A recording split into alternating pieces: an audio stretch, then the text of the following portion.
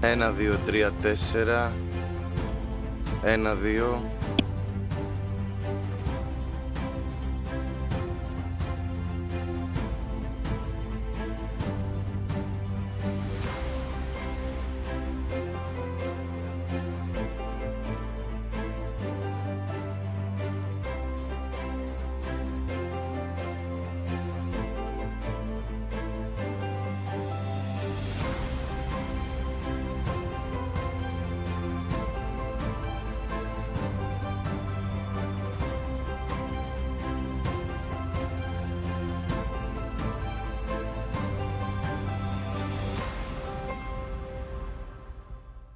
It takes one thing to start, a decision, a foundation, a first line drawn. And from there, roads take shape, cities rise and connections grow. Some call it the future, we call it our duty. Ένα, δύο, τρία.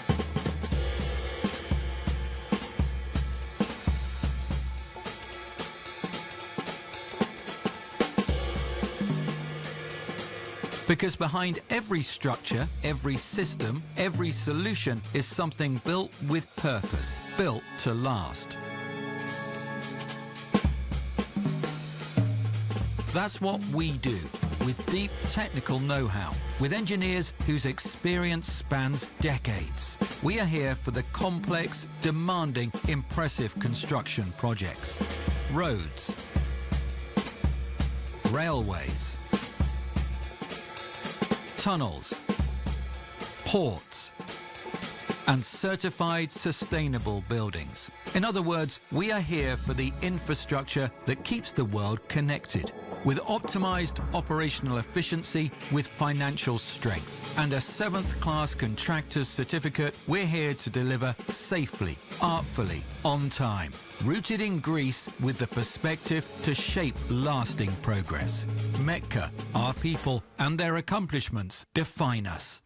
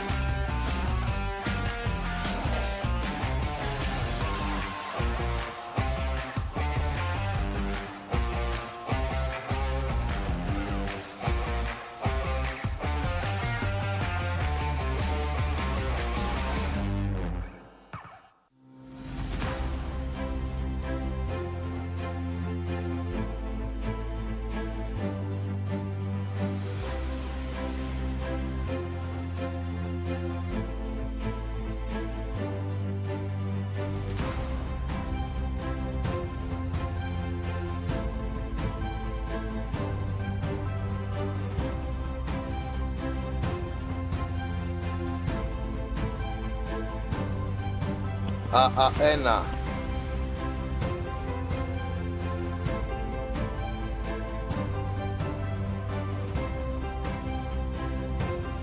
Α.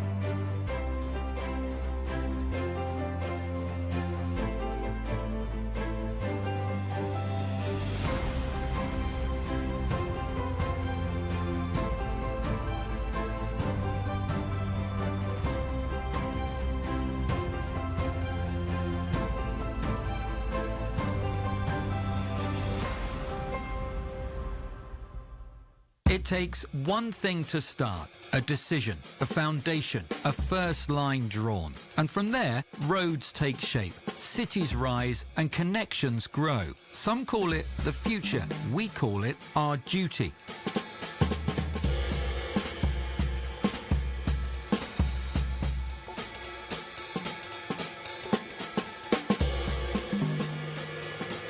Because behind every structure, every system, every solution is something built with purpose, built to last. That's what we do, with deep technical know-how, with engineers whose experience spans decades. We are here for the complex, demanding, impressive construction projects. Roads, railways, tunnels, ports, and certified sustainable buildings. In other words, we are here for the infrastructure that keeps the world connected, with optimized operational efficiency, with financial strength, and a 7th class contractor's certificate. We're here to deliver safely, artfully, on time, rooted in Greece with the perspective to shape lasting progress. Metka, our people and their accomplishments define us.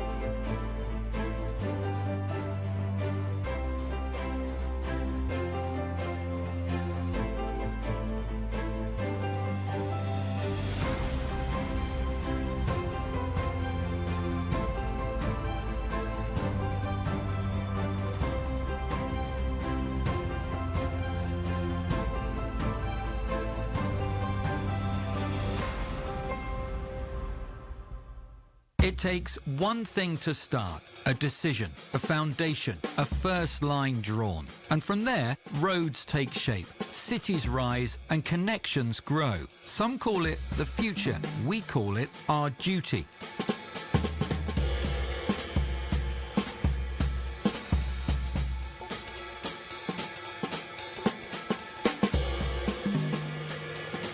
Because behind every structure, every system, every solution is something built with purpose, built to last. That's what we do, with deep technical know-how, with engineers whose experience spans decades. We are here for the complex, demanding, impressive construction projects. Roads, railways,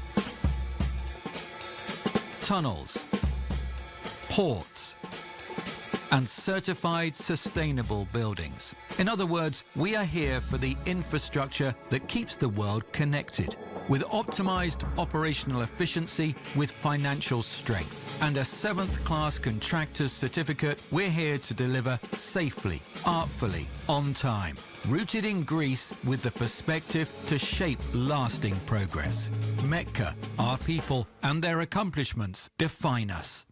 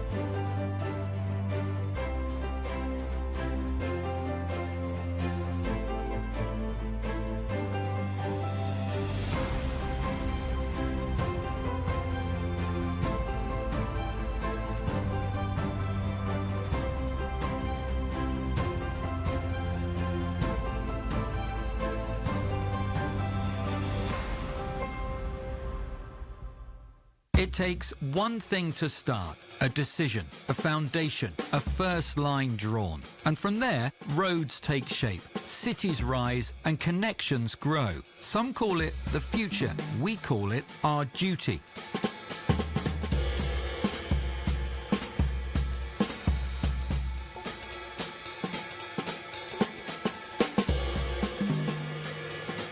Because behind every structure, every system, every solution is something built with purpose, built to last. That's what we do, with deep technical know-how, with engineers whose experience spans decades. We are here for the complex, demanding, impressive construction projects. Roads, railways, tunnels, ports, and certified sustainable buildings. In other words, we are here for the infrastructure that keeps the world connected, with optimized operational efficiency, with financial strength, and a 7th-class contractor's certificate. We're here to deliver safely, artfully, on time, rooted in Greece with the perspective to shape lasting progress. Metka, our people, and their accomplishments define us.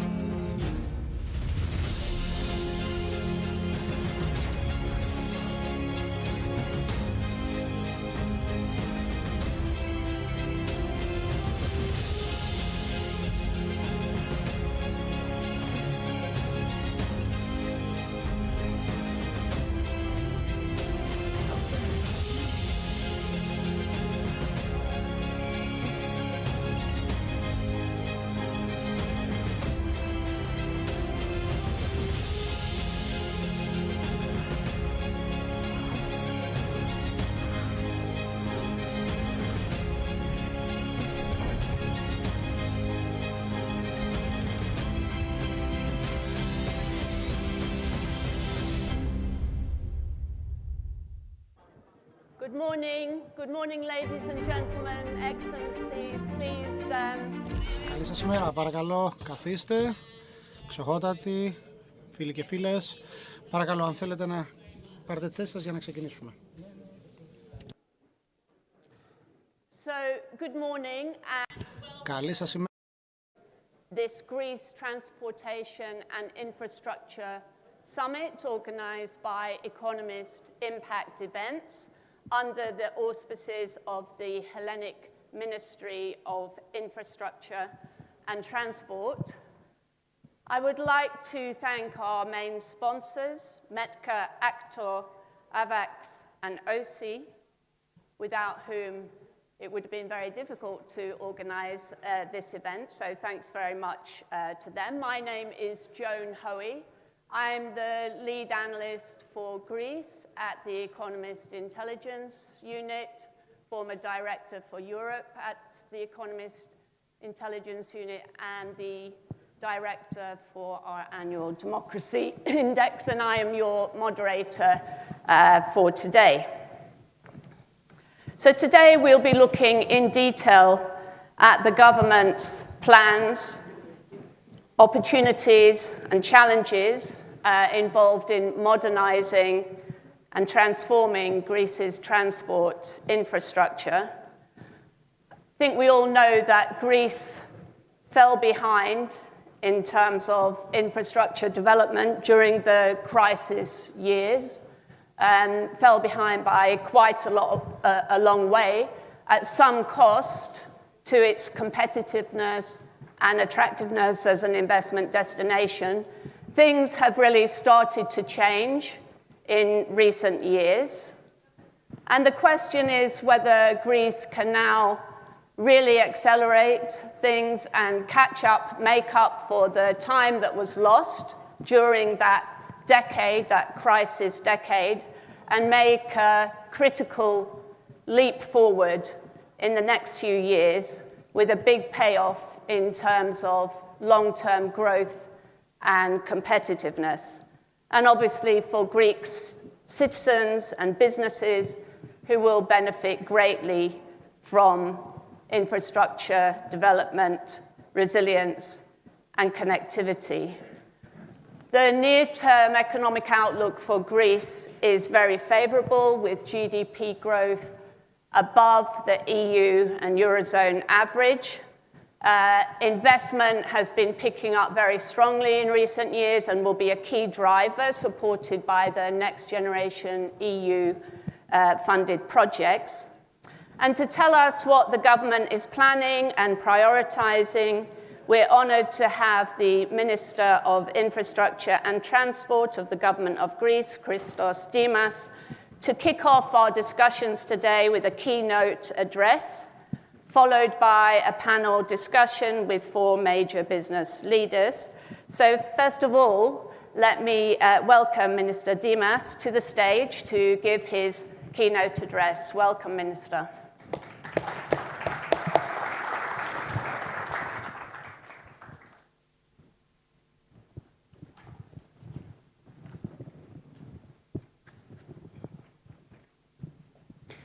Good morning. Thank you very much, ladies and gentlemen, honored guests. I would like to thank The Economist for giving me the opportunity to make this keynote address, a unique, prestigious event that takes place at a time that the Greek economy has been upgraded, constantly becomes stronger, and shows remarkable resilience. This is an achievement primarily due to the long-lasting sacrifices of the Greek society, combined with a prudent fiscal policy.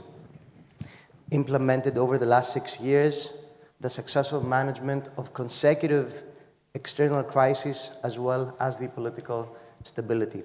However, despite the positive outlook and the promising prospects of the Greek economy, we should remain cautious and proactive on our decisions, as the wider environment shows signs of instability and uncertainty.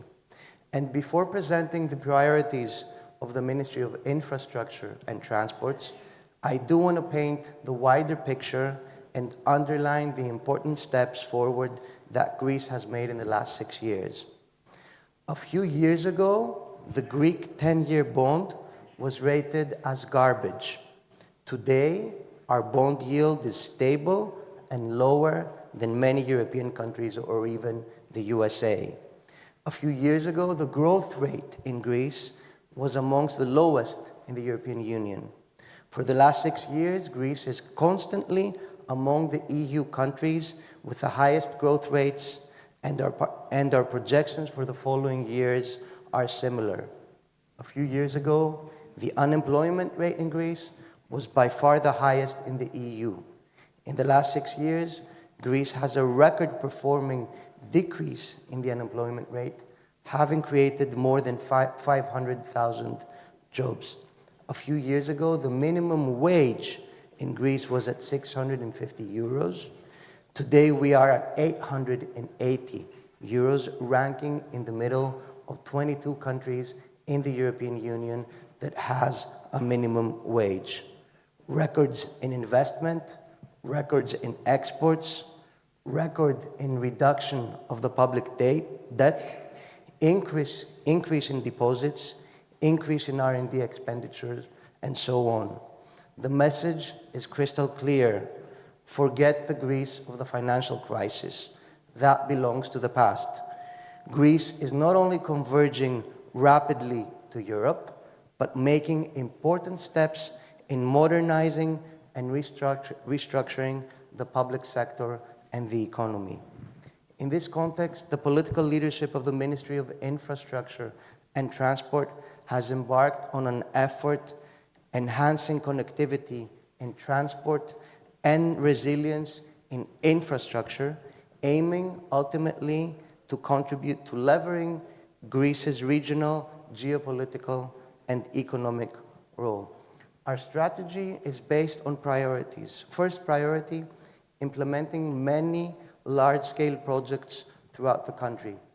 Yesterday and the day before yesterday, we signed in total 8 contracts worth 1.35 billion euros for the reparation necessary in the rail and road networks in Thessaly and central Greece due to the floods we experienced with extreme weather conditions from Daniel and Elias.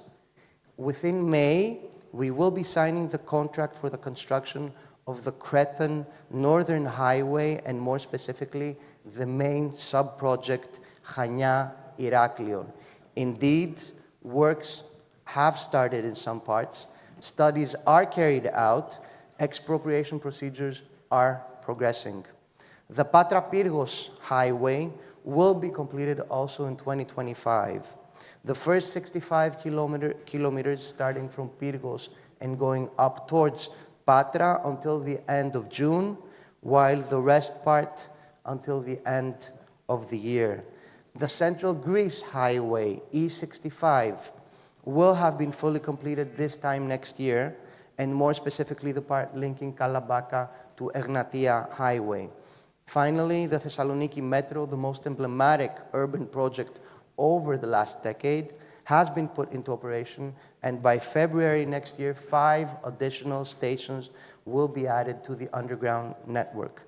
Additionally, the construction of the Thessaloniki flyover, an innovative and pioneer project for Greek standards, is carried out at a rapid pace and is coming to solve the traffic jam problem of Thessaloniki. And of course, the New Castelli airport in Crete is progressing with a completion rate being over 40%. Second priority, implementing major flood prevention and irrigation projects. Obviously, we place a lot of importance in the best usage of our water supplies, and therefore relative infrastructure is absolutely necessary in order to protect the environment, but also promote agriculture production, which is obviously a central government priority. Last week, we signed the recommencement of the dam in Asopos in Corinthia. Within May, we will be signing contracts for Bramianos in Crete, and are proceeding with further projects to be announced in the next couple of weeks and months. Indeed, in 2024, we signed contracts or we announced tenders for dams and flood prevention projects in Messinia, Etolokarnania, Lesvo, Rethymno, and Attica. Moreover, we signed contracts and we completed irrigation projects in Argolida, Imathia, Phthiotida, Chalkidiki, Seres, Kastoria, Larissa, Trikala, Magnesia, and Corinthia. Third priority, maintaining existing infrastructure projects. Recently, in Parliament, I announced our intention to put into practice immediately a registry for crucial infrastructure, a registry for bridges throughout the countries, dams, but also tunnels. In close cooperation with the Technical Chamber of Greece, the Smart Bridges project is implemented with the aim of upgrading road bridges in all regions, as well as 100 railway bridges with innovative methods and tools. Fourth priority, reforming the Greek railway. We are bringing in Parliament within May a new bill for the railway, which has long-lasting accumulated deficiencies and inconsistencies. To address them, systematic, persistent, and long-term effort is required. We are moving in the right direction with speed. An action plan on railway safety and interoperability has started being implemented. The organizational reform of the railway sector with a new single modern public entity fully assuming the role and obligations and responsibilities of the railway infrastructure manager has also been presented.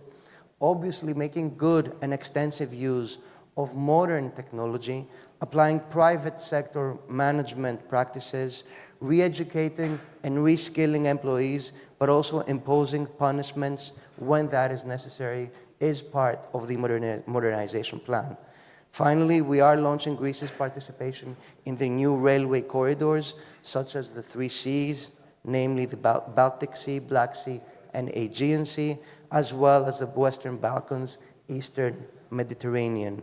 Towards that direction, we have absorbed, for the first time, over the last decades 1.5 billion euros for the restoration of the railway network of central Greece, the upgrade of the railway line in Macedonia, the construction of a new single line connecting the port of Kavala with the railway network, and the upgrade of the suburban railway in Western Attica and Western Thessaloniki. Fifth priority, renewing the public bus fleet. Already hundreds of new vehicles, mainly electric buses, are circulating Athens and Thessaloniki, expecting a total number of 950 until the end of the year. Additionally, a new tender for the supply of more anti-pollution technology buses has been launched. Sixth priority, promoting electromobility. Four relevant, more flexible over the last year programs are in progress, with significant subsidies for individuals and companies. Already, the total subsidy for the purchase of 19,000 vehicles over the last 2 years amounts to 52 million euros. At the same time, the publicly available charging points from 73 in 2019 are now rising. There are more than 6,700 at the moment. Moreover, the ministry places particular emphasis on the sustainable planning of transportation systems by introducing, among others, sustainable urban mobility plans as the main planning tool for municipalities and regional authorities. Seventh priority, enhancing the road safety nationwide. Among other initiatives, we are modernizing the sanctions framework of the Road Traffic Code. This will be brought to Parliament within the next couple of months. We established the National Road Safety Observatory, and we are launching digital recording of violations and the effective collection of fines. We have successfully applied road safety initiatives with amazing results. In the Patra Pyrgos section, this is actually acting as a pilot for projects in the future, among others. We are planning to apply similar initiatives in Voak in Crete as well. Eighth priority, allocating funds for the implementation of all the above projects. So in close coordination with the Ministry of Finance and National Economy, relevant initiatives are underway to identify and secure funding sources and financial instruments. This involves leveraging national and European funds with the involvement and contribution of the private sector through concessions and public-private partnerships. These are funds coming from both national and co-financed leg of the new programming period, the Recovery and Resilience Fund through the existing allocation of funds and the redistribution of available sources, the EU Solidarity Fund for the restoration of damages in the affected from natural disasters areas, the Connecting Europe facility, specifically for the restructuring and modernization of the railway network, lending from the European Investment Bank and the Council of Europe Development Bank, funding from a much healthier and more stable over the last 6 years banking sector, both on the asset and liability side of the balance sheet. And of course, leveraging our fiscal space steadily created over the last 6 years in the state budget. So I shared with you some of the priorities and policies of the Ministry of Infrastructure and Transport. These provide the impetus to form a more resilient economic landscape, to achieve high and sustainable growth, to create more new jobs, and to enhance social cohesion. Indeed, what is our vision on transport infrastructure? Our vision is clear: a seamless network of roads, railways, ports, and airports that connect every corner of our continent and our country, offering greener, faster, safer, and more efficient transport for passengers and goods. Thank you very much.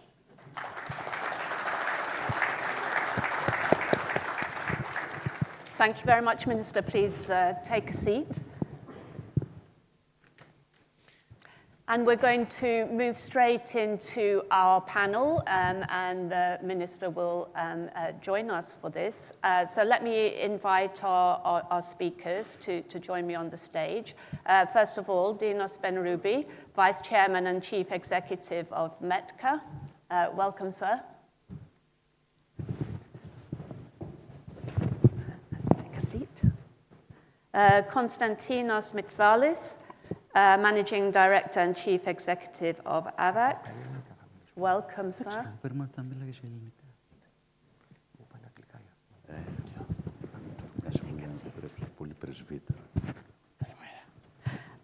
Next, Christos Paniotopoulos, Chief Executive of Turner. Welcome. Take a seat. And Anastasios Arenitis, Director General of Actor Group. Welcome. Good morning. And we'll also be joined by Fotis Kolias, Director of Power Game Greece. Please join me on the stage. Okay, I'm going to hand straight over to our business representatives, who I will invite to make some opening remarks, and then we can open up for discussion. So, Mr. Benroubi, over to you, first of all. Would you prefer me to speak Greek or English? What do you want? Your preference, whatever is your preference. Whatever. Okay, since the Minister started English, I will continue English. Okay. Good morning to everybody. I see a lot of brave people around at this time, which is not the easiest. I will be very brief, speaking on infrastructure, and mainly on transport infrastructure in Greece. Coming today right out of London of our Capital Markets Day, where I had a chance to present the infrastructure business to investors in London. We have a very, first of all, I want to say that METKA that I represent is a newcomer in the infrastructure sector. We are just running our second year. As a matter of fact, on the 16th of May, we will have our second anniversary. We feel very strongly positive about infrastructure in Greece. We see that there are a lot of things going on. If somebody looks at, we say it in Greek, the EOVE study about construction of infrastructure, we see that Greece has a gap in infrastructure for the last 20 years of about 2% of the GDP. And I think it's good time to try to close the gap as much as possible. Another piece of data that comes out of these studies that about 6 to 8 billions per year go to transport infrastructure in Greece, which is an important amount, and there are many projects going on. If I have to speak about road transport, I think that as you had the chance to see also on the video, many things have been going on and are going on. And if somebody looks at Greece, Greece is really connected, and I'm talking about the mainland Greece, not the islands, is really connected from north to south, from Alexandroupoli to Kalamata, with just a few things more remaining. We as a company, we are, my opinion is that connecting Greece from the one side to the other is pretty advanced. What is not as advanced is solving the problems of the big cities. The big cities have a problem. Athens has a problem. Everybody that moves around in Athens can see that Athens is saturated. The Athens transportation, road transportation is saturated. Thessaloniki, the same. Together with our partner AVAX, we are doing an important infrastructure job in Thessaloniki, which is called the flyover, a very technically challenging project that will solve up to a great point Thessaloniki's problem. But I think that the projects have to be designed to solve Athens' problem also. If we go to railway, I don't need to say much. Everybody hears everyday things. Everybody reads everyday things. Everybody sees everyday things. Now, I think there is a big effort from the part of the ministry to do quite a lot of things. As you know, before yesterday, and I was sorry I was absent because I was in London, we have signed a lot of railway restoration projects in Thessalia. Our company will do the central line, which is, as far as I'm concerned, a very big responsibility for us. It's something that really the whole country and the whole society will be watching us, and we have a full understanding of this situation. There are a lot of railway projects going on, and again, Greece will be connected from the one end to the other. There are, as the minister said, some projects coming up, over $1 billion. And so there are a lot of things going on. One thing I want to close, because I have 1 minute from what I see, and I intend to keep it, is that it's not only doing projects, it's not only building projects, it's not only doing new projects or improving. One thing that has been totally neglected in the last decades is maintenance. The projects have to be maintained, be it road and mainly railway. Railway has to be maintained, so it's not only starting the project, it's not only constructing, it's maintaining. And I hope that we will see things going on this field, on the field of maintenance. So I think that we'll have a chance then to discuss other subjects like what's going on and what can be done better. So I would like to close my initial speech at this moment. Thank you.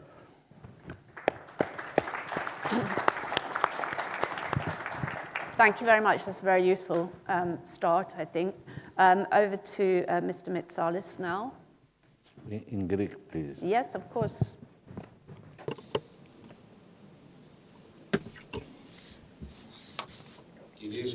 Ladies and gentlemen, thank you. I would like to thank the organizers for the invitation to discuss today together with the Minister of Infrastructure and Transport and all the representatives of the largest companies in our sector under the auspices of a global organization such as Economist.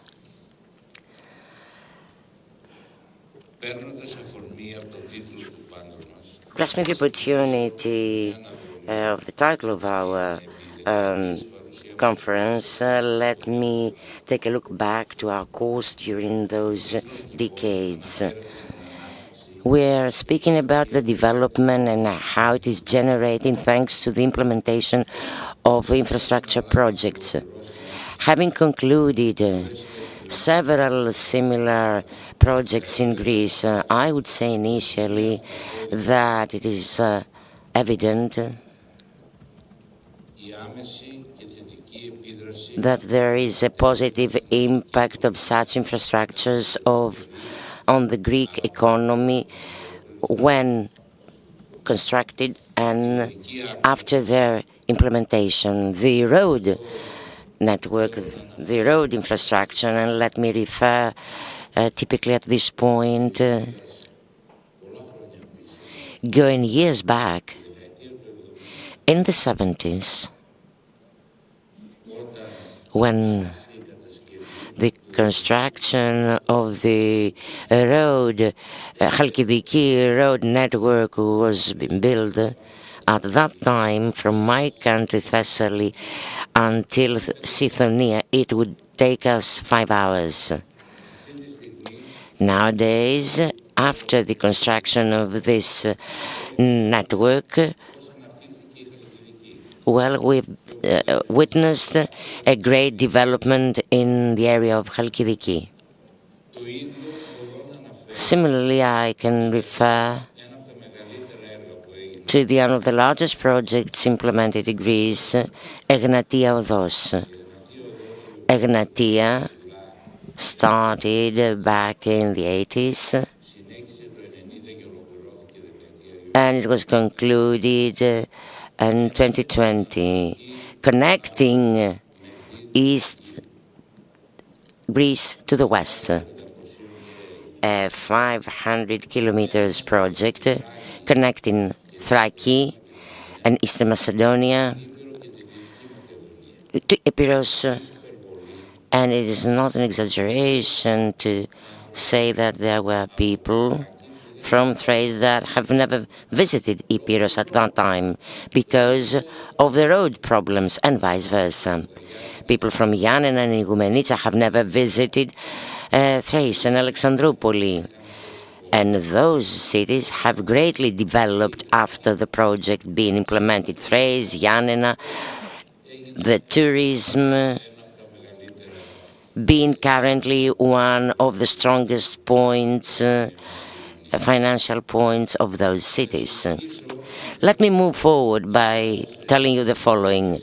The big energy infrastructure, the projects that are already carried out, Revithousa, the gas pipes of thousands of kilometers, the ports, the airports, and the social infrastructure in place, such as schools, hospitals, are diachronically the locomotive for the development and growth of Greece. The needs, however, are ongoing. There are still lots of strategic infrastructures that we need, the country needs.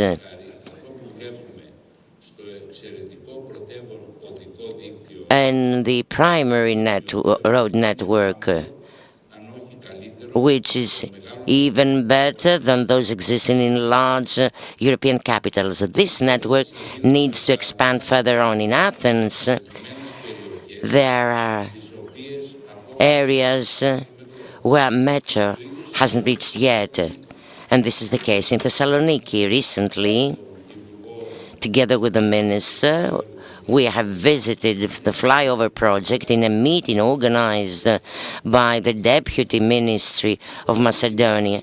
All mayors would ask the expansion of metro, because it is clear that the benefits shall be numerous.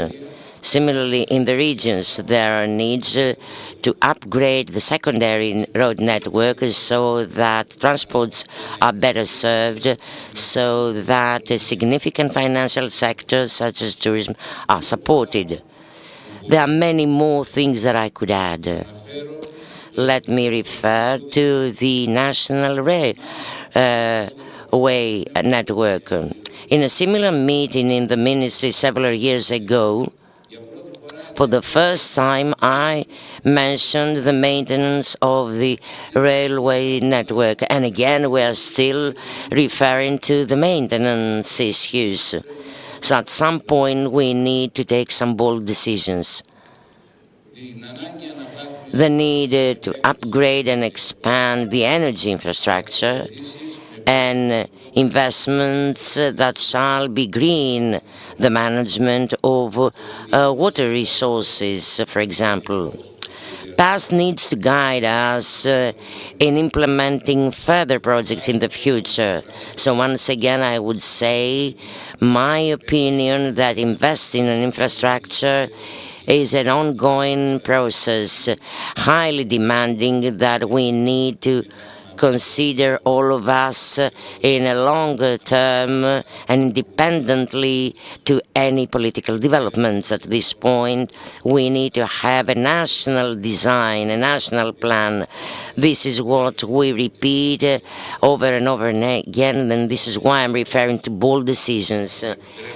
Allow me to say that it shall be a benefit for our sector, for the entire financial sector in Greece. We need to remain dynamic, such as which is valid for the Greek economy as well. So now over to Mr. Paniotopoulos. Montana. I would like to speak in Greek, following Mr. Mitsalis. Yes. First, πρώτα απ' όλα, καλημέρα σε όλους. Εγώ δεν έχω... Firstly, good morning, everyone. I haven't been prepared in such a meticulous way because I thought it would just be a discussion, but let me go a bit to the past. Let's start with distant 1981, when we, in my first student years in Athens, we were watching how infrastructures were being built, what kind of services were provided, the same way Mr. Mitsialis described them before. So companies back then were numerous, small sized. The infrastructure projects in Greece were actually close to zero. We used to take the ferry from Rio to Antirion. You know, we had to take the ferry to go across the sea. It would take some 5 or 6 hours to drive from Etelokarnania to Athens. Now things are completely different. We are witnessing and looking up to the projects already built, things that are getting better and better, and of course the network is expanding. Despite the fact that seemingly needs have been met, they are not, and requirements keep on growing. That's why currently we have reached a point in which we have 4 companies that have no connection, there is no comparison with the construction companies of the past, of course, and there is some, because in the past Greek companies were a bit envious of the foreign ones, the big ones. Currently, there is no foreign company building or operating big projects in Greece, because Greek companies have nothing to be jealous of, and that's why we are admiring their amazing outcomes. I'm talking about difficult technical projects, extremely sophisticated, completed on time, and of course ready to be commissioned with no problem. Yesterday we signed, together with other construction companies, a huge project of 1.35 billion euros worth for the restoration of the infrastructure hit by the consecutive weather phenomena in Thessaly, and we believe that quite soon they will be restored back to the previous state so that citizens can fully use them. The company I represent has a huge impact on construction and infrastructure projects. For the past 50 years we have been operating, we have been growing, we have been we became stronger, giving work to thousands of people working in our sites in all projects. Talking about buildings or roadworks, energy projects, hydraulic ones, everything. Currently, we are able to meet all challenges across the country, and we are present 24/7 across the country in order to deliver the projects on time. But we face challenges, and the challenges, as mentioned before, have mainly to do with the designs and the funding, the financing actually. So we have to know early enough what are the designs in order to know whether we can implement them. We have to know early enough what the problems will be.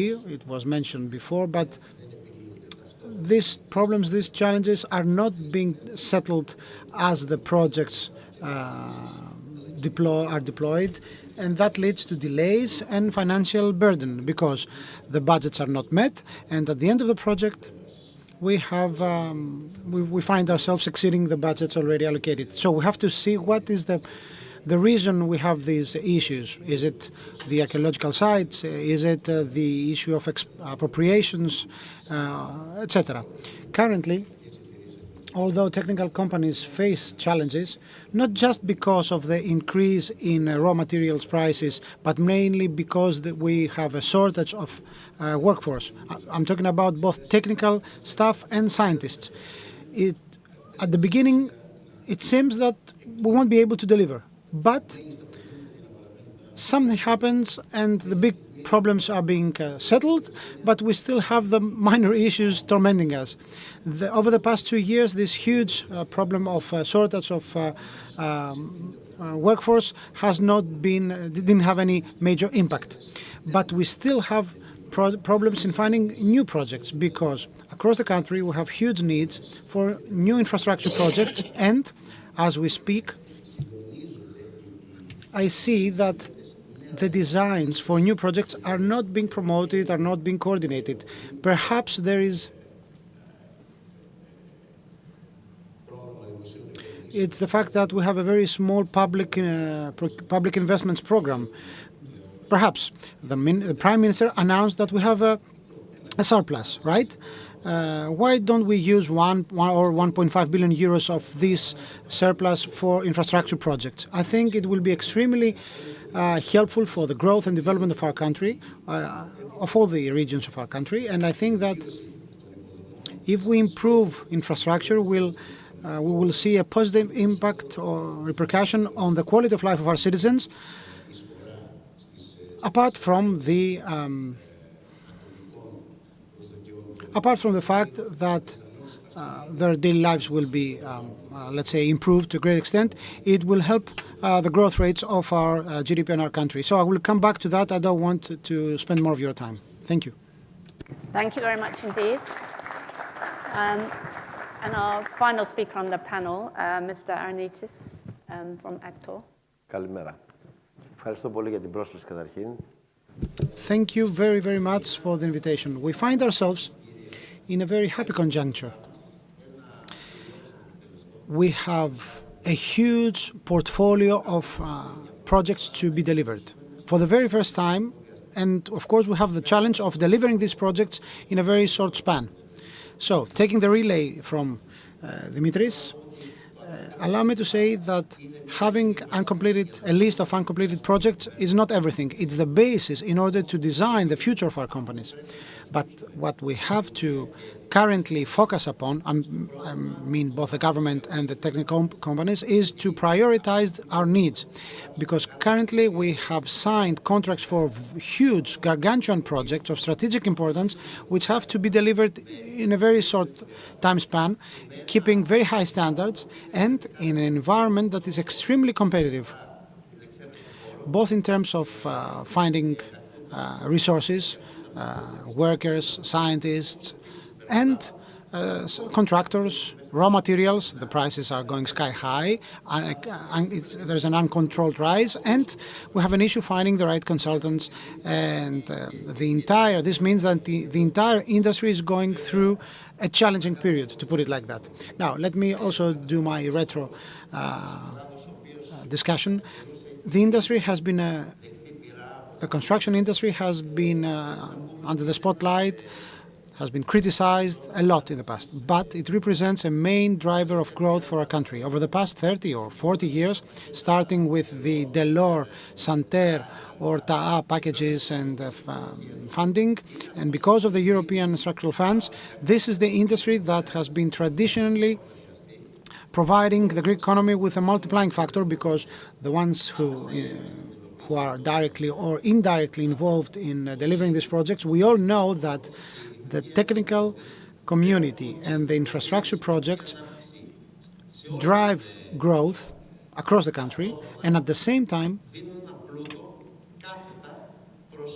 allow the dissemination of wealth top-down across the Greek society. Companies normally invest in human force, in equipment, etc. We don't invest in bonds or stock exchanges or other placements. Every organization has to be certified, has to be built, has to be developed. So the money goes to the Greek economy through subcontractors, workers, consultants, architects, etc.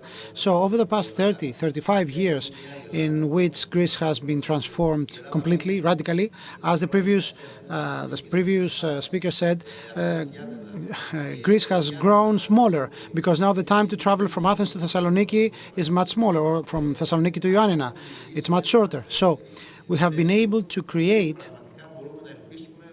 build the context which can be the basis for the decades to come. The challenge currently is an even bigger one. Why?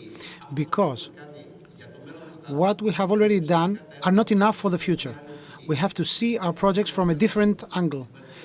We have the climate change. Climate change is a parameter that we haven't factored in the past, and it's a parameter, a factor that has a very important impact on delivering the projects. The case of Thessaly. When talking about projects of strategic importance, ports, railways, hydraulic projects, the issue of resilience for these projects and the issue of new standards and specifications that have to be met is our concern. The time to deliver is very, very important because thanks also to the RRF and the new timelines for the PPPs and the concession projects, we see that the set of demands has been expanded. So our group, the Actor Group, which has contributed, if I may say, greatly in big infrastructure projects in Greece, our group believes that we have to see these projects from a different viewpoint. So what we have is a big portfolio of projects in the pipeline. We have the happy conjuncture of having a political leadership that has fully comprehended what they should do, and collaborating with us, we have to focus on the new major infrastructure projects in order to solve the problems, the challenges that have been traditionally affecting the projects, leading to delays, additional costs, friction between the counterparties. So we have to work in let's say in a synthetic way. We have to collaborate in order to understand what's the final endpoint, what is the direction, in order to solve problems and immediately, seriously and effectively settle all the problems, all the challenges in order to fulfill the target we have set. In the next 3-4 years, we have to deliver the projects in the pipeline. Excellent. Thank you all very much indeed. So lots of issues posed there by the companies operating in this sector, Minister. So, I think some of the, important questions that were raised, how prioritize when there's such a large number of demands and things that need to be done? How do you go about prioritizing? What are the criteria there? Solving the problem of the big cities, an important point that was made. Is public investment sufficient?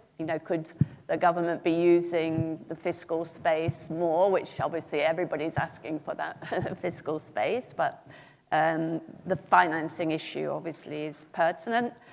Question of rising costs and skill shortages, maintenance, climate change challenge, lots of other things too, but I wanted to give you the chance to respond to some of these points.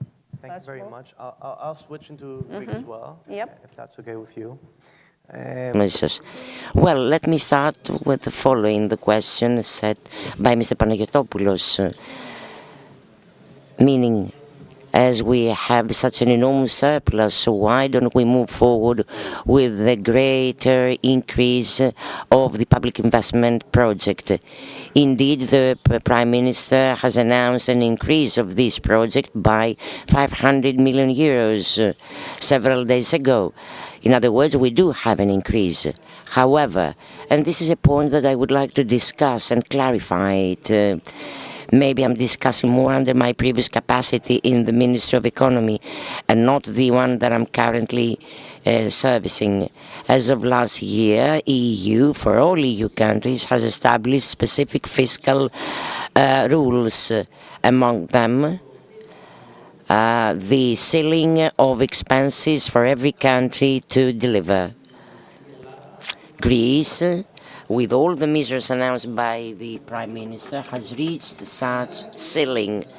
If we announced a larger increase, measures in 2025 that would generate more costs, we had to offset somehow this imbalance. So the answer to the question for what reasons the increase didn't go higher than 500 euros, even though there's a surplus, it is clear that there's this ceiling in place. What does this mean? Already 8 EU countries have exceeded the threshold, the ceiling, and they are obliged to have offsets, otherwise they can't collect this amount. So the answer is clear from that point on concerning the maintenance discussed by Mr. Benroubi and Mr. Mitsalis, which is indeed for myself as well an extremely important issue, and for this reason I have announced lately in the Parliament that we move forward immediately with the implementation of the bridge registries. We need to have better picture concerning the country's infrastructure, better roles as to who is responsible for the maintenance, who has the obligation to maintain those infrastructures. In certain cases it is clear, in others it is not. So we needed this registry to have a clear picture. In terms of this grey zone, we'll intervene to have it clear.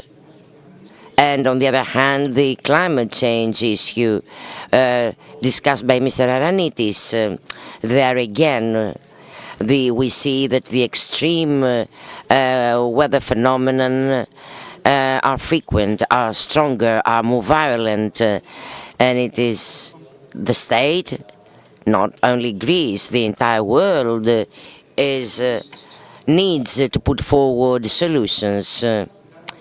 If there's something, well, which makes me a bit optimistic, and I said so yesterday in Larissa when we signed the contract, is that your interventions, your companies, other companies as well, in terms of the restoring the networks, road networks, railway networks, will not just bring back the infrastructures in Thessaly, in Sterea Ελλάδα.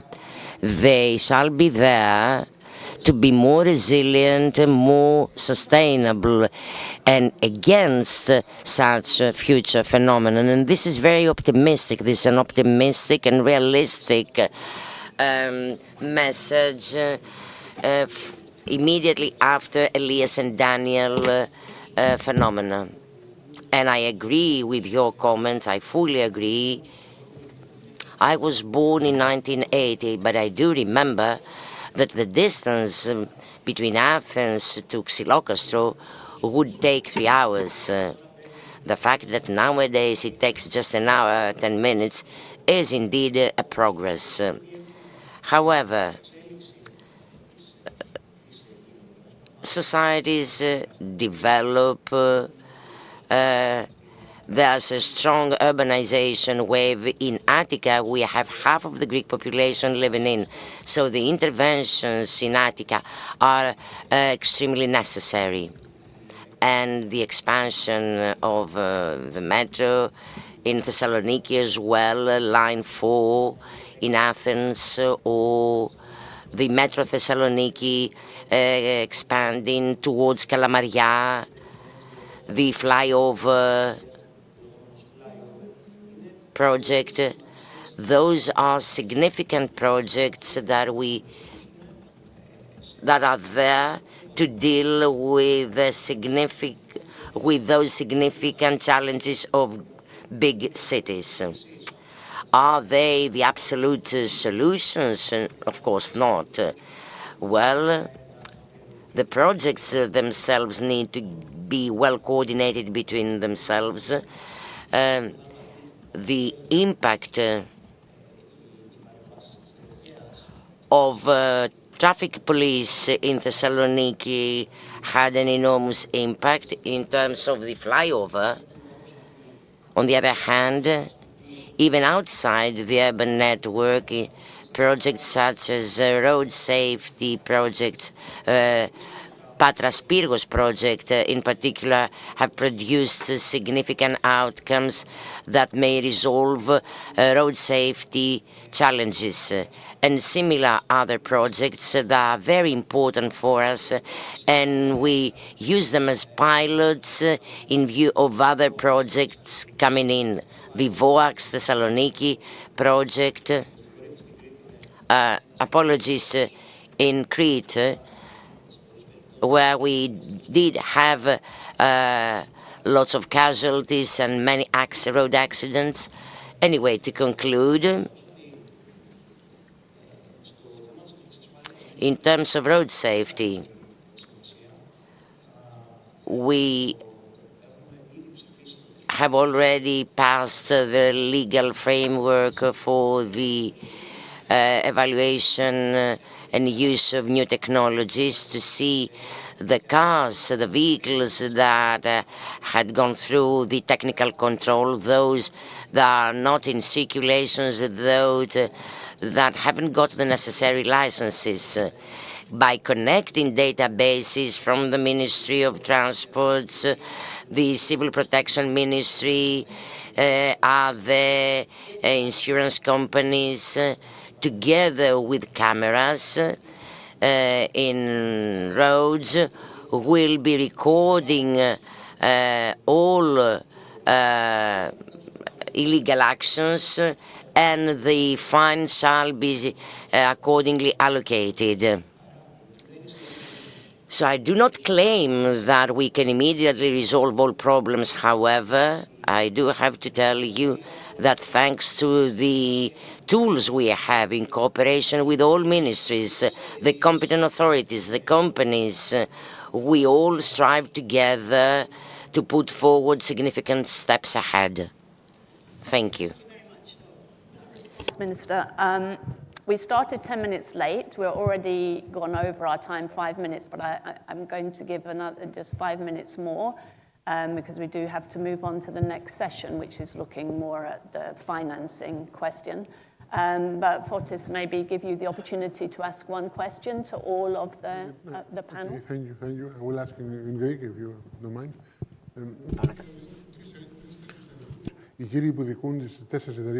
I have a couple of questions for the construction companies taking part in this panel. In 2004, they had a turnover of 3.6 billion euros. They have 16 billion euros of projects in the pipeline. So, if one checks the figures, one can understand that they are a bit squeezed, let's say. They have increased their turnover significantly, and they are under stress because the people are concerned. What does it take for projects to be delivered on time, given that you have exhausted your capabilities? You want your turnover to go up to 4.5 billion, so to 5 billion euros. But in order to complete the projects on time, does this mean that we will have to wait 10 years? Because let me remind you that the concession contracts have a 4-year duration. Mr. Mijalis, what a provocative question.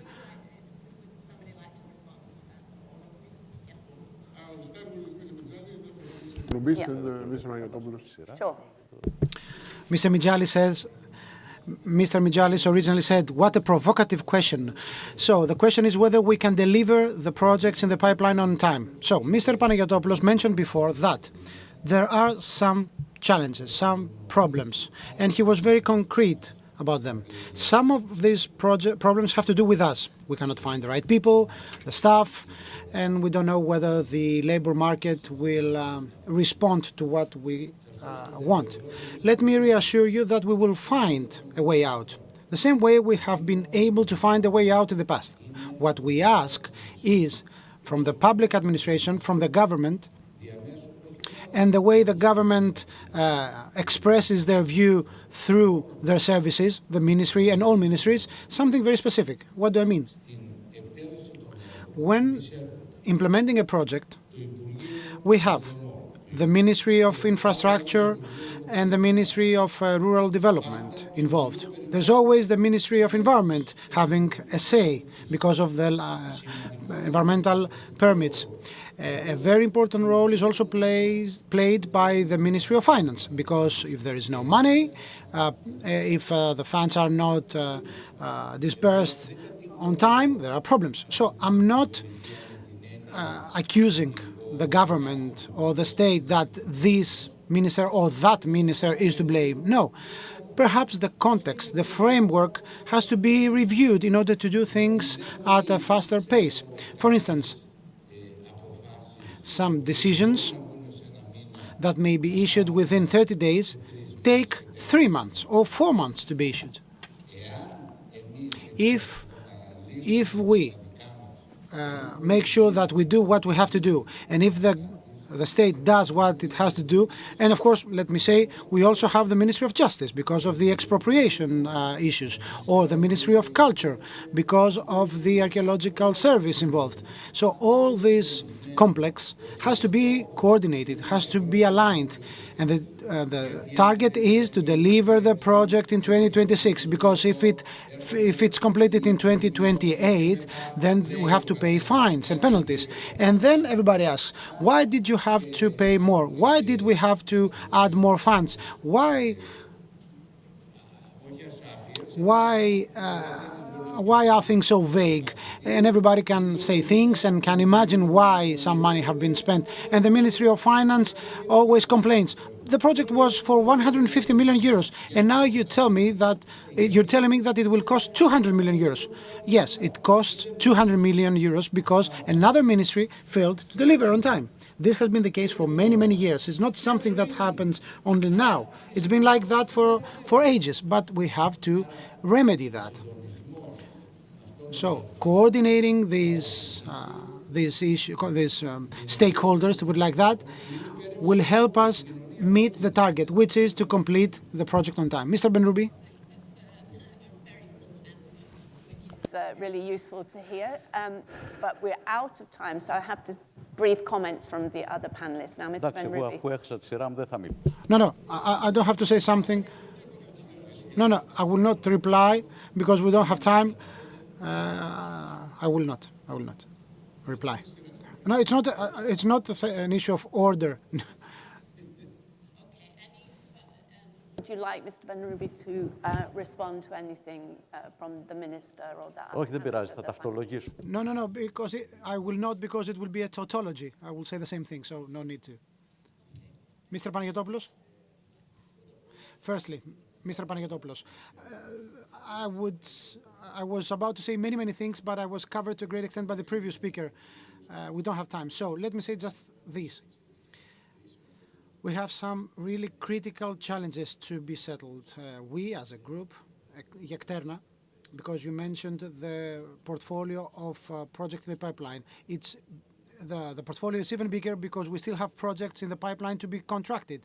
For instance, in the Crete-Voak highway. So when Terna has more than 7.5 billion euros of uncompleted projects, and this will reach 10 billion euros, this means that in the following 10 years, we will have to complete projects worth of 2 billion euros annually. So the problem is here. It's not something that will come. So we will find a solution, but we have to have the state, the government, as by our side. Let me just highlight one problem so you understand. We tried to find people, human resources.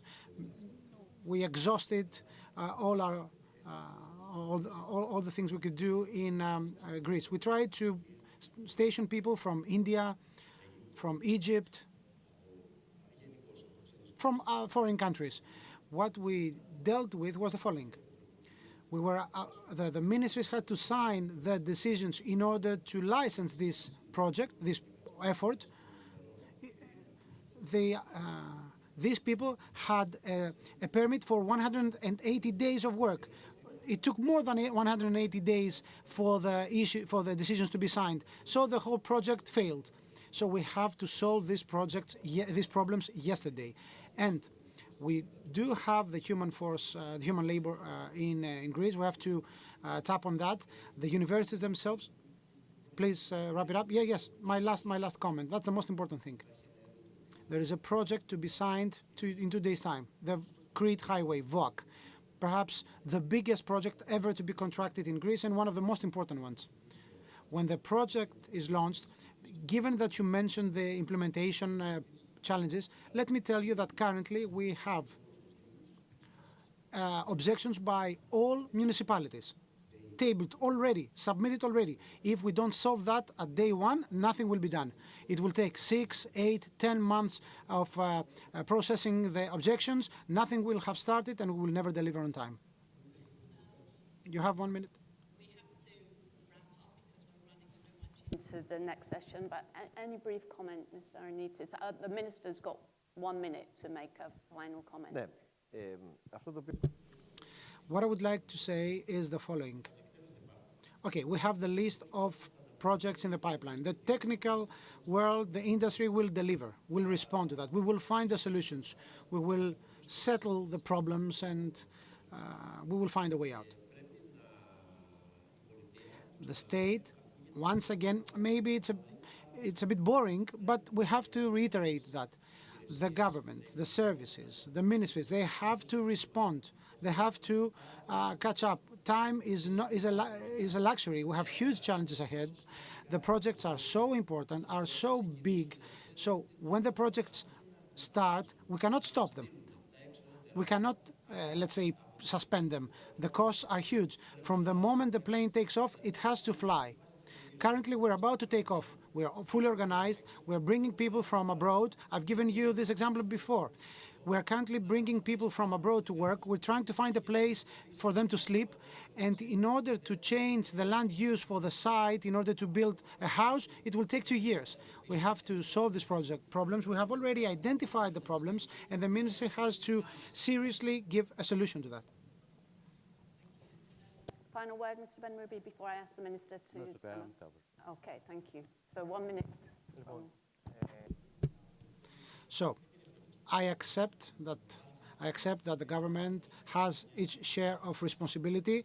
I will gladly accept that. Of course, saying that there have been steps forward taken in the past. However, I didn't see a sign of self-criticism on behalf of the construction companies. There have been companies that went bankrupt, leaving projects of millions of euros pending. There have been construction companies which in the past have failed miserably in delivering quality projects. So indeed, there is an obligation, there is some responsibility on behalf of the government. Things have been improved in the past, but I want from you to hear some self-criticism, and the same from the construction company side. We didn't have the time. We didn't have the time for the self-criticism, said Mr. Benrubis. Dear Minister, I propose we're going to have another panel on that. Why did we come to this point? And you will see that in the long run, yes, but let us also not forget that the government is always called to find a solution because the energy prices are high, the raw material prices are high. The construction company said this project is not of 150 million euros, it's of 200 million euros. So it's not up to us to solve that. But still, I fully comprehend. It's easy to put the blame on the government. I accept that there is a degree of responsibility on behalf of the government and the state, and I'm saying for the third time that important steps have been taken in the past, but I would love to see self-criticism on behalf of the companies. Let's have an open discussion. But we have to finish because we're running too much into the next session. But yeah, clearly there's lots more to discuss. But I think it was really great to hear from the business side, from the construction side. And thank you very much, Minister, for being with us. We're going to have a photograph and we have to move on to the next session. So thanks, gentlemen, very much. Please join me in thanking the panel.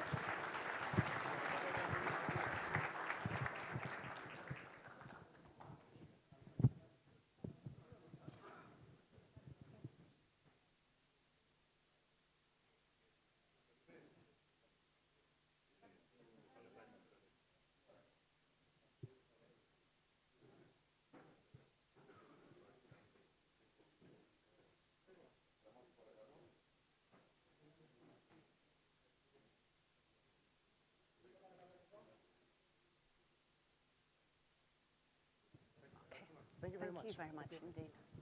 Thank you, gentlemen. Thank you very much. Okay, we must move on to the next session where, as I said, we're looking at funding and financing of infrastructure projects. So let me invite Nikos Papathanasis, Alternate Minister of National Economy and Finance, Government of Greece, to join me on the stage. Welcome, sir. Nice to see you again. Please take a seat. Nikos Takiaos, Deputy Minister of Infrastructure and Transport, responsible for infrastructure issues, Government of Greece. Please join us on the stage.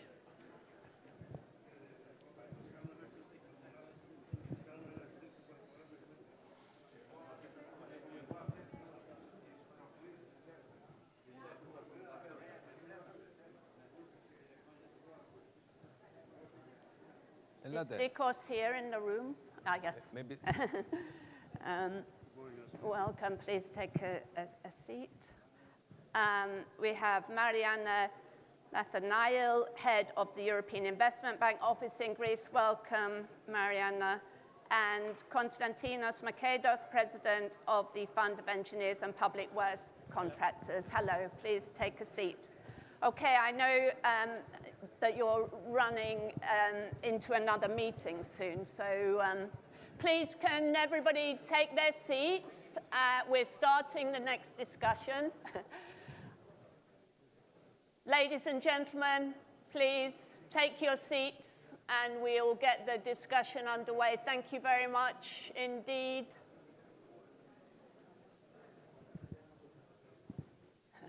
Lots to talk about from the last panel. Okay. Seems that they want to take please, a coffee break. Yeah, coffee break is coming soon, but please take your seats and we'll carry on. Thank you. Thank you. There's lots to discuss now in this session. I'm going to hand straight over to Mr. Papathanasis to say a few words about this issue of funding and financing of infrastructure projects. It came up already in the discussion, but we want to hear from you. Sure. Joan, first of all, it's nice to see you again after some time, and I heard the discussion earlier, but I have the feeling we'll do it in Greek, so I'm going to switch. Yes, of course you can. Yes. Ladies and gentlemen, first of all, let me say that it is very important, the fact that we discuss such an important topic relevant to infrastructure. Infrastructures together, well, in the way we understand it, together with all other social programs, is the backbone of the care of the state vis-à-vis the daily lives of citizens and the improvement of their life standards. So it is extremely important that this government has stressed, has put the accent on infrastructure so that we have a better life. However, let me in brief put forward two ideas concerning the current status to facilitate the discussion, first of all. Currently, there are many different factors in Europe, turmoil due to the tax announcements and the new regime status concerning the understanding of the fiscal activities of states. So the focal point relevant to the financial stability of a country is connected with the ceiling of expenses. So all EU countries are obliged to have a midterm program where they present the development, the primary surplus, everything. However, the main point is relevant to this ceiling. Everything discussed here today, everything discussed by and large involves this particular limit. As I followed the previous discussion, the reviews, the increases, the delays, in this discussion, we need to understand the way those limits exist and somehow constrain the expenses options. An EU country may use the surplus to serve a loan. In bad times, it doesn't limit expenses. So there is a reverse rotating way to understand it. Now the European Commission says that you can keep your expenses fixed. So this is my first observation, and the second one is that we live in weird times, a climate change with asymmetric impacts and incredible disasters. From 300 million euros, we doubled the amount in 600 millions for this purpose, for those extreme phenomena.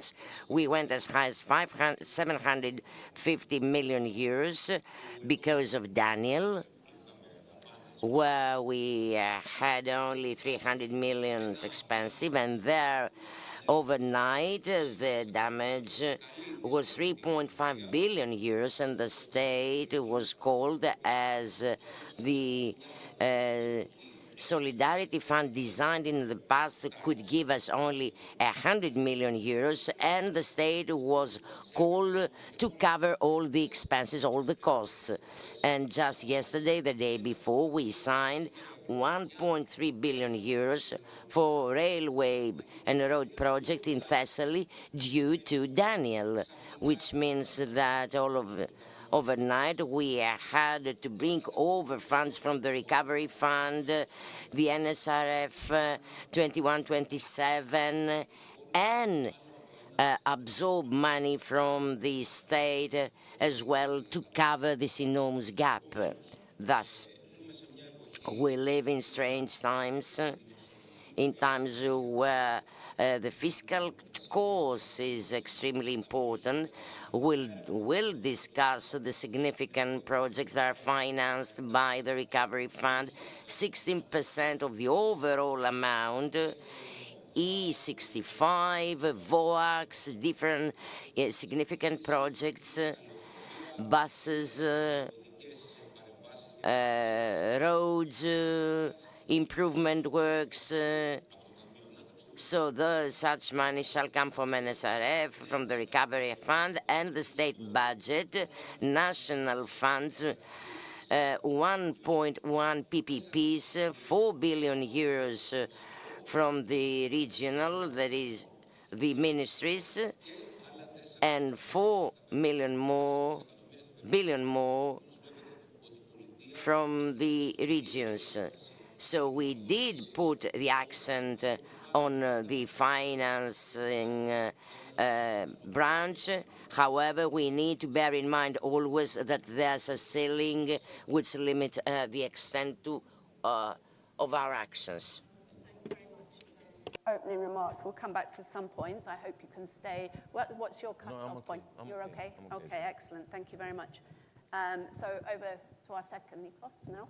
Okay, thank you for the invitation, but allow me to speak in Greek as well. Ladies and gentlemen, Nikos Papathanasis mentioned earlier that times are weird and strange. As I followed the previous panel as well, half of it at least, I need to tell you that we are not living just in strange times. We live in a country which has the illusion of that we are exceptional. Then this is a paradox. This paradox has nurtured phenomena such as those mentioned earlier, and nurtured again the structure of the economy itself, and to some extent the expectation that people have from the state.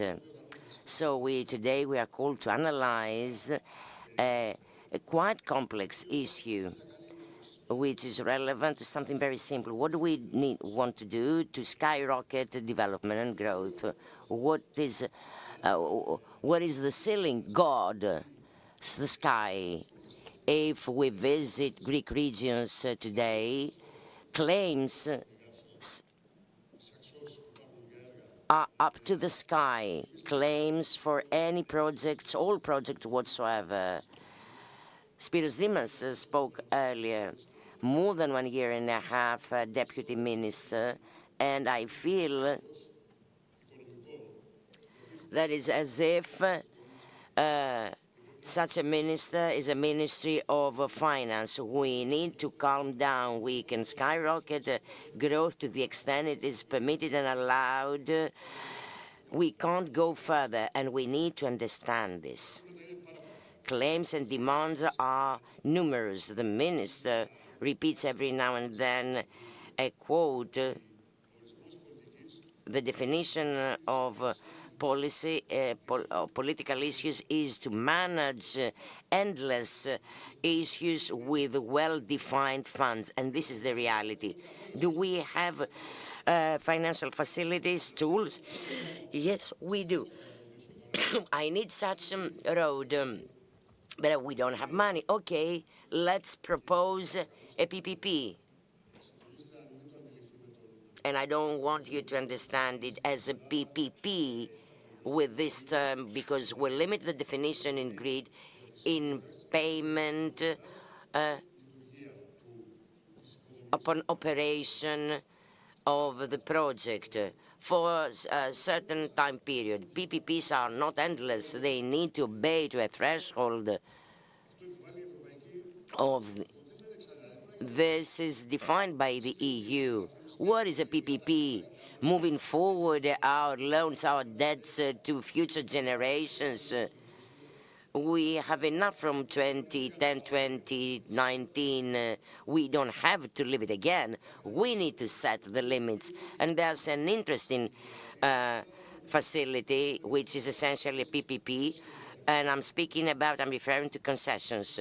To what extent the users are prepared to pay, which requires continuous, ongoing, endless consultation. We have paid hundreds of thousands up until 2024 because of the lack of tolls of toll station at Varibobi, Agios Stephanos, and because we haven't constructed the bridge at Agios Stephanos, a responsibility of Terna, a cost of 20 million euros, which was a cost that supposedly had to be delivered by Terna, and we had assumed the cost.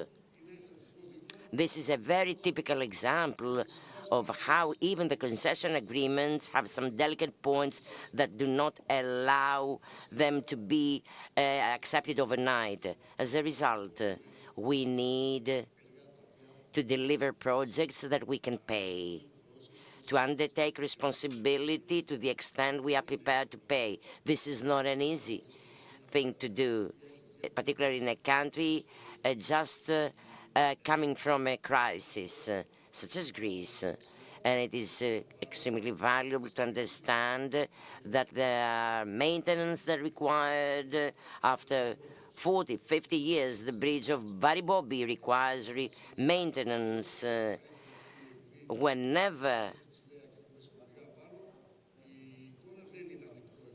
we had a picture because of different incidents. Well, the prospects were not very promising. And of course, there's lending, loans. But this has some limits because there are state guarantees as well involved. And we need to understand the payoff of loans to put it in the equation. Attica Metro this year has to pay for the interest, even for line 2, the first one of the metro, 180 million euros.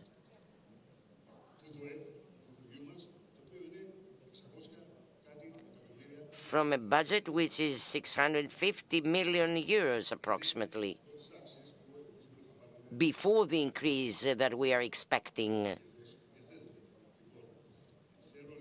from those 500 millions that you kindly made available, shall make available. This is a reality that can't be easily understood by the Greek society. However, at least those involved in those projects, I would expect them to well understand them. The previous panelists and all those that are involved in the public affairs. Thank you very much. Thanks very much indeed. Over now to Mariana Nathanael from the European Investment Bank office in Greece. Ευχαριστώ πολύ. Thank you very much. Thank you very much for giving me the opportunity to introduce the European Investment Bank in the whole picture. Of course, the Minister mentioned the issue of funding, financing. Now, EIB has always been the Bank of Infrastructure. We started back in 1963, strengthening and supporting Greek infrastructure projects, starting with the Athens-Corinthos highway. Throughout the years, we have supported all infrastructure and transportation projects, all road network projects, the Rio-Antirion Bridge, the airports, and of course, we continue. For instance, we have the Athens Metro stations and extensions, the Thessaloniki Metro. And of course, we are at the disposal of the government to finance other extensions of the network if needed. Throughout the years, infrastructure has changed. We adapted ourselves and we adjusted them to the need. People talk about energy independence and energy resilience. That's why the bank has been supporting important energy projects over the past years. For instance, we have the Crete interconnection, the mainland Crete interconnection line, the Cyclades and mainland Greece interconnection, and now we're also discussing how to support the interconnection with Rhodes Island and Northern Aegean Sea. Over the past years, over the recent years, we have identified the big need to protect water resources.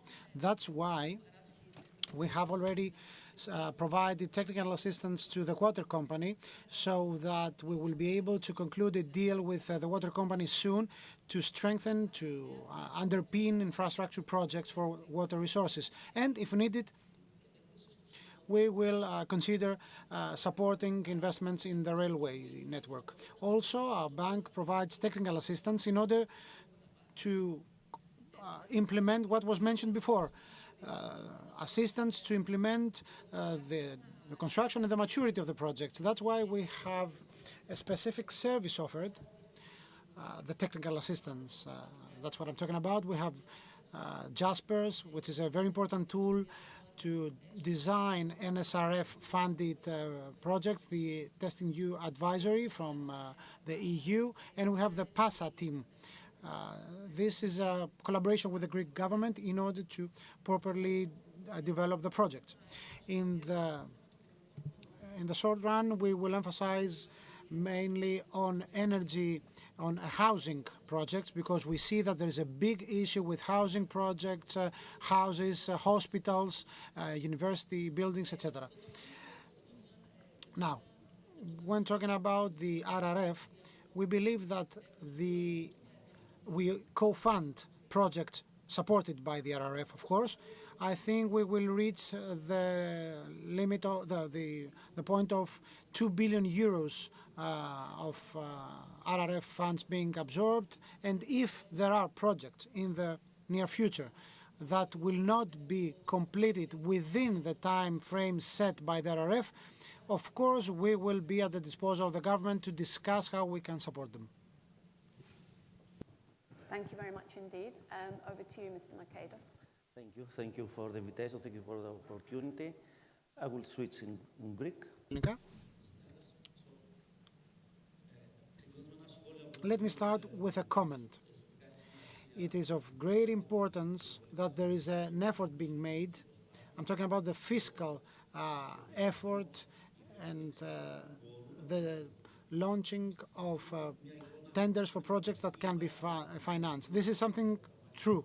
On the other hand, we have the milestones set by the RRF and the pressure on the companies to complete the projects on time according to the specifications in this very strict time schedule set by the RRF.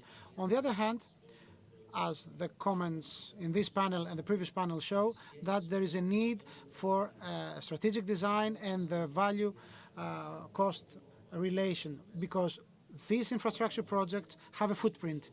So we have to have the value, we have to have the benefit out of these projects that it's anticipated, which is linked to the way of financing of these projects. That's a general comment. It will take a lot of work and a lot of organizational effort to properly deliver. On the other hand, we have funds available already. Minister Tachiaos said that it's important to have a register of the infrastructures, the projects, infrastructure projects still pending. We have to fully use this infrastructure and see whether we can have additional supplementary projects in order to enhance them, to strengthen them, resilient against climate change. So it's not just about having gargantuan big projects, large-scale ones, but minor ones that will support the existing infrastructure and have this multiplying effect on the resilience of our infrastructure. Now, talking about TMEDE, the Fund of Engineers, it's not just the big technical companies. It's not just the big, large-scale projects. We, according to 2024 figures, we gave more than 200 million euros of letters of guarantee issued by us. I'm talking about projects from 0 to 10 million euros worth. And these letters of guarantee have been addressed to our 10,000, roughly 10,000 small and medium-sized technical companies and thousands of scientists involved. So this pyramid of the technical community has to remain healthy. We need these companies to keep on running, we want them to grow, and we want to be able to support them and cover them through these letters of guarantee or other guaranteeing facilities in order to help them grow. Minister Papathanasiou knows very well that we can support them in finding funds from the AIB or other supranational organizations. So we have the companies, we have to keep this pyramid going and make it more stable. We have to bring more people in the labor market, and by properly maintaining the infrastructures and by properly using the funds, we will come up with projects that will have a multiplying factor on the shielding of our company and the growth impact. Yeah, thanks all of you for sticking to time as well. It means we've got some time for a Q&A. Well, I guess the thing that struck me most was the emphasis of our two ministers on limits. You know, the funds available are not, you know, inexhaustible. And yeah, I guess even at this time when Greece has the benefit of very generous RRF funds, obviously funds from EIB and others, and is running for last year a budget surplus 1.3% of GDP and a primary budget surplus of 4.8% of GDP. Nevertheless, the emphasis here is on the limits, and I understand that given what you're saying about unexpected climate, weather-related events, you know, the floods which have, you know, to a large extent derailed, you know, some of the plans that you had. But I think we can understand that everybody is always demanding more and impatient for things to move faster. But obviously, as government, you're dealing with limits all the time. But it really does beg the question then, what happens after 2026 and the end of the RRF funds? You know, if obviously the fiscal space is limited, the degree to which that can plug this gap. So what happens over the kind of medium and longer term? Are we looking at a kind of slowdown in the infrastructure financing and projects? Well, actually, Joan, you're very right. You noticed exactly the focal point of what is happening in our fiscal plan, and it's called the net expenditure benchmark. Τι σημαίνει αυτό? What does net expenditure benchmark mean? It means that, once again, we have to pay attention to expenses because we have this anti-cyclicality. So in good times, we have this expenditure, right? In good time, we still have to pay the same amount of money. So I heard my other panelists and their other speakers. They talked about the limits and the loans. When talking about PPPs, which, as mentioned before, they're not just PPPs, they are actually concession projects. They can go no further than 0.5% of our GDP. We have reached this point when talking about the 2030 payment capabilities. In order for you to understand how serious we are, we don't want to pass payments to the coming generations. That's something that happened in the past, and we Greeks paid that dearly. We have had a 25% shrinking of our GDP. We have had horrible measures imposed on the Greek society. That's why we set this maximum limit, 0.5% of our GDP for PPPs, no more than that. By 2029, we will have this cap reached, some 600 million euros. So there is a limit. As the GDP increases, there will be some fiscal space created in order to add more PPPs. Now, talking about the loans.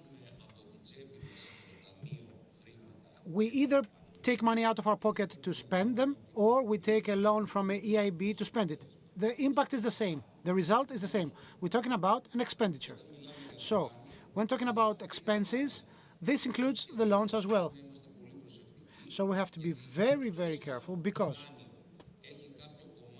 if the loan has a grant component, like in the case of Pillar 3 of Just Transition Fund, 17% of that comes from this money comes from a grant. Then yes, we can take this money in order to finance infrastructure projects in West Macedonia. And as the Minister Tahiau said, with respect to the responsibilities of the Attiko Metron, this means that these loans and servicing these loans have to be added on top of the Ministry of Transportation budget. So they have to cut down on something else in order to pay for these loans. Also, in order to rationalize the way we operate, we passed a law according to which we make a list of all our obligations in a 20-year horizon, payments, loan servicing, etc. But in this law, there is a provision that every new project introduced will be, I'm talking about projects funded by Greek funds or a co-funded project, it's the same thing. It will be included in this register, in this list, so we have a clear outlook. And the most important thing, we will have a very clear view of how this debt will be serviced, and of course how this project will be maintained. Because if you ask me now what will be the maintenance costs for 2031 for all our projects, I will tell you I don't know. That's why we passed this law, in order to be able to project that. So as of 2026, every new project that will be included in the Public Investment Development Program, there will be a provision for the 10-year maintenance project and the long-term obligations factored in for the money that we have to pay. There is a turn in Europe. What happened with the turbulences as a result of the tariffs imposed by the US, the continuation of the war in Ukraine, and all this issue about Europe's autonomy has created a new need for the member states to be more agile. What does this mean? It means that some eastern countries adjacent to areas that are a bit more sensitive might have more needs for defense spending. Some other member states, for instance, our case, we need to redirect funds for housing or for better water resources management, as mentioned before. So the Europe as a whole currently, and that's something we will see in the interim report for ANSRF and the report for the RRF, which is about to close.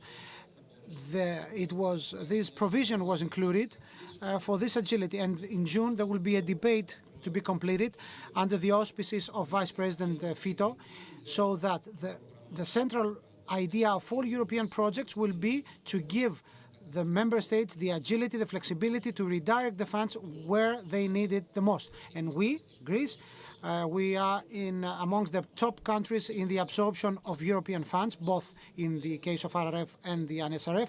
So we will not accept to lose a single euro. We cannot afford to accept that because our economy needs every single euro for our daily lives, for better daily lives, and for the improvement of our quality of life, in order to close the gap, the investment gap that was the outcome of the crisis period, and because in order to improve the quality of life of our citizens.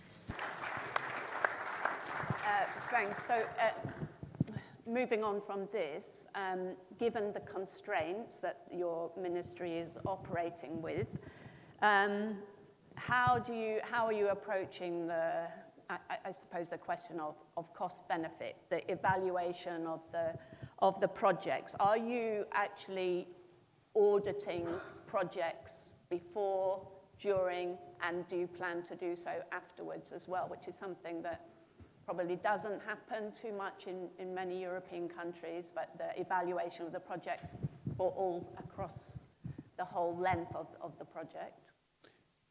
It didn't happen in the past.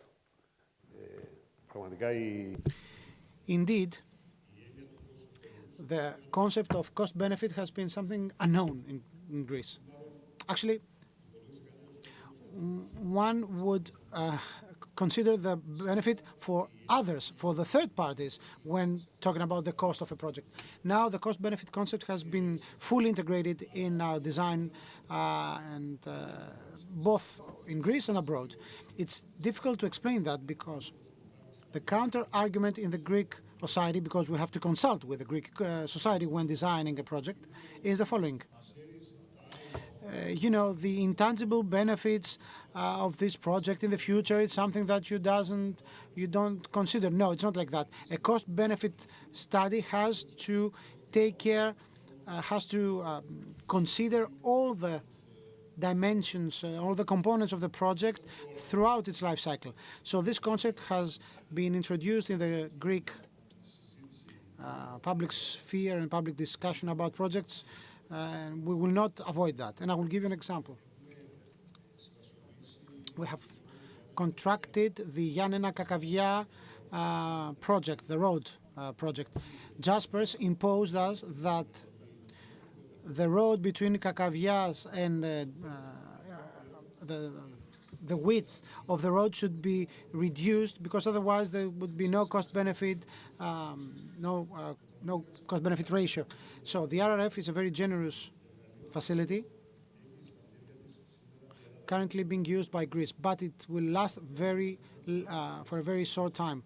So with the exception of specific infrastructure projects, it would be impossible to deliver late 2025 as it was originally planned, or mid-2026 as it is being discussed right now.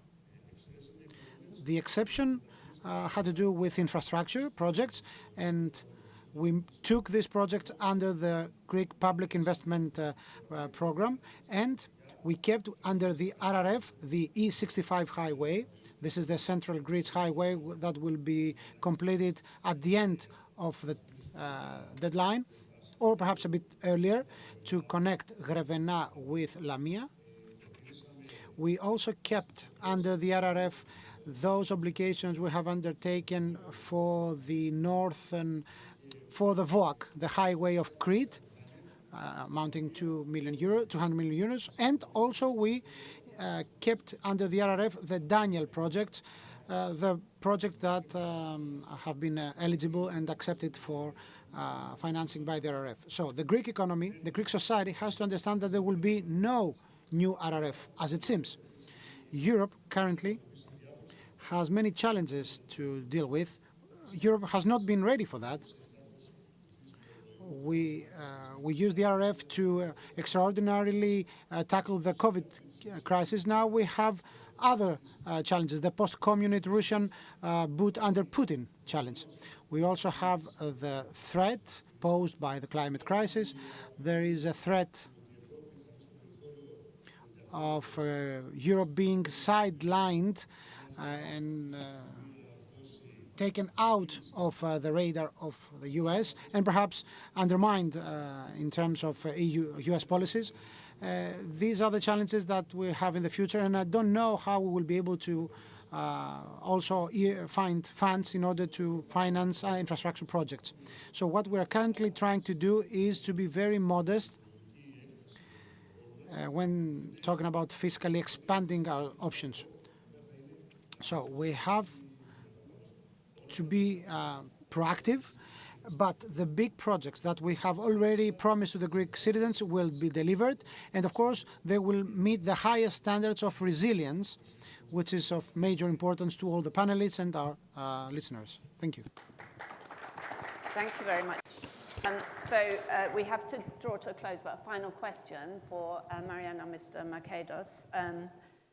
I guess it's the same question, really, from your perspective, and not just with your EIB hat on, Mariana, when you're looking at this question, you know, the financing limits or problems, you know, the demand for, the great demand for modernizing and maintaining the Greek infrastructure. How can that be managed beyond the RRF? And I guess, what is your assessment of how Greece has absorbed those funds and used them to the kind of maximum benefit in this area? And also from your perspective in the construction industry as well, it'd be good to hear just very briefly from both of you because we need to finish. Yes. Mariana. I think that ο Υπουργός ήδη το έχει αναφέρει ότι η Ελλάδα είναι... The Minister has already mentioned that we are first in absorbing EU funds. It is important to stress that there is a plethora of facilities, EU facilities, and our bank's goal is to proceed with a blending and utilization of all programs, be them from the just transition or others. So our target, our goal is to provide facilities. We have a high expertise in that, and we are the main provider of the EU, and this is the spirit that will continue delivering so that Greece may absorb the EU funds available for the best. Well, concerning the Minister's comments, indeed, full utilization of the available funds, paying attention in terms of the maintenance and recording of the current infrastructure, not just for the future infrastructures. There's an effort on the part of the Chamber and the Ministry, so we need to be very careful because the solution involves the private companies as well. The day after involves the private companies as well. Thus, the reform effort needs to move forward at an institutional level, involving investments, concessions, focusing on infrastructure. In RRF, there are 5 billion with the banks, four works funded by the RRF as well. Part from RRF, part from the banks, part from the private sector. And in this picture, in this framework, our goal is to have those private investments more together with the state will leave the infrastructure footprint for the future in an era of turmoil and clashes. We need to coordinate our efforts in that spirit. Thank you. We've run out of time for the session, but thank you all very much indeed. Very useful to hear from all of you. Please join me in thanking. Let's have a photograph and we will move on to the next panel.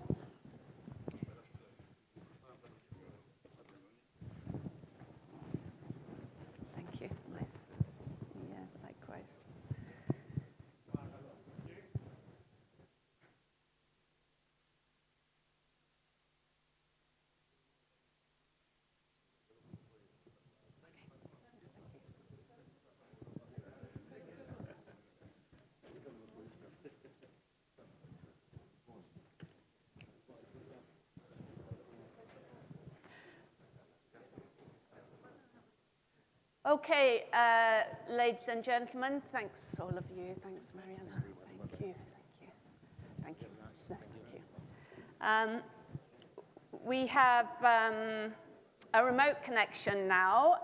We're going to widen the lens a little bit, broader than Greece. We're going to now look at the question of sustainable transport for Europe, and we're delighted to be joined by Maya Bakran, who is the Deputy Director General in the Directorate General for Mobility and Transport, that is DG Move, at the European Commission. Hi Maya, thank you very much for joining us today. I don't know if you've been able to follow some of our discussions so far this morning, but I'm going to hand over to you to give some brief opening remarks, and then maybe we can have a short Q&A. So welcome. Thank you, Joanne. I hope we can hear and see each other. I have perfect connection here. First of all, I was really hoping to actually be physically present with you, but we always have some issues with connectivity in Europe. So yesterday, all the Belgian airports were closed due to the national strike, which unfortunately prevented me to be with you personally. But I am here indeed, and first of all, thanks to the organizers for inviting me, for having us, for allowing us to share our views. Indeed, I have been able to follow some of the morning panels, and I can see that you immediately jumped into the heart of the matter. As was just mentioned by one of my previous speakers, times are indeed weird and strange, the times we live in today. However, in this weird and strange world, we have one comparative advantage here in Europe and a very strong asset, and that is our internal market, serving 450 million people. However, if we want to fully benefit from it, we need each and every part of it, of our internal market, fully connected. And this is where I would like to mention the Trans-European Network, which is, of course, something we deal a lot with in DG Move, which constitutes the backbone of our single market. And I hope in the hall you can see the map of the Trans-European Transport Network. This is the latest revision from last year. So you see what I mean when I say we need to be connected. These are the corridors that we need to complete in order to be fully connected. The completion will bring prosperity and security to the EU, but it will also depend on reinforced governments and strong cooperation amongst all of us, as well as on a balanced mix of funding and financing. And we just heard in the previous panel of how complex the world of funding and financing can be. We have also witnessed multiple shocks of the recent past. We already forgot about Brexit, but it's not that far into the past. We had COVID. We of course now faced with Russian aggression on Ukraine, war in the Middle East, and certainly changing geopolitical circumstances. This has all revealed how vulnerable Europe is. We have been witnessing extreme weather events caused by climate change, and they all have very, very serious economic impacts, and our current infrastructure is not adapted to these new conditions. So we will have to become resilient, both to changing geopolitical environment and to changing climate. And climate change is happening. So wherever we can, we have to reduce our greenhouse gas emissions. We need to roll out charging infrastructure along our roads. We need to provide onshore power supply to ships in ports.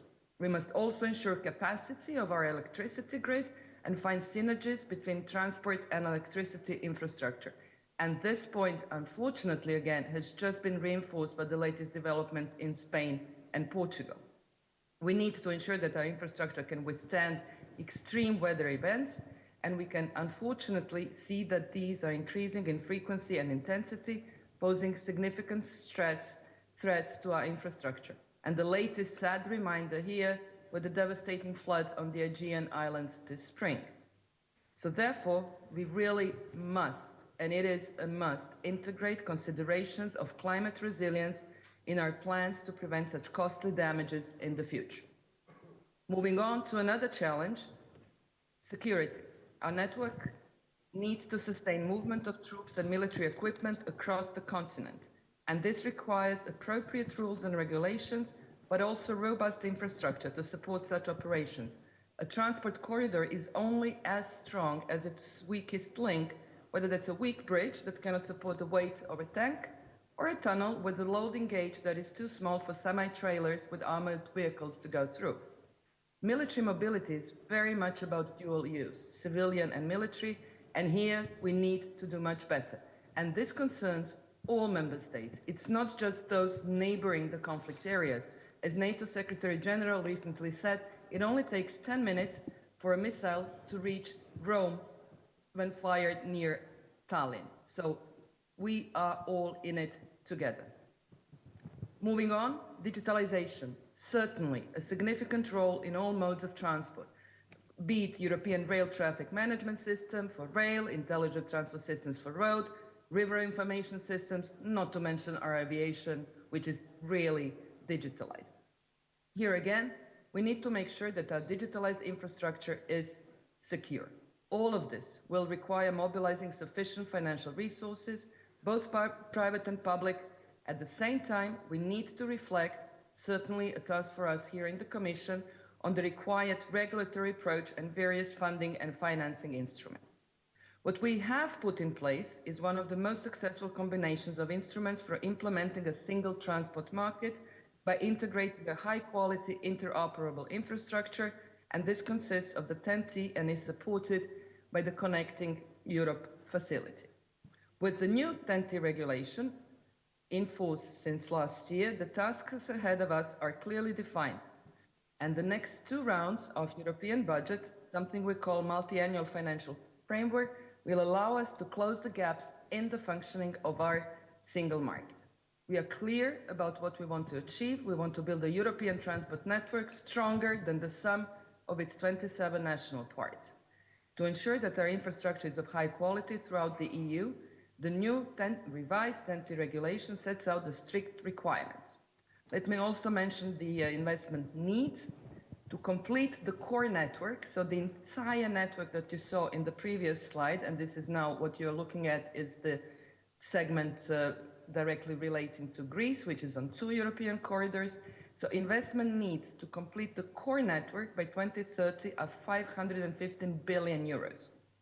In addition, we need additional 330 billion until 2040 to complete the wider comprehensive network. So the total is 845 billion during the next 15 years. And this was also clearly highlighted in the Draghi report. So this is investment in our resilient infrastructure. Of course, on top of this, we will also have additional maintenance costs, and these are so important, as was also just mentioned in the previous panel. So what we will need to do together with all of our member states is to make sure that we have the tools to build good infrastructure projects. And here I come to administrative capacity in the member states, which will be crucial. From our side, together with our implementing agencies and the EIB and the EBRD, we do provide technical assistance for capacity building. And then, of course, we are fully aware that some member states have a more efficient administrations than others. Some are very strong in using structural self-funding, others less so. And we have seen some good examples, like Greece, for example, who really upgraded their administrative capacity and are, as was also mentioned, really among the top absorbers of European funding. So as I said, preparations for the next EU 7-year budget are underway. The Commission is expected to present the proposal in July, after which we will have usually very difficult negotiations between the 27 member states, the other co-legislator in the Parliament, and of course we from the Commission will be offering our full assistance.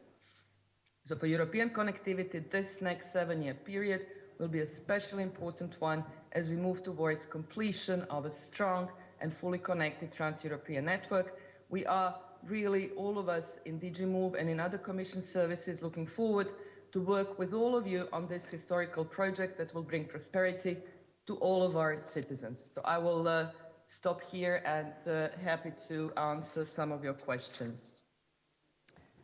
Well, thanks very much, Maya, setting out the European Action Plan and the challenges ahead. That was very useful to hear that wider perspective. We haven't got a lot of time, but maybe just one or two quick questions.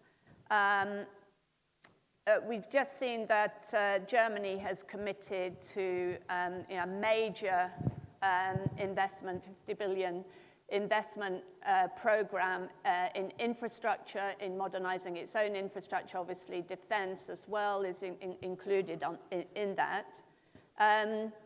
I mean, do you see, I mean, that's such a huge project. It's obviously focused on domestically in Germany, but do you see any spillover effects for other countries in the region from that investment or not? Indeed, I mean, we really welcomed the announcement from the incoming German government of this huge infrastructure package. If you recall the map of Trans-European transport network, Germany is really at the core. I mean, geographically, big member state and really centrally placed. So there is 4 corridors crossing Germany plus Rhine-Danube, and we have witnessed in the last a few decades the deterioration of the German infrastructure. So indeed, we need upgrades there. The debt rules, actually Germany went below the current European debt rules. So with this announcement, they are fully staying within.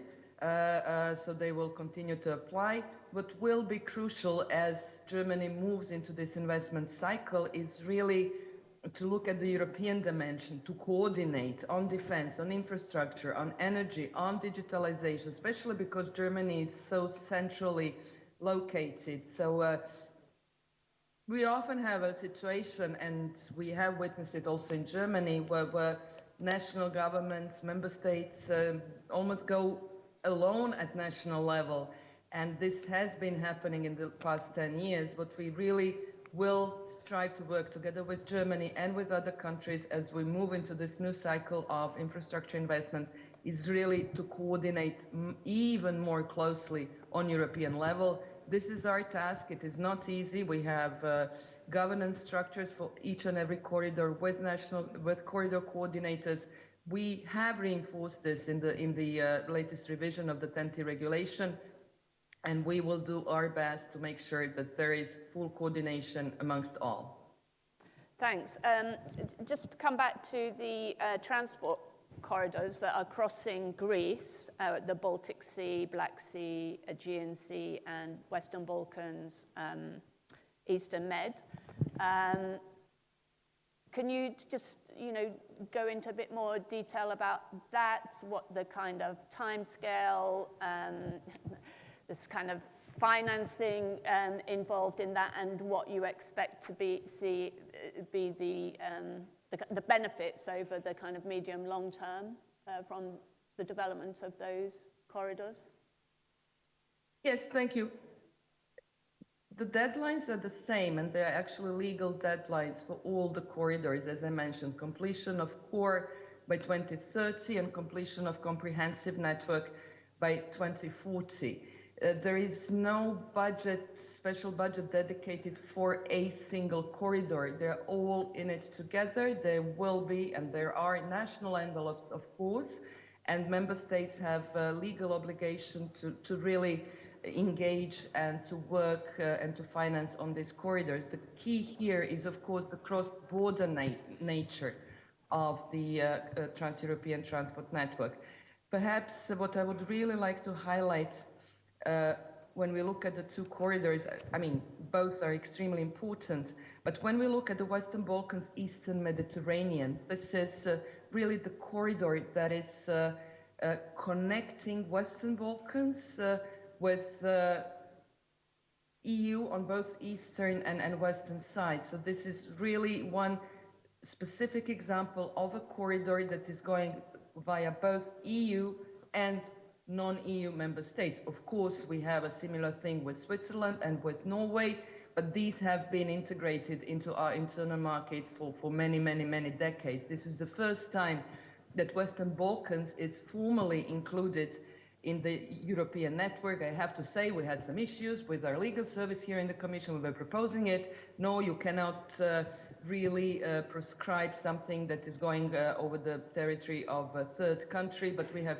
full buy-in from the Western Balkans partners, and I think this is really a huge opportunity to better connect countries like Greece, of course Romania, Bulgaria, with an additional corridor crisscrossing the Western Balkans and then linking directly with Croatia, Slovenia, Italy, and then of course very close to the centrally located Germany and other markets. So again, as was said throughout the morning, as I highlighted in my intervention, to realize all this, we will need investment. I'm quite optimistic we will have investment. And after all, this is not something that can happen in 1 year. These are really long-term projects, but we do need administrative capacity, cooperation between member states. These are major cross-border projects, and administrative capacity to implement it. So again, quite excited to really move into the next decade or two, during which, at the end of which, I'm pretty sure we will see a fully modernized European network serving our citizens. Well, thank you very much, Maya. It was really great to have your input this morning, and to widen the focus of the discussion a bit more. So thanks again for joining us, and please join me in thanking Maya, and hope to see you in Athens next time, maybe in the summer. Thank you. Goodbye. Okay, we're moving on. The last session before our networking break, where you'll have a chance to grab a coffee and something to eat. This panel is looking at public infrastructure and the challenges there and resilient strategies. So let me invite our four speakers to join me on the stage. First of all, we have Dimitrios Anagnopoulos, the Secretary General for Infrastructure at the Ministry of Infrastructure and Transport. Welcome, sir, and please take a seat. Athanasia Economou, who is the Chief for Infrastructure of New Democracy. Welcome. Yes. Panagiotis Terizakis, Chief Executive of the Hellenic Railways Organization. Thanks for joining us, sir. Nice to meet you. Please take a seat. And Timoleon Katsipos, who is the President of Building Infrastructures. Welcome, and take a seat. Okay, the way the session will work is as we've had this morning, with some short introductory remarks from all our speakers. We have a clock here to keep you to time, and then we'll have some time for discussion. So, Mr. Anagnopoulos, over to you. Okay.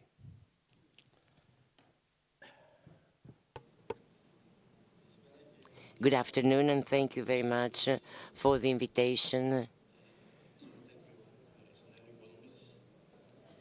for inviting me in the Economist Conference. The public works sector in Greece has gone through difficult and various hardships during the crisis. However, today we are in a different course. In the past 2 years in our ministry, we have adopted, designed and implemented projects that are rather large, some of them are smaller, but anyway.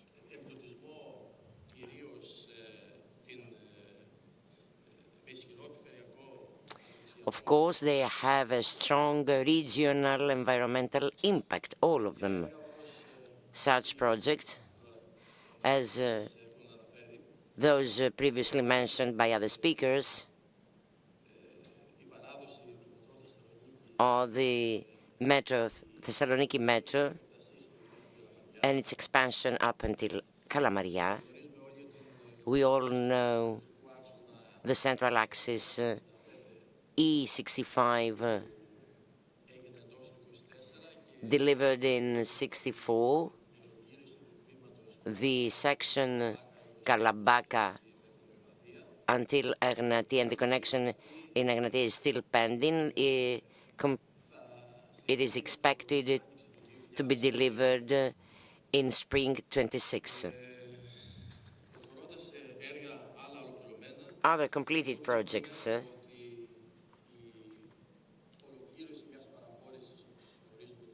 the Attica concession,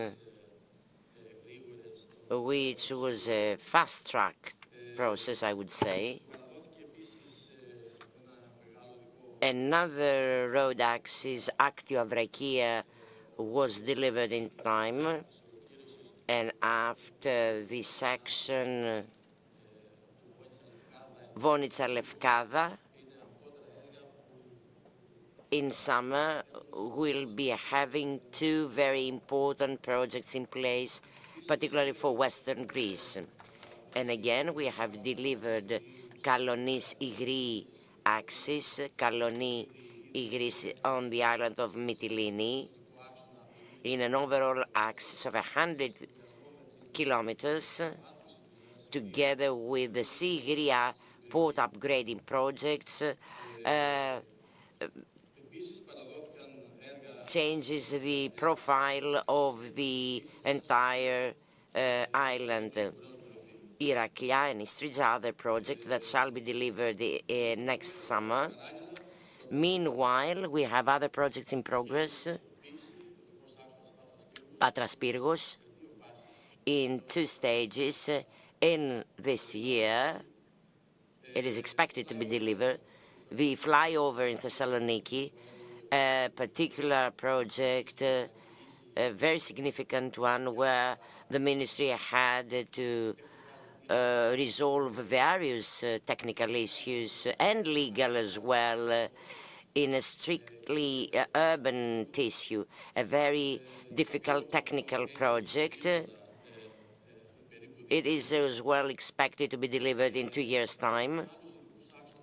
More road axes, Bralos-Amphissa in progress, deviation of Chalkida, the expansion of Ionian Road up until Kakavia, the road axis Kalamata, Rizomynos, Pylos, Methoni, a number of hydraulic and port works across the country, tens of other projects, schools, hospitals, across the country as well, building constructions, and the last one, Crete,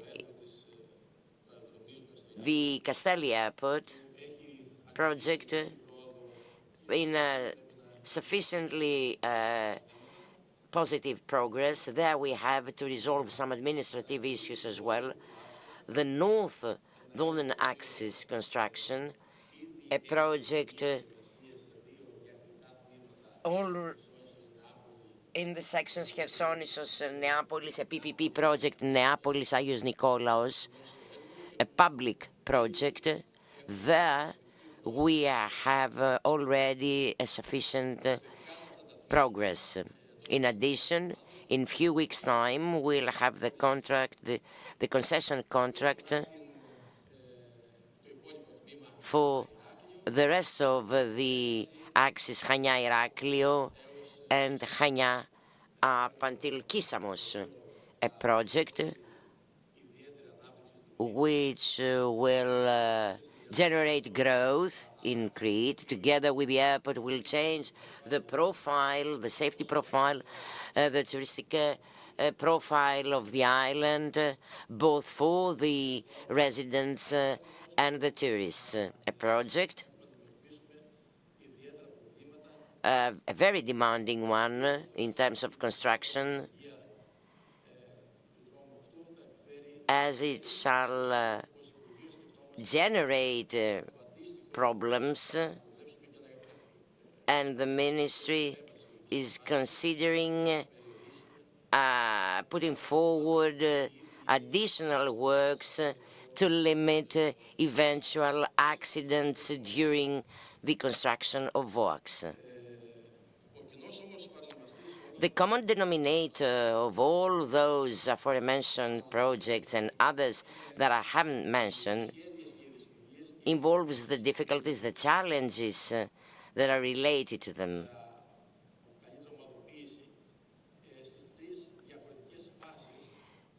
Involving all three distinct stages in the course of construction.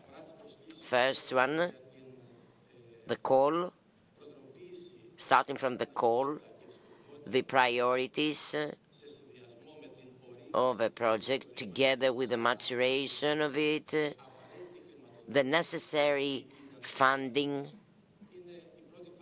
So this is the first stage, a very important one in terms of the selection of the financing facility and other issues.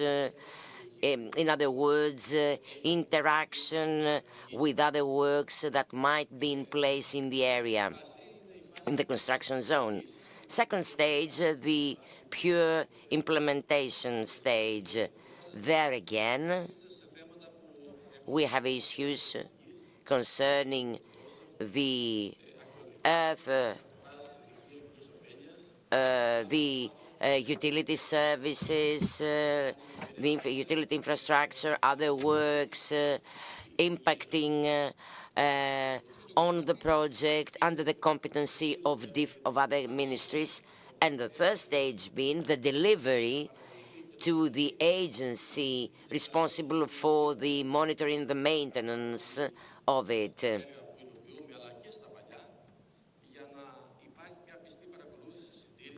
To ensure both of them, we need to, first of all, to reduce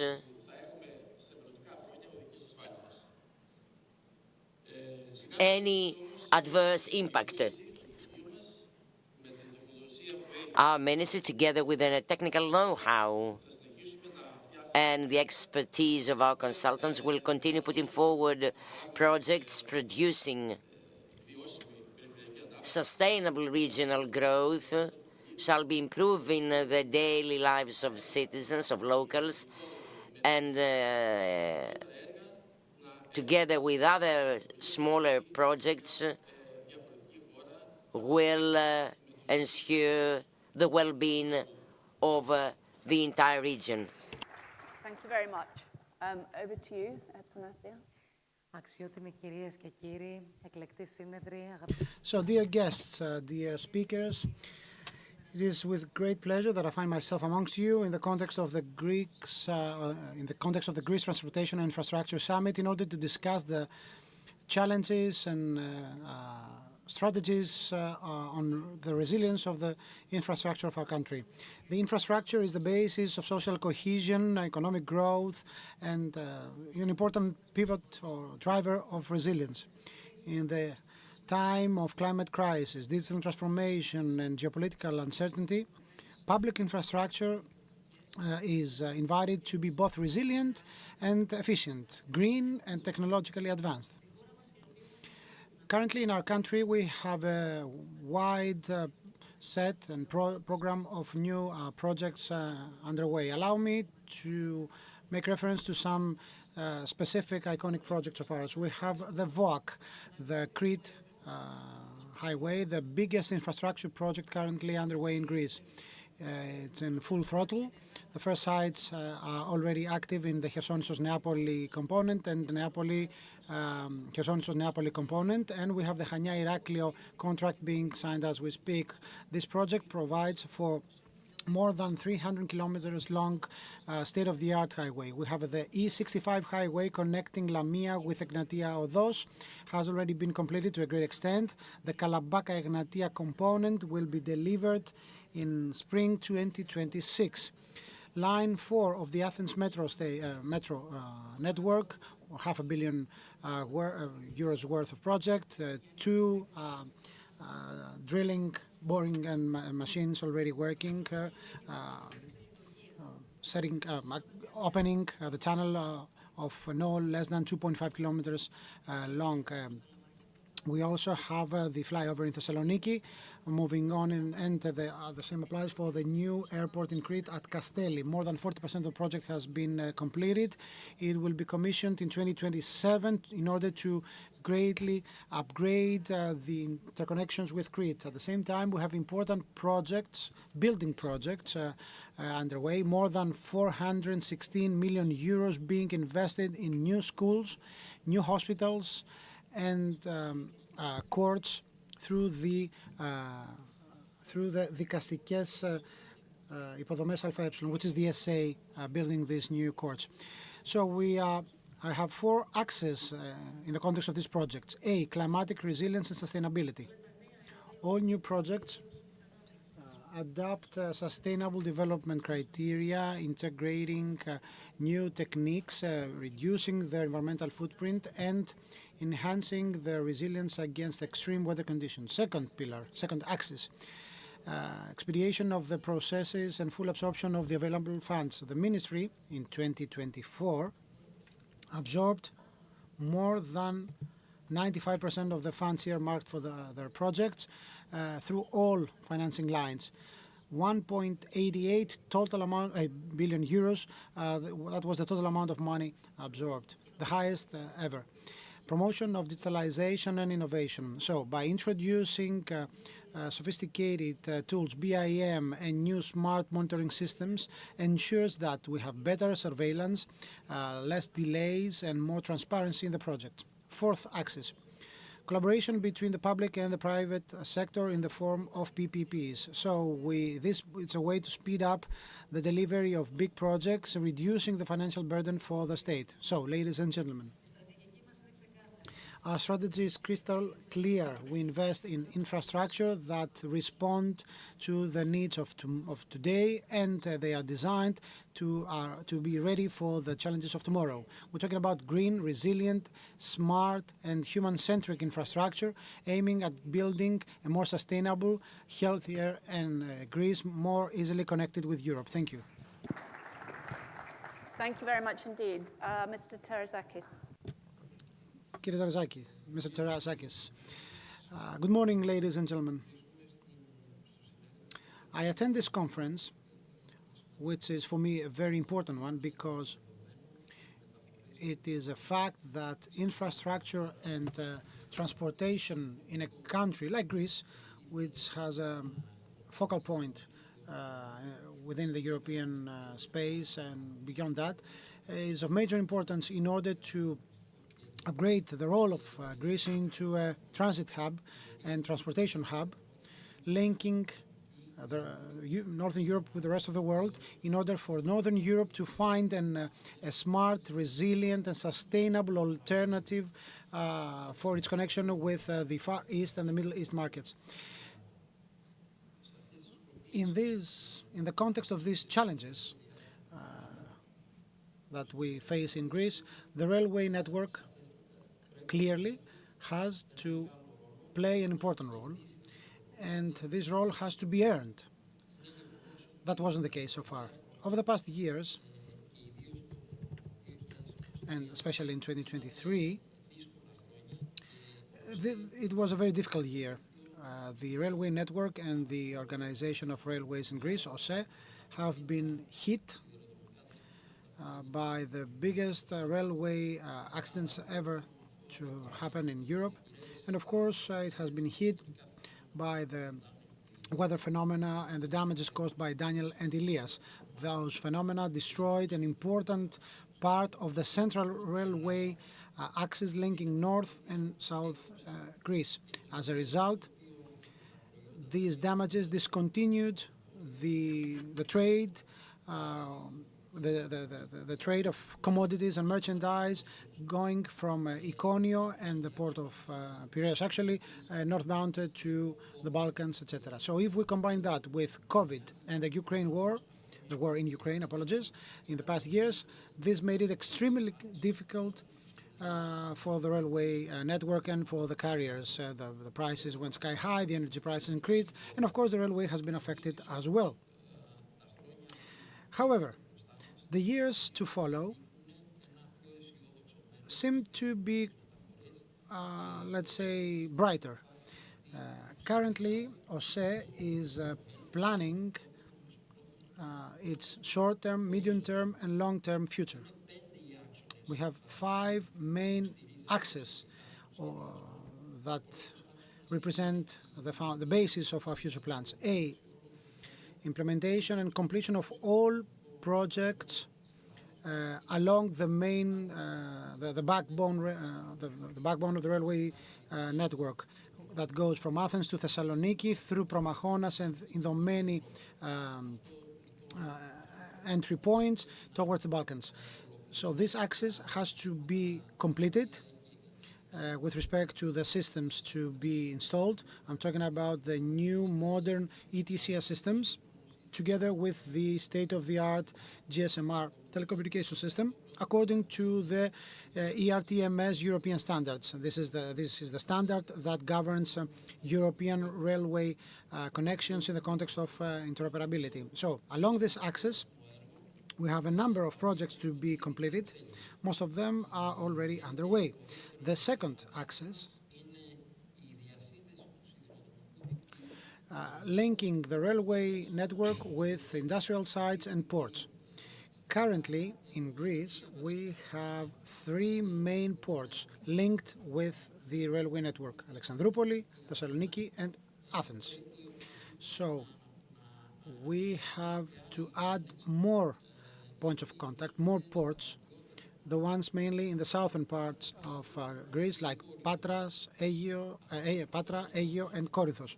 If linked, this will allow intermodular transportations, bringing the industrial sites closer, and as a result of that, the freight costs will drop significantly and make the railway system more competitive. Another axis, the completion or the implementation of logistics centers. Currently in Greece, especially in the southern part, we have the big hub being built in the Thriassion 2. It has entered the final stage of its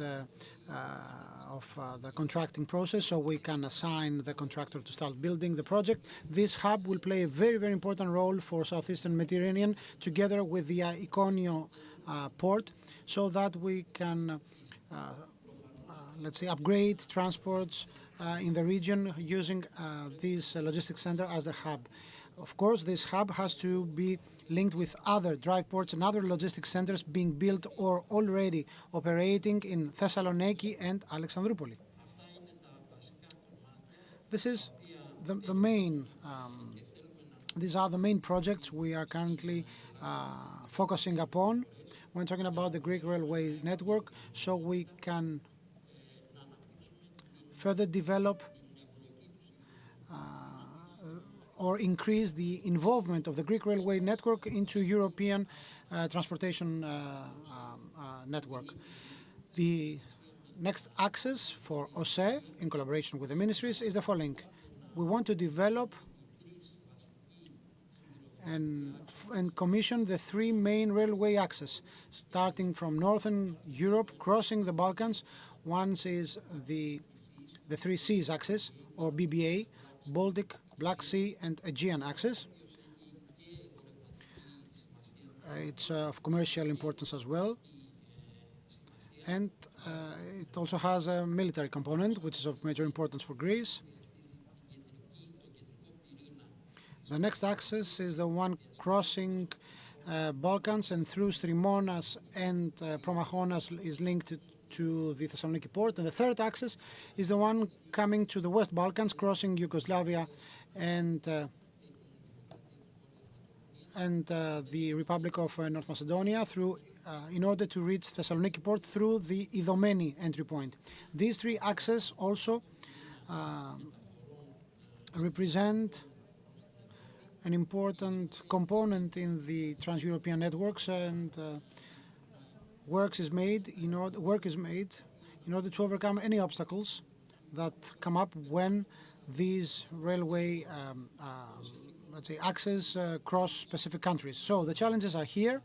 OSCE is trying to tackle these challenges also through the new bill that has been submitted with respect to the organizational restructuring of the OSCE in order to have a single organization governing railways in Greece. If this is done, then we will be able to complete these projects and take on the role that we deserve to have, not just within the Greek territories, not just for passenger and freight transport, but also across Europe, linking Greece with the entire continent. Thank you.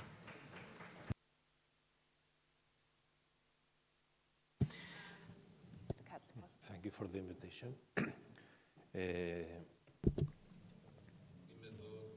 I'm here to represent the company Building Infrastructures SA. This company is a state-owned company under the monitoring of the Ministry of Infrastructure and Transportation, with its scope being the building of hospitals, houses, hospitals, schools, courts, and other public buildings. For instance, the recent expansion of the Pasteur Research Institute building. Apart from building new schools, we also play an important role in the revamping or renovation of existing schools and other building assets. And we also develop a big program for upgrading some 30 hospitals across the country, and an even larger number of schools that have to be undergo energy upgrade. One of the deficits of Greek public buildings has always been the scheduled maintenance works.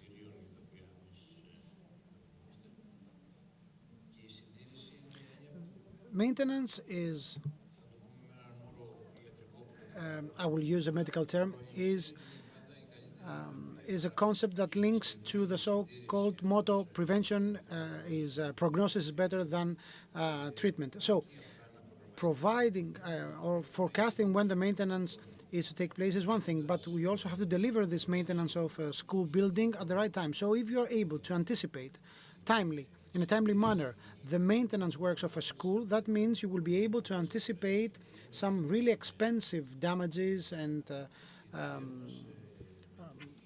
challenges for the building. So our company, especially after a natural disaster, we sent a crew to every area hit in order to take stock of the impact, and we have seen buildings that have suffered extensive damage, not just because of the natural phenomenon, but because of the lack of maintenance works. So should these buildings, if the buildings had been, let's say, properly maintained in the past, they would have suffered less as a result of the natural disasters. It is also really important to say that we prioritize energy upgrade works and also the works that help us release funds. For instance, out of the 30 hospitals that we currently or we're currently delivering, or we have already completed the energy upgrade works, we have had energy savings of up to 40%. The energy costs is what we call dead money, which means money you spend and that's it. But By these upgrades, we can release funds to be used for other purposes and, of course, for additional resilience works. In the past decades, the legal framework with respect to the specifications of new buildings has been adequate. So all new buildings have meet all the standards required. They have the right specifications in order to withstand any source of vulnerability, let's say counter earthquake, let's say provisions, anti counter flooding, let's say specifications, etc. But we have a huge building stock. I'm talking about old buildings built in various periods following diverse legal frameworks and with no proper mapping of their maintenance needs. So I think that we have to emphasize more on that. We have to have a certified, a commonly agreed way to do that. I mean, when and how we maintain Greek public buildings, and what is the level of what is the status we want to preserve in the long run, the status of these buildings. So our company, also the fact that we have this company being established shows that the state, vis-a-vis important buildings such as schools, universities, courts, etc., understands that there is a need for expertise with respect to those building and maintaining these assets. So it is important for the state to have this organization in place, like this company. And I'll give you an example. Midway the COVID pandemic, given that we had the right staff, the experts, the qualified personnel, we have been able to design and implement within 60 calendar days. We actually built within 2 months a big COVID ward in the Sotiria Hospital. Back then, the time to deliver was thought to be impossible to reach, but we made it because we had the qualified staff who were willing enough to do the extra, to take the extra mile, to do the extra step and deliver such a project on time. Thank you very much. So we're well over time and running into the coffee break. So I'm just going to put 2 questions, one to Mr. Anagnopoulos. And there's a question about Crete, actually, which several speakers have mentioned the major projects underway on the island of Crete, both those major road projects and the airport. And my understanding is that there is tremendous approval and support on the island for the road development of the road infrastructure on the island, which is going to make a huge difference to people living there as well as visitors to the island.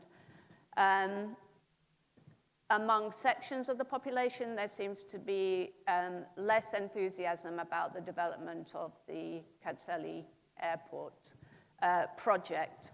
I guess from the point of view that many people think that you emphasize that it will transform the island, many people don't necessarily want to see the island transformed in that way in terms of, I guess, the tourist numbers, but more particularly maybe because they perceive that it may have a detrimental impact on the agricultural sector.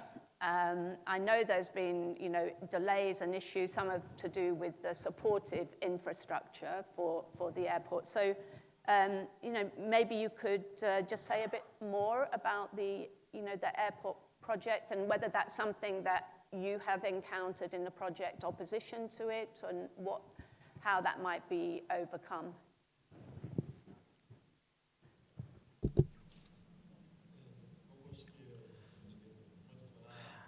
So, in my first contribution, I closed with the projects currently underway in Crete. So, let me start with the airport in Kastelli. visitors in Crete are already too many. So a modern airport and an airport that will be second in the ranking following the Eleftherios Venizelos airport, the Athens International Airport, will give the visitors the gift of uninterrupted flow, smooth transition and safety. Currently, there is increased traffic. So the new airport will handle this new traffic and, of course, the passengers in a modern way, allowing for safe and uninterrupted transports and without delays, you know, the problems that we currently face in the existing airport of Heraklion. So the need, the scope and the benefit out of this new project is something clear, and we have to complete this project as quickly as possible in order for the island to respond to the already increased demands. Given that, the reactions you mentioned and the impact on the agricultural life there will be no detrimental effect. There are some issues because it's a huge project and it creates also synergies. It affects adjacent municipalities, both in terms of how the traffic is being handled, both in terms of how the road traffic is handled, and of course, given the new hydraulic projects are needed, because there's a new legal framework about that. And also, we also have to handle some archaeological, some challenges of archaeological nature, let's say. In most of these cases, we have been able to find a golden mean in order to have a trade-off, if you like, both from a technical point of view and the protection of the archaeological sites. So, in any way, this airport will be a state-of-the-art airport. And as for the VOAC, the highway, these two projects will heavily contribute in the upgrade of the island as a whole, both in terms of handling the traffic and in terms of safety. Every project has its own particular characteristics. The VOAC highway is going to be the project that will most affect the communities while it is being built. Let us not forget that we're talking about a highway that will be built actually on top of the existing road network to its greatest part. So the construction companies will have to safely and lawfully meet the obligations and of course the deadlines. This means, and of course, given that this highway is already burdened by increased traffic, so this will affect the works. Let us not forget that this highway crosses horizontally the island, and especially the northern part of the island, which is financially more advanced, and issues that relate to the installations and the premises of many companies and organizations will be handled properly in order to mitigate the reactions of the people and the communities involved. Of course, difficulties and challenges in the construction phase have to be dealt with, and as I said, the ministry has to do exactly what we did during the Patra Pyrgos infrastructure project. We have had a 53% reduction in road accidents in Patras Pyrgos. We will do exactly the same thing in Crete, so that in this 5-year period of the construction works, we will implement these road safety interventions so that we can reduce to the maximum extent possible the number of road accidents and increase the safety for the passengers and the cars crossing the highway. No matter what, it's going to be a very challenging project. We will interact with municipalities, the region, the municipalities and the communities, but the outcome, the final result of having this highway being built, crossing the entire island in collaboration or in conjunction with the new airport, will deliver multiple benefits to the citizens, to the tourists and the entire country. We are out of time, but I just want to ask a final question to you, Mr. Terazakis. It's been really good to have you with us and to hear from you the strategy of the Greek Railways Organization for the future, which you set out very clearly.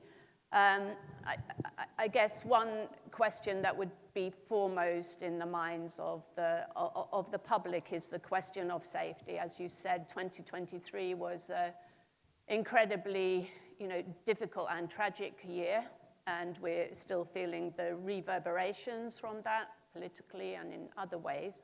So I just wanted to ask you a question about, plans afoot to ensure the safety of the system in future. I know the government is bringing a bill to Parliament very shortly about the digitization of the system, which will be very important. But yeah, just to allow you just a very short minute or two to talk about that question going forward.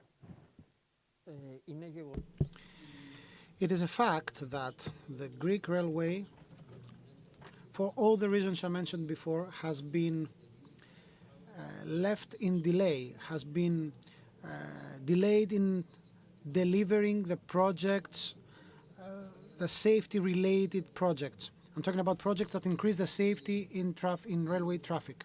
Over the past 2-3 years,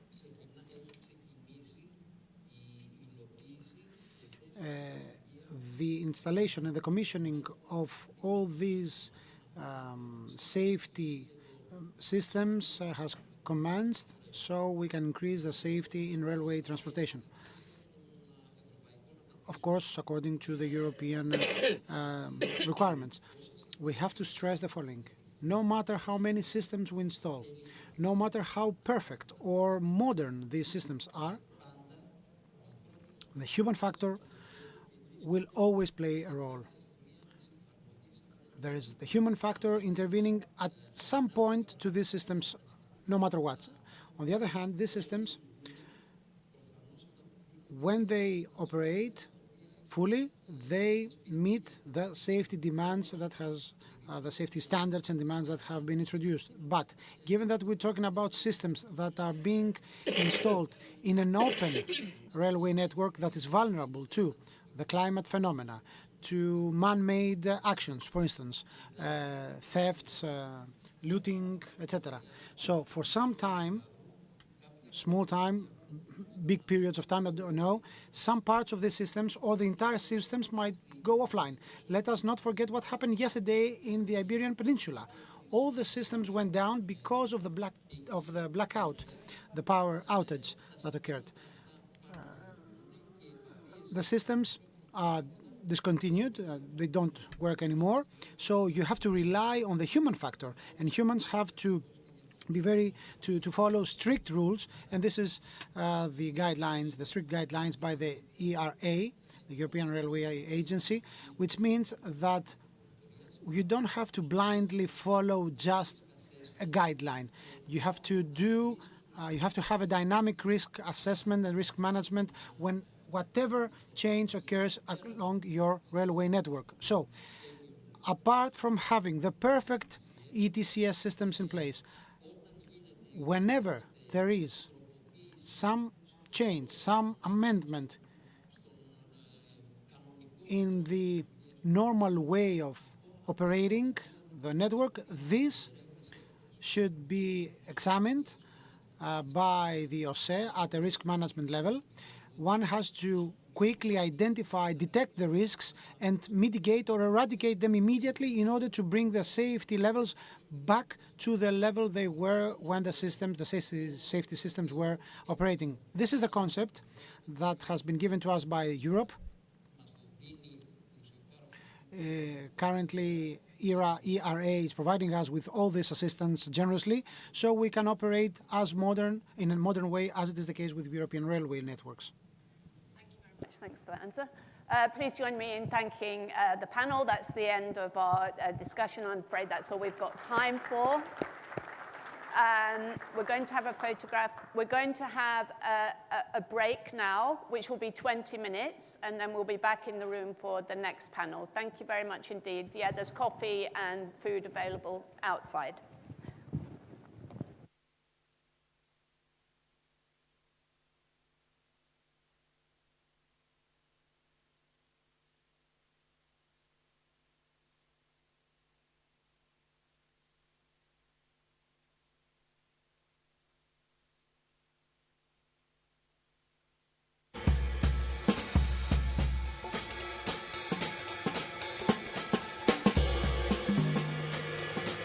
Because behind every structure, every system, every solution is something built with purpose, built to last. That's what we do, with deep technical know-how, with engineers whose experience spans decades. We are here for the complex, demanding, impressive construction projects. Roads, railways, tunnels, ports, and certified sustainable buildings. In other words, we are here for the infrastructure that keeps the world connected, with optimized operational efficiency, with financial strength, and a 7th class contractor's certificate. We're here to deliver safely, artfully, on time, rooted in Greece with the perspective to shape lasting progress. Metka, our people, and their accomplishments define us.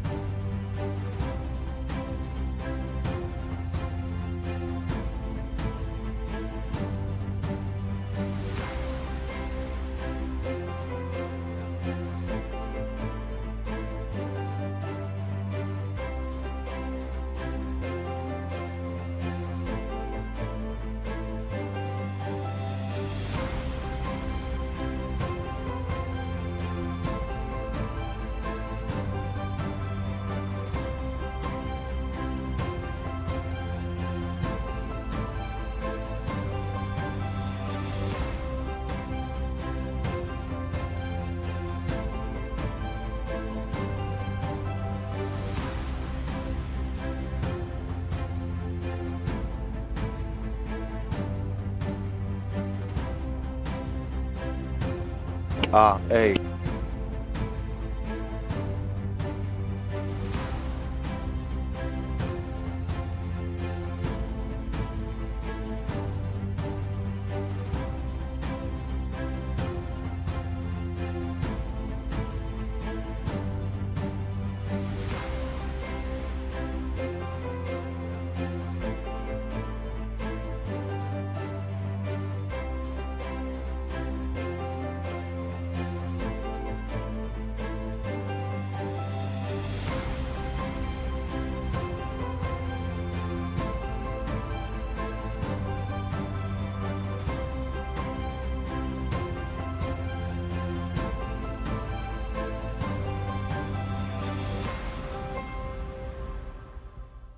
It takes one thing to start, a decision, a foundation, a first line drawn. And from there, roads take shape, cities rise and connections grow. Some call it the future, we call it our duty.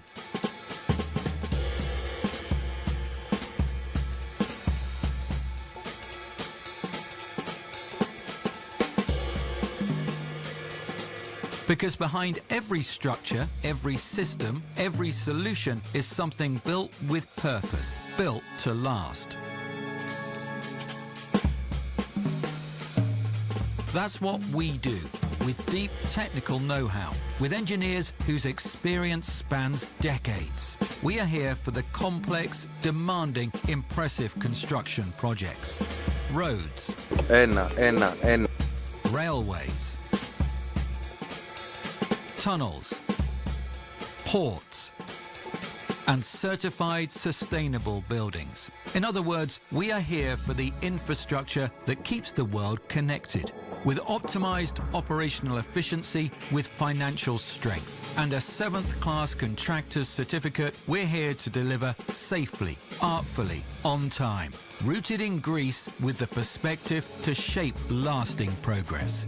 Metka, our people and their accomplishments define us.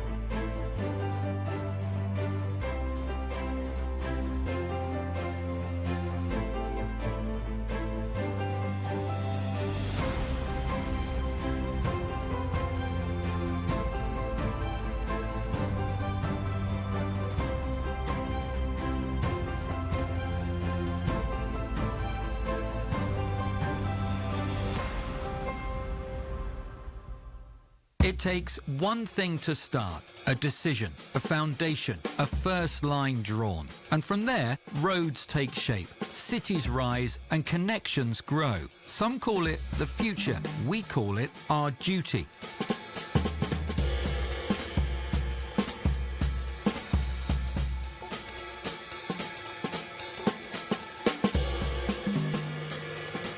Because behind every structure, every system, every solution is something built with purpose, built to last. That's what we do, with deep technical know-how, with engineers whose experience spans decades. We are here for the complex, demanding, impressive construction projects. Roads, railways, tunnels, ports, and certified sustainable buildings. In other words, we are here for the infrastructure that keeps the world connected, with optimized operational efficiency, with financial strength, and a 7th class contractor's certificate. We're here to deliver safely, artfully, on time, rooted in Greece with the perspective to shape lasting progress. Mecca, our people and their accomplishments define us.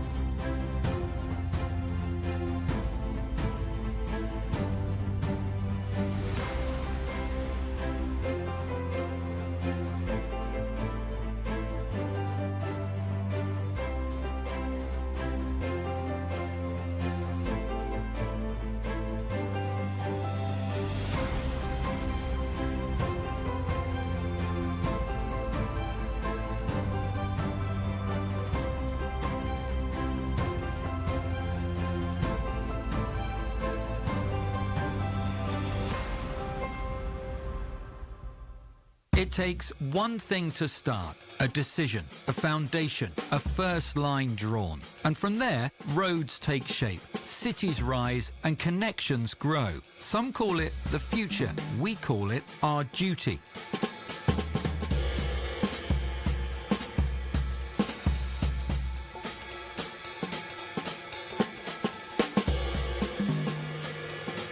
Because behind every structure, every system, every solution is something built with purpose, built to last. That's what we do, with deep technical know-how, with engineers whose experience spans decades. We are here for the complex, demanding, impressive construction projects. Roads, railways, tunnels, ports, and certified sustainable buildings. In other words, we are here for the infrastructure. Ladies and gentlemen, we're going to get started once again. If may ask you to take your seats. Thank you very much indeed. Our next panel discussion is promoting sustainable mobility and safety. I'm going to invite the panelists to join me now on the stage. So first of all, we have Josef Schneider, Chairman of the European Passengers Federation. Welcome, sir. Please have a seat here. Stefanos Ayesoliou, Chief Executive of OSI. Nice to see you again. Take a seat.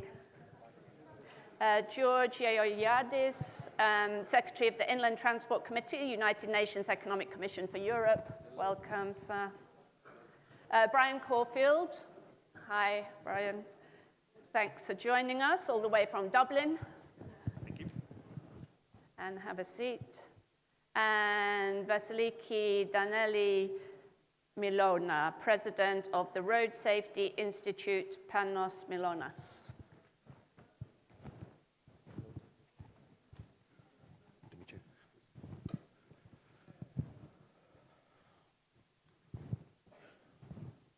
Okay, have a seat. Yeah, sure. Okay, we've got everybody all present and correct. And so I'm going to hand straight over to you, Mr. Schneider, to start off our discussion. Yes, thank you very much for inviting us. I think I need to click. You have slides? Yes. Ah, yeah, the green one. It's probably loading, yeah? It's loading, yeah, with you. Here we go. Yes. Yeah, thank you very much. Just to say... You're welcome to stand, but you're also welcome to sit where you are. I agreed with your technical colleague. So who we are, I'm not sure if everyone here in the room knows the European Passenger Federation. We are an international non-profit organization with 41 members from 21 countries. We represent all modes of public transport, so from rail, road, waterborne, air, everything. What are our main objectives? Represent passengers, view at a European level. Strong passenger rights, for sure that is one of the key topics and was a reason to found EPF. A better and multimodal travel experience for passengers. Tackle the transport poverty and put end users at the center when new mobility services are developed. I think thinking everything from the end of the passenger is one of the key issues the sector should take. Time is running quickly. What are our priorities? Passengers want a public transport system that is affordable, dependable, accessible, sustainable, and coordinated.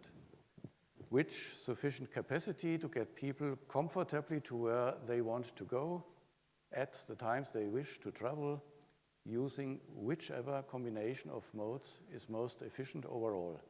That can be in social, environmental, as well as in economic terms. Not only travel time and not only tariff cost is always the key. How to fulfill this? One goal, a seamless European passenger transport system. What makes this? What enables this?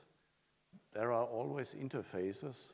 Common standards and standardized interfaces facilitate interoperability, eliminating operational delays between networks, operators, systems, and modes, and creating economies of scale. Collaboration or cooperation, networks are most effective when undertakings collaborate to facilitate convenient end-to-end journey solutions. Building up a new high-speed line with no possibility to reach the starting destination or the final or go from the final destination to my final place where I want to go is fine, but doesn't help at the end. Dependably, reliably is key to deliver effective public transport provisions. Users need to get the service promised, service need to run as advertised.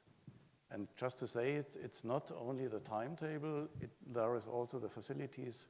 If I promise to have a dining car, I want to have something to eat there.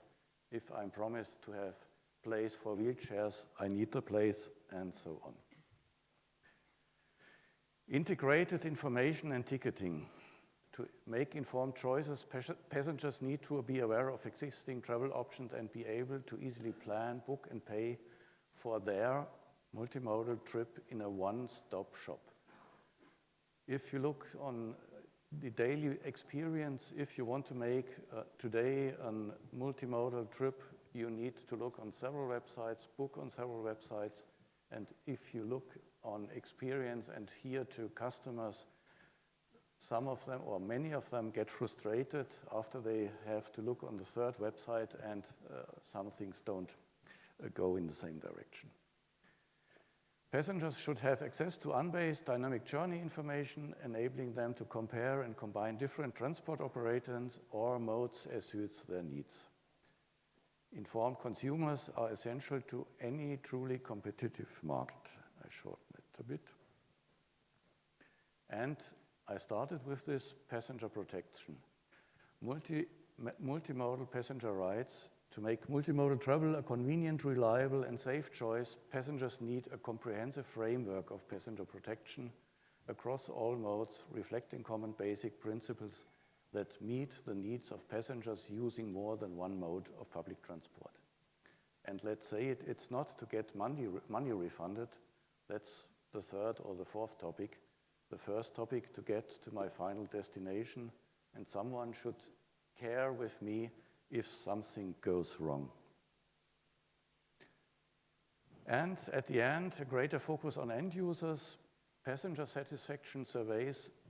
That's a key place of information for any stakeholder to see if passengers are satisfied with what they get, and also to see that if potential passengers get satisfied. The last point is end users' engagement. Passengers are the weaker party of the transport contract. I'm a very small person, but on the other side there is the railway operator, the aviation operator, which has much power. So passengers' organizations should be protected and also financed. That's it. I took half a minute more. So here are our contacting details, and if you want to know more, just look on the EPF conference website. We have a conference in June in the UK, and many of these things will be discussed there. Thank you very much. Excellent, thank you very much. Over to you, Stefanos, to hear about Athens public transport. Thank you very much, John, and let me congratulate the Economist Conferences for yet another great meeting, and a very interesting one, I must say. Allow me to continue in Greek. Sure, go ahead. Yeah, I think everybody's got headphones. Yeah, who needs them? It is very important that we are here today. We repeatedly claim and refer to the revolution that is taking place currently in terms of urban transports, particularly in Attica area and in Thessaloniki. Essentially, we do not change our fleet. We change the entire know-how and technology in terms of the way this part of urban transport shall be operating, and particularly road transports, buses, trolleys, electric buses in the area of Attica and Thessaloniki by and large. In the last years, 5 years, we've been working hard together with the ministry, the government as a whole, to reach until this point, 2024 and 2025, critical years where the fleet changes entirely, and by the end of 25, we'll have 60% renewed bus and trolleys fleet. We are almost convinced that by 27, Athens shall have a brand new fleet of buses and a totally different technology being used in terms of public transports. The previous vehicles, the 140 electric buses that are currently operating shall be the oldest one by that date. Well, and infrastructures in all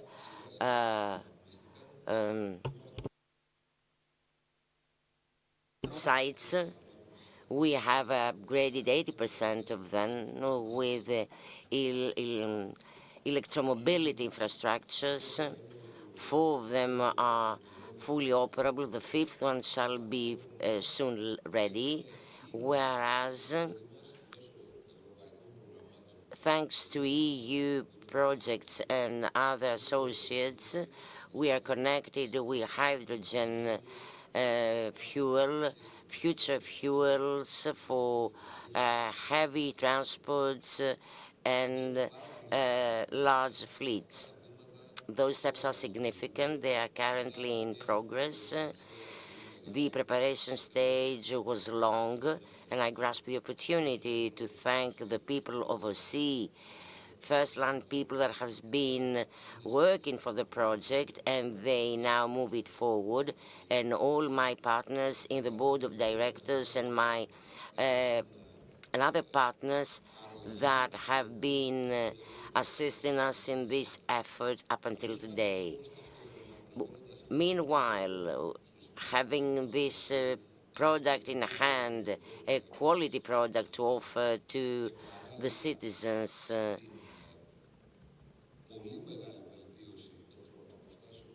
by improving the time allocated for travels and the latest recruitment of staff, well, this need to involve safety and mobility. There again, we have taken great steps ahead.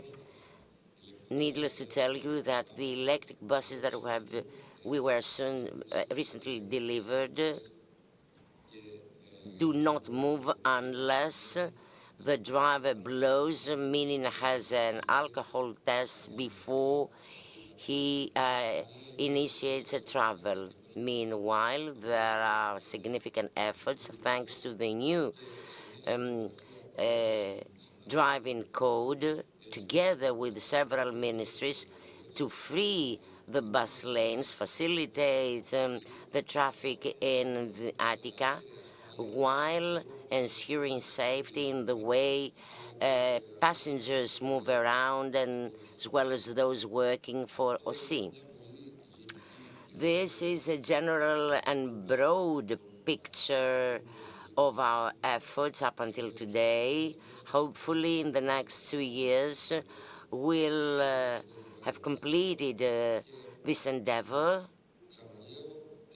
And to conclude, let me repeat once again that providing a better service and safer service they are both our primary goal.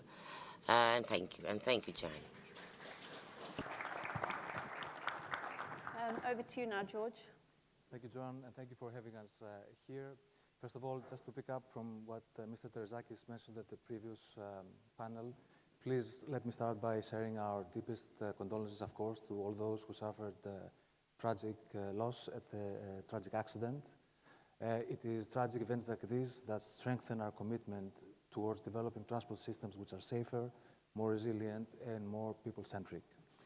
Now, back to the topic of discussion of this panel. Thank you very much for giving us the opportunity to give you a little bit the United Nations perspective, a more global perspective on the topic that we are discussing today. The starting point, the core premise is that, from our point of view, is that transport does not stop at borders. And following from this, the key question, the real question is, how do we develop our transport systems in a way that ensures that they reflect this reality, that they are safer, sustainable, in a way that is seamlessly connected to other countries and other regions, and even, might I say, other continents. That's where the role of what we do comes in, because from our point of view, there can be many answers to this question, but from our point of view, the core answer is that we do that by making sure that we all speak the same technical and legal language. This is the core mandate, the raison d'etre, of the Inland Transport Committee of the United Nations Economic Commission for Europe, the body that I have the honor to serve. The Inland Transport Committee at the moment is custodian to 61 UN conventions covering the full spectrum of inland transport, road transport, rail, inland water combined, and also vehicles regulations, the vehicles that you drive, the regulations are done under our purview, transport of dangerous goods, and what have you. And all of this in the service of building sustainable transport systems. Now, the key question is how, how all of this comes together in support of sustainability. We have three core clusters of work. One of them is indeed connectivity and transport facilitation. We handle conventions like the TIR and its digital version, ETIR, CMR, Harmonization Convention, precisely to support seamless connectivity through borders, which in turn supports trade, economic development, economic growth. The second core cluster of what we do is, of course, transport safety, with a special emphasis on road safety. We're the custodian of the UN Conventions on Road Safety. And I will not go into further details now, but happy to discuss further. Because of that, also UNEC hosts the UN Secretary General's Special Envoy for Road Safety, Mr. Jean Todt, and the UN Road Safety Fund, which has catalytic impact with projects in more than 100 countries, and again, building on the strengths that UNEC has in those fronts. The third category is the environmental and climate performance of inland transport. Here, our impact is both through regulatory means, for example, vehicle regulations, and promoting environmental performance of vehicles, but also policy, for example, through the ITC strategy on decarbonizing inland transport. Just to give you a sense, only a few months ago, for the first time ever, we had the chance to organize an event during COP29 at Baku, a joint event between ICAO, IMO, and ourselves, covering the full spectrum of UN agencies responsible for the various sectors. So ICAO for civil aviation, IMO for maritime transport, and UNEC, the Inland Transport Committee, for inland transport. So this is a heavy constellation of functions and work streams, which somehow, and with that I pass to the second part of my intervention, somehow linked to rail, which brings all of them together. Now, on rail, we're responsible for some 10 conventions which are critical, but I would like to give you highlights of only two aspects of them so that you see how the answer to my earlier question, how do we go on transport beyond, which is seamless beyond borders, is relevant. One of our core foundational agreements is AGC, the European Agreement on Main International Railway Lines, which sets up and creates the e-railway network, equivalent to the e-road network.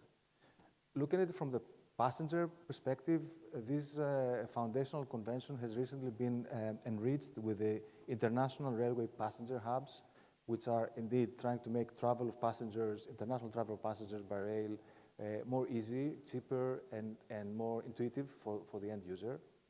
We're now, in fact, trying to go one step further and harmonize provisions in relation to passenger information in stations and hubs, again, to make the journey easier for all. On freight transport, which is also key, here the big news, I will just indicative mention because there are more, but the latest development is the so-called Convention on the Contract for the International Carriage of Goods by Rail, which is in the process of being entering into force. And this will make freight transport more efficient, more economic, more competitive compared to other alternatives. Certainly the trade between Asia and Europe. Why? Because it creates one legal and liability regime and one consignment node. Why are we confident that this will enter into force soon? A, because it makes a lot of sense, but B, because China, Germany, and Netherlands have just now been signatories, and that's a spoiler alert, but Greece has not yet done that. It might make sense to consider it. Because indeed, this will make a fragmented regime with the two liability regimes and legal regimes under OTIF and OECD under a single umbrella of the Unified Railway Law. This, to conclude the substantive part, if I could allow me one concluding sentence in a broader reflection. I heard it today from many of the speakers who pointed out that these are weird times. There were many ways of saying that. The way we articulate it is that these are challenging times for multilateralism, and that increases the risks of the transition towards sustainable transport. Fragmentation indeed increases the chances of decreases in cooperation, which is something which we don't want to see. We, as UN, UNEC, and Inland Transport Committee, have a proven model across time and over space of putting treaty-based agreements and cooperation among states as the foundation of their cooperation. These are lasting instruments which have proven effective time and again, and they make sure that we live in a world where rules matter, borders connect rather than divide, and if you wish, cooperation prevails over conflict. And I'll leave it there. Thank you for having me. Thank you, George. Over to Brian Caulfield. Thank you very much. My name is Brian Caulfield. I'm a professor in Trinity College Dublin, a university that was founded in 1592. So in Greek terms, it's pretty new. It's our oldest university. I come from an island that's 4,000 kilometers away from Greece. But a lot of the experiences that I've had in terms of my research, both nationally and internationally, I hope I can add something to the discussion today. In one of my roles outside of Trinity, I'm editor of Transport Policy and an associate editor of Sustainable Cities and Society. These are two very large international peer-reviewed journals that push forward science in the area of transportation and mobility. There are three kind of main topics that I kind of want to briefly touch upon today. The first one is in terms of public transport delivery and how we deliver public transport projects, not only here in Greece or in Ireland, and I found myself nodding to an awful lot of what's been said here in Greece because we have the same problems in Ireland. But the metrics by which we analyze and overanalyze public transport projects are not serving us well. Cost-benefit analysis is not an appropriate tool anymore to look at public transport projects, specifically when we try to think about incorporating climate and wider economic impacts into public transport. That's why we see rail project delays right across the continent, specifically in my country, in Ireland. We have projects that have been delayed for over 20 years. And if we look to our neighbours in the UK, big projects like high-speed rail have been inundated by analysis, and you get this paralysis by analysis. So that means that we miss targets, we miss the delivery of infrastructure when it comes to public transport. However, we are very good at delivering roads, and we can deliver roads very quickly. One of the reasons behind this in terms of the delivery aspect, I think, is because of political cycles. within a political cycle that the minister that was here this morning, he can cut a ribbon or he can have an opening ceremony at a road project, whereas an underground metro line or a new light rail line will take up to a decade to deliver. So that's, I think, one of the issues. We have this over-analysis in terms of the political cycle, but then also in terms of the climate cycle. And going back to cost-benefit analysis, we do not incorporate properly the environmental impacts of investing in road projects. As we invest in road projects, there's never been a road project that's been built on this planet that hasn't resulted in more cars, more pollution, more accidents, and less well-being and more divided communities. So that's it, I suppose, in terms of delivery. In terms of promotion, obviously the title of the conference is around infrastructure. One of the key things that we need to do, we can't build our way out of problems that we have in our transport deficits. We need to engage with the people that are actually using public transport. And in this case, and I would say it, I suppose, from the university sector, universities right across Europe and beyond are putting a huge amount of research into understanding how we use our public transport networks. Specifically here in Greece, there are a number of institutes of research, which I'm sure will argue that they're underfunded, that are pushing the envelope, creating internationally cited research to understand how people and why people use or do not use public transport. So in the promotion of public transport, I think we need to invest much more in terms of understanding the user, and this could be facilitated through our university sector. And equally, the university sector is responsible for one of the things that was mentioned earlier about capacity and delivering the graduates that are required to transform our networks. The final point I want to talk about is future-proofing and how we look at our transport networks right across the continent. The Welsh Government have a Commissioner for Future Generations, and that position, in their role, they look to see what the impact is of a road or rail project, not just for us or our children or our children's children. They look to see what the future would hold by investing in whatever mode of transport and beyond transport as well. One of the things that they have recommended is that the Welsh Government stop building roads because they don't have the climate or carbon capacity to continue to build roads, given the carbon budgets that they're in. In terms of the investment in rail networks right across Europe, it's great to see that, and it was great to hear the messages this morning from the Commission. But we need to do this. We need to do this at speed. We need to act in the transport network with the same urgency that we saw during COVID in terms of delivering infrastructure quickly, delivering public transport infrastructure quickly, because these are the networks that we're going to pass on to our future generations that are going to be living with a much warmer planet and a much, under very much more difficult circumstances than we find ourselves in today. By delivering this, or at least changing the rules of the game that they can deliver this, will give them a fighting chance to reduce the emissions that are required. And then just finally, I suppose that circles back to my point at the start about how we evaluate public transport investment. We're not doing it correctly. We're not doing it correctly. So for example, in Ireland, a small city, when public transport projects are put up against rail projects, rail projects are put up against roads projects, the road project will always win, because what that looks at is minimizing travel time. And I know the chair is trying to minimize my talk time as well, but that's one of the key things, and that's why the system, I think, is broken, but we can change it. Thank you. Thanks very much, Brian. Over to you, Vasiliki. Thank you, Madam Chair, and thanks to the organizer for putting up this important issue for sustainable transport and safe mobility. I would rather turn into Greek, because most of the attendees are Greek. So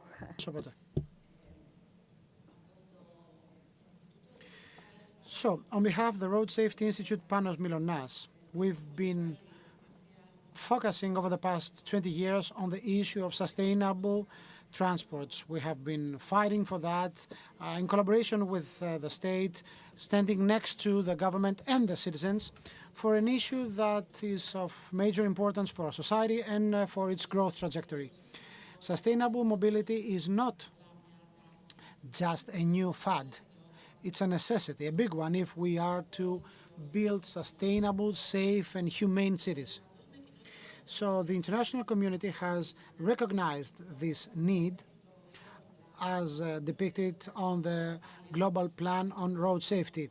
That's something compiled by the UN and the WHO. We took part in drafting this plan through the United Nations Road Safety Collaboration. We are part of this organization. We are partners in this organization, but we also translated that in Greek so we can inform every stakeholder and all municipalities through their association and all the regions, so that they can effectively adapt policies such as the ones affecting issues of intermodality and everything in between. For instance, multimodal transportation, safe road infrastructure, safe vehicles, safe use of roads by passengers, and care after a collision. Especially when talking about multimodal transportation, and given how things evolve in our countries, in our cities, and given that it is forecasted that 70% of the global population will live in urban cities by 2030, which means increased mobility, passenger cars will be used even more, or motorcycles will be used even more, which will bring us to some limits. This means that we need investments in public transportation systems, and it's quite promising, as Mr. Ayasoglu said before, that there's a discussion about further upgrading the infrastructure for public transportation. Actually, yesterday I heard a foreign partner of ours saying that the new vehicles have an interlocked feature. This is something very important. Our institute has been shouting about that for many, many years. We tried to bring this to the forefront because our institute, as an advisory partner of the UN and as member of the European Road Safety Council, has implemented initiatives and actions with respect to general traffic regulations and traffic behavior, because we work closely with the Ministry of Education and the Ministry of Transport, because no matter what we do as a Road Safety Institute, unless the government prioritizes road safety, the results will not be the ones we anticipate. So in this context, we work closely with the ministries, and we are glad that many of our proposals have been adopted by the ministry. The new Law 4784, entitled Greece in Mobility, includes many of our proposals for micromobility or mopeds, etc. These proposals have been integrated in the traffic regulations, and we hope that soon our proposals that will be included in the new bill that will be tabled in the Parliament, before the Parliament. So it's quite promising. It's really important to invest in public transportation systems so we can have the best combination between mechanical, vehicle-based and non-vehicle-based transportations. Because as the previous speaker from Ireland said, we have to focus on clean and sustainable means, for instance, walking, bicycle. These are the means that ensure safety and fair access to mobility. In Athens, we are experiencing the what it means to commute in the so-called, freely translated, the roads of patience. That's how the lady called them. So for us, road safety plays a very important role. We work heavily in our institute. We have a lot of raising awareness campaigns launched, and also we have launched educational programs addressed to the pupils and students. For instance, we have the Small Wheels, Great Responsibility campaign, in which we inform the youngster about safe mobility, the e-mobility programs, and other campaigns. We also follow up with international developments, and we promote in Greece the issue of international level crossing.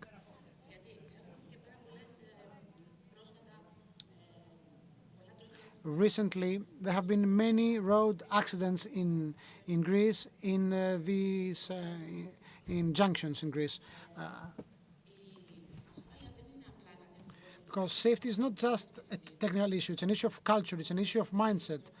Micromobility and e-mobility provide us with the tools, and we have to support the transition to a future of safe and green mobility. Let me close by saying the following. We have had 665 casualties last year in road accidents, and we lose so many lives monthly, as it was the case with the Tembi rail accident. There is a need to support this initiative for safe mobility. And our institute, we daily show the way to this direction. Our work is also internationally recognized. Thank you very much for the invitation. We will always be at your disposal. We really need a better and safer world. Thanks so much. Thanks to all the speakers for setting out the issues as you see them, the key issues from the point of view of your organization or profession. I think very clear messages there. As usual, we're short of time, up against time, and running into the next session. So let me turn, first of all, to you, Stefanos. Just, you talked about the revolution, that's been underway in terms of public transport in Athens and Thessaloniki too.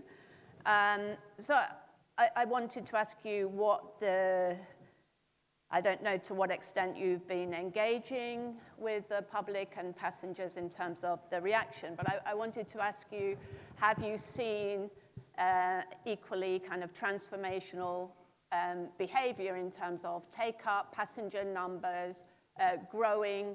Is there a discernible impact, positive impact on congestion? We're all very familiar in Athens, particularly in Attica, with the congestion problem. I came from the airport yesterday, 6:30 in the evening. It took 1 hour to get here, lots of traffic. So, yeah, just those two questions, really. What's the kind of payoff that you're seeing already? First of all, thank you for the question. Together with OASA and the ministry, we have seen the first outcomes from the way the passengers react. Indeed, after the pandemic, the wars, all those events that have changed the way we behave and the way the passengers understood urban transports, and now that we're getting back to normal, and now that we are offering better services, a better product, we witness the positive reaction of passengers as well.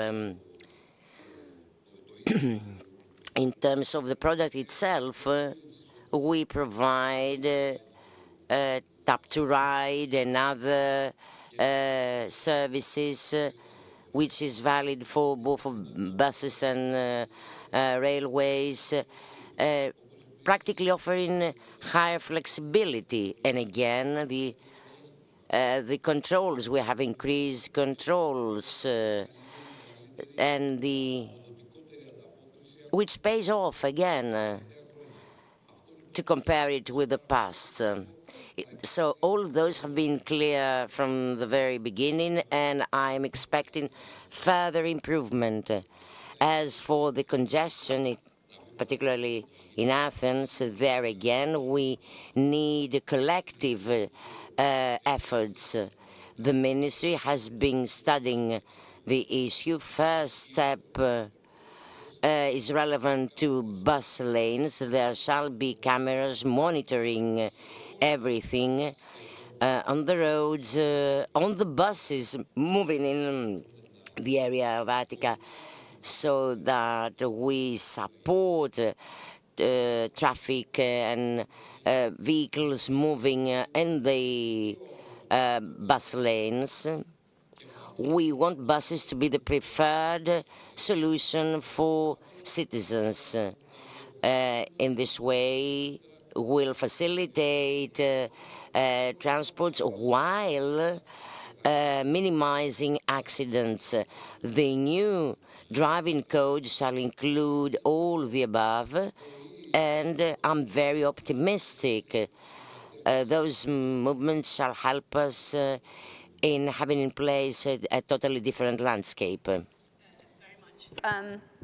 So the message coming from other panelists is very much we need fewer roads and more buses and more rail development and more walking. So I suppose I'll be a bit of a agent provocateur here, because obviously there's still demand for road. Lots of roads are being built at this very moment in Greece. We've heard about the big projects in Crete and so on. And from the citizens' point of view, in the absence of a very well-developed, well-functioning public transport system, cars will remain in demand and roads, and not just from the point of view of getting from A to B in a sustainable, safe way, but also from the point of view, I guess, of freedom, freedom of movement. People still want cars and to go on the open road. So, there's obviously a tension there at the moment. I wanted to ask you, Joseph, in terms of your organization and the goals that you set out, are there any countries that you would say have been kind of best performing in this class in terms of meeting many of the objectives of your organization? So is there a kind of, best practice countries and, that are doing all the right things that, we could learn from? I think it's very difficult to make such a ranking. Yeah. Because you have always special situations with how there is the budget for public transport, how the country looks like, are there a lot of rivers to cross, are there a lot of mountains to cross, and things like that. Overall, always the information, the ticketing, and the customer care, these are the 3 points where we should look for. My personal experience, Netherlands and Denmark, I have very good feedback from our members, asking their personal members. So I would say look on these 3 figures, and if there is a good reply from the customers from public transport, that's the way it should go. Okay. I'm afraid we have to end the session here. Some of the points that were very well made by all of you, been raised, are going to kind of carry on in the next session as well, when we've got to focus on Attica region and citizen mobility. So I just want to thank you all very much for your participation. Please join me in thanking all the panelists. We'll have a photo and we need to move on to the next panel, and I'd be happy to have interventions from the floor, I hope, in the next session as well, if you want to chip in there. So thank you.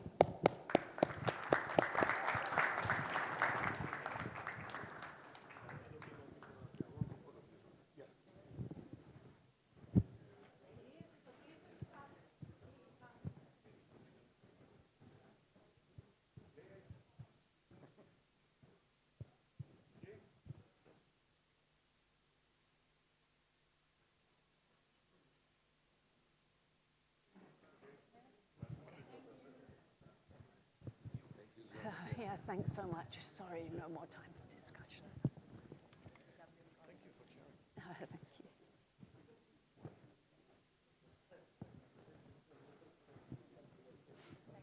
Thank you. Thank you very much. Okay, so we're moving on to our next panel discussion. As I said, we're with a focus on the Attica region and Attica's strategic transport plan. We're going to hear in a minute a recorded message from the governor of Attica, Nikos Hardalias. But we also have in the room 5 speakers, and I'd like to welcome them now to join me on the stage. So first of all, Despina Paliarouta, who is the Secretary General of Transport at the Ministry of Infrastructure and Transport for the Government of Greece. A mouthful. Please have a seat. Welcome. Let me move this. Next up, we have George Ifantopoulou, who is the Deputy Director, Research Director at the Hellenic Institute of Transport. Welcome. Thank you for joining us. Please take a seat. George Spiliopoulos, Chief Executive of Athens Urban Transport Organization. Welcome, sir. Please take a seat.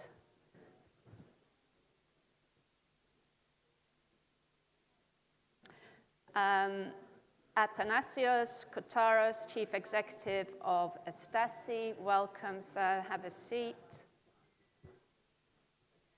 And Konstantinos Kiotsalitis, Assistant Professor, Director of the Railway and Transport Laboratory, National Technical University of Athens. Welcome. Have a seat. Okay, so not to waste any time, let's get started to give us more time, hopefully, for the discussion. So we're going to hear the message now, a recorded message from the governor of Attica. From Philes. My European duties do not allow me to be with you in person today. In the region Attica, we invest in an integrated plan to upgrade the central road network and in order to have a sustainable transportation.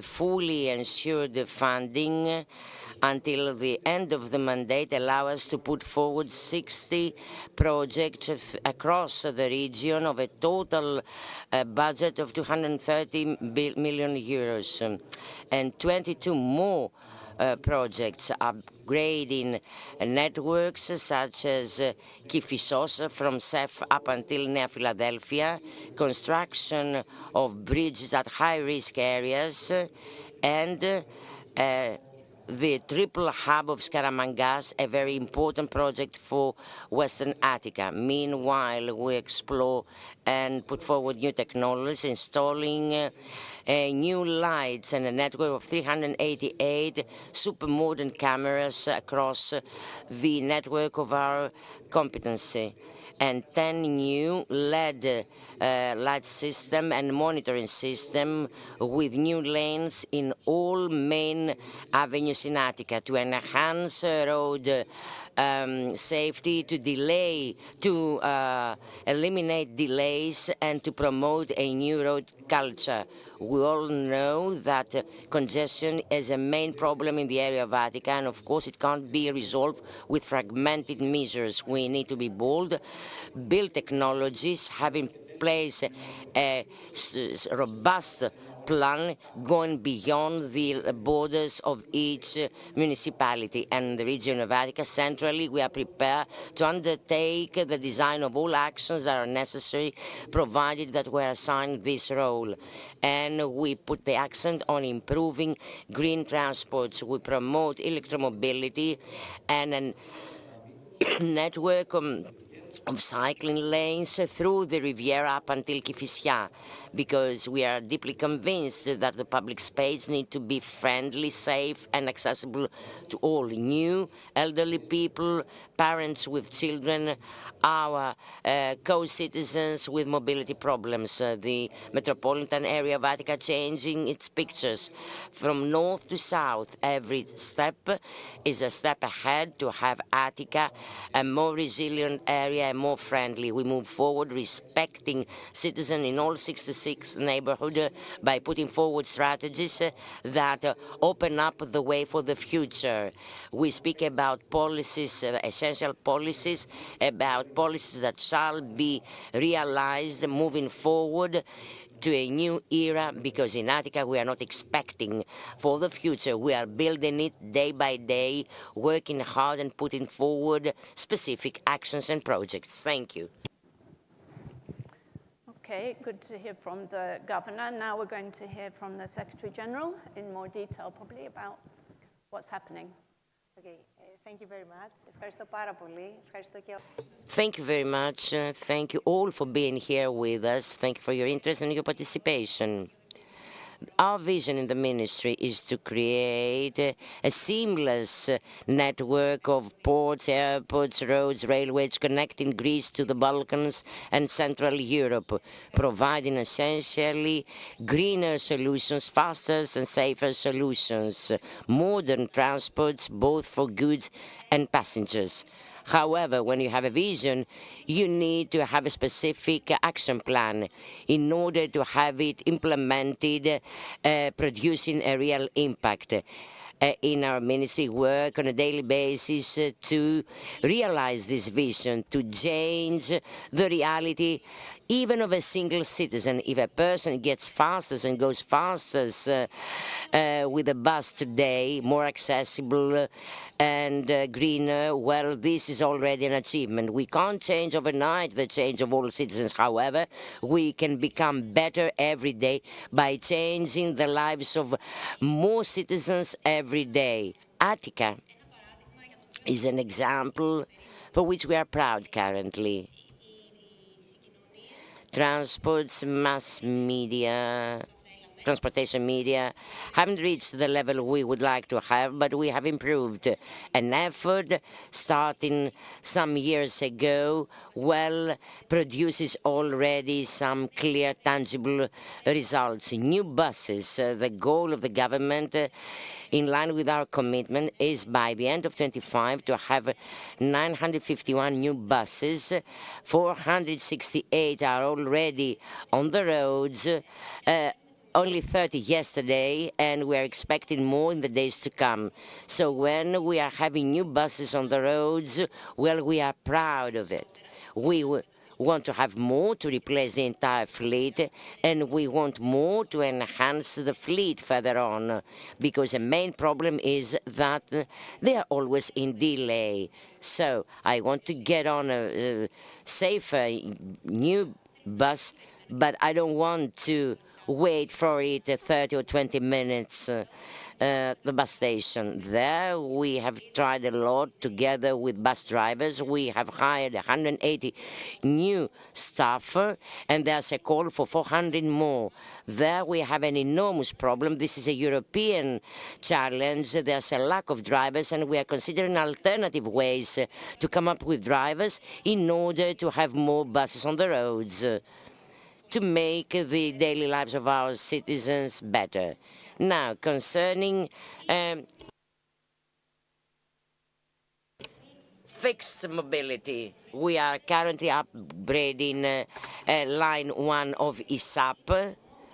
Mocha, the first train arrived at Volos, and the first new one with air conditioning shall be operable soon. Every month we'll be having one more.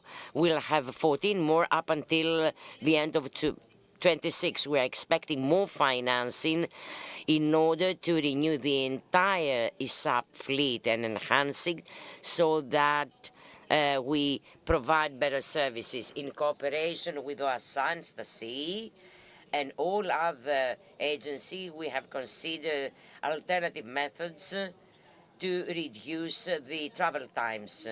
And again, we have the metro, line 2 and 3 recently, and we would like to thank the ministry for making available funds in order to install air conditioning, which is a main challenge, particularly in summer. We can guarantee that in the years to come we'll be having more because we have ensured the funding.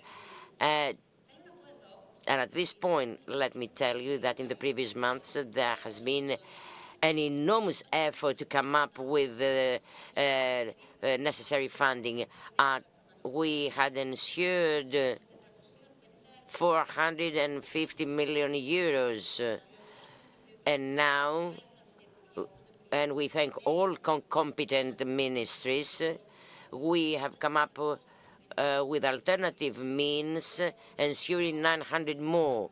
So we are mature to put forward proposals, and we believe that we'll be having even more financing for our transports. Concerning the metro itself, it is important to have a new trains to have more going to the airport, 8 more for the main area, as well as Line 4, which is in progress, and the regional West Attica train, which is a great bet, 133 million euros approximately that needs to be delivered by the end of 26, already several funds ensured by the RRF. Electromobility, again, in the public transports, well, all buses are electric by now. However, we have subsidies for private vehicles as well, amounting to 70 million euros for approximately 20,000 vehicles.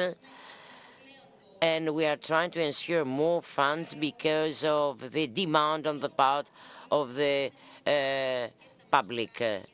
However, of course, we need electric posts.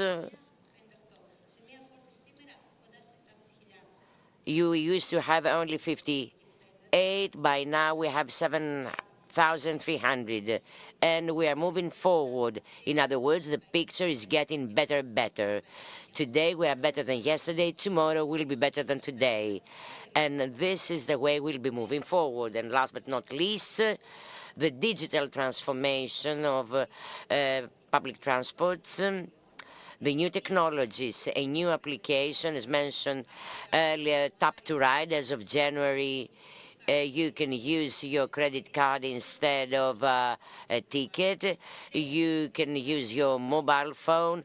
Those apps are very useful because they make easier the life of citizens moving around. So that was it, and thank you very much. In such detail, what needs to be done and what is being done. So let me turn now to Georgia, from the point of view of the Hellenic Institute of Transport. Good to hear your perspective on what's happening. Thank you for the invitation. I'm really glad being here. Somebody from Thessaloniki speaking in a panel about Attica. Why this? Because our Institute of Sustainable Mobility and Networks is very much focusing on how to use data and how to monitor sustainability and mobility and how guide the decisions in accordance to new tools that are also very much promoted by EU. So I will turn now to Greek, if you allow me. I have a presentation that could be displayed if possible. Now, we heard the governor, Mrs. Paliarouta as well. Indeed, there are many projects underway. The landscape is changing in Attica. And recently, in Thessaloniki, thanks to the metro railway, this landscape is also changing in Thessaloniki. In the previous panel, however, there was someone, I think it was you, who asked what is the impact of the metro railway system on the traffic. The same happened in Athens a few years ago, and nobody could give an answer. Our institute has the tools to give an answer, and we said we have 12,000 cars less or 15,000 cars less in Thessaloniki. One might say, why is this important? It is important because we have to give facts to the citizens about what we have achieved. It is also important to quantify our targets. All the projects that are underway right now might not be witnessed by some of the people currently listening to us. And perhaps, although the planning is here, we have new technologies, we have companies ready to give a solution, the readiness of the public administration and the municipalities and the regions to take up these new technologies is not to the right point. So although we are building some amazing stuff, we still have traffic congestion both in Athens and in Thessaloniki. We have 7 major road access in Athens, very long ones, and they are jammed. 60% of the time of their length is jammed. We have 10-15% increased traffic after COVID, and there is a different profile of commuting.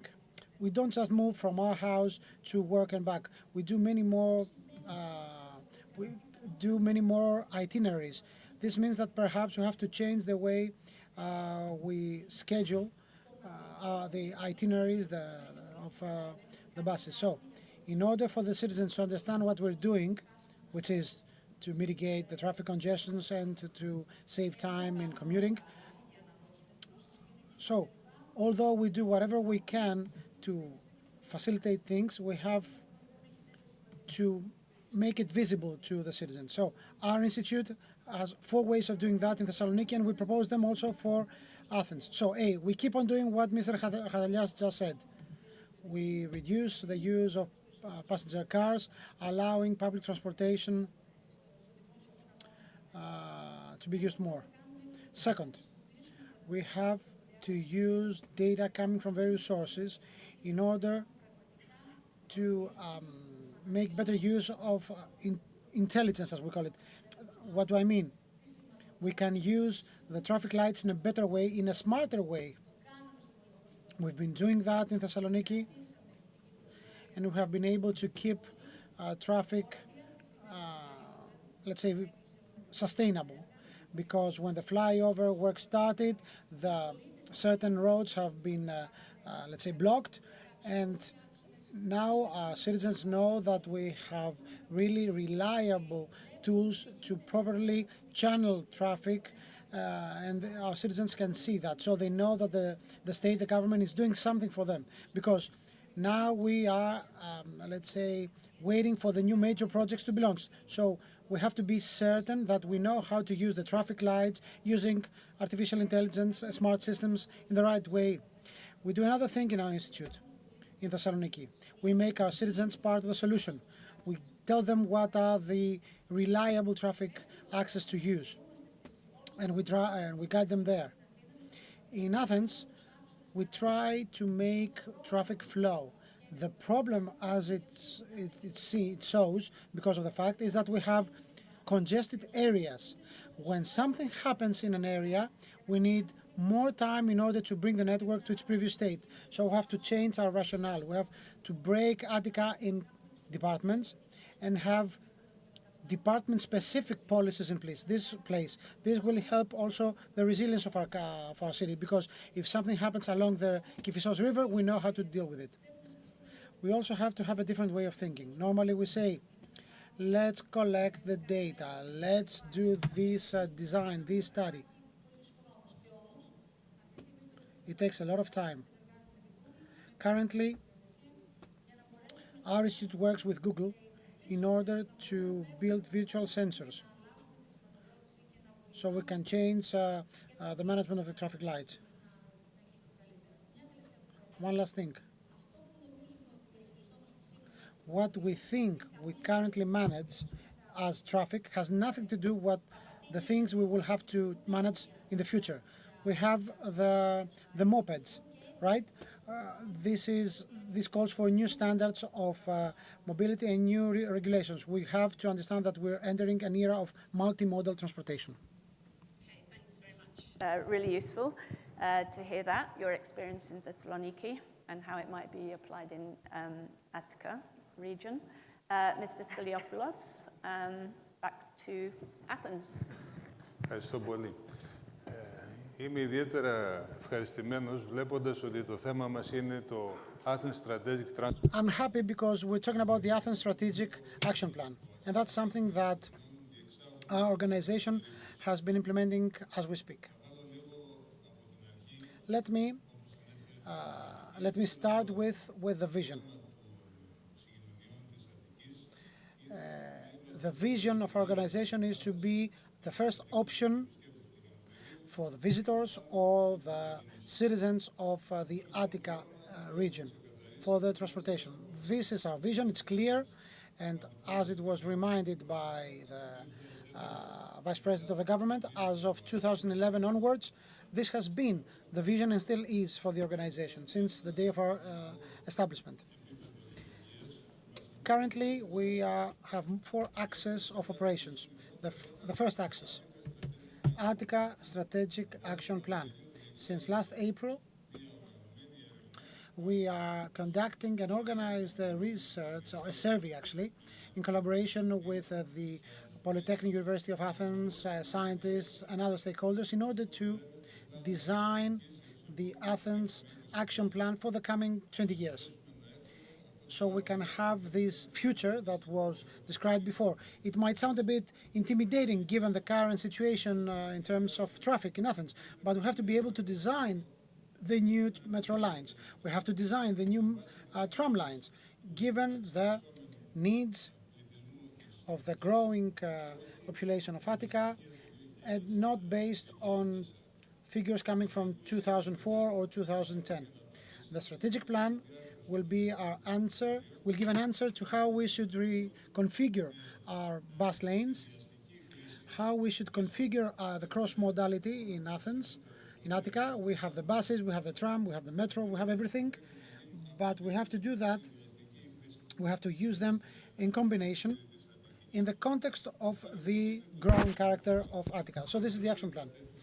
Second axis, as mentioned before by the CEO of OSI, and we will hear from the Stasi CEO, is the major investment in our fleet. This investment, which has to do with the full renewal of the fleet, which means we're going to have only brand new buses soon, as Mr. Agassoglu said. Nothing but new buses. The old ones, actually the buses, 2 years ago we used to have buses of 1990s. The newest bus was dated 2004 and we got it delivered in 2009. So the oldest bus that we will have will be that of 2024. We're talking about 500 million euros worth of investment. The metro lines are being renovated, the trains are revamped. It will, as we heard before, these new trains will go to Volo, so they are fully refurbished and renovated.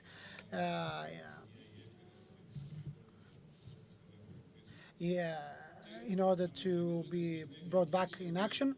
And of course the metro trains will be fully renovated and new trains will be bought, will be purchased. So this means that the network will be upgraded and the travel time from stop to stop will be no more than 3 minutes, which means better flow of passengers. Third axis, or third pillar as we call it in fluent Greek, is the technology.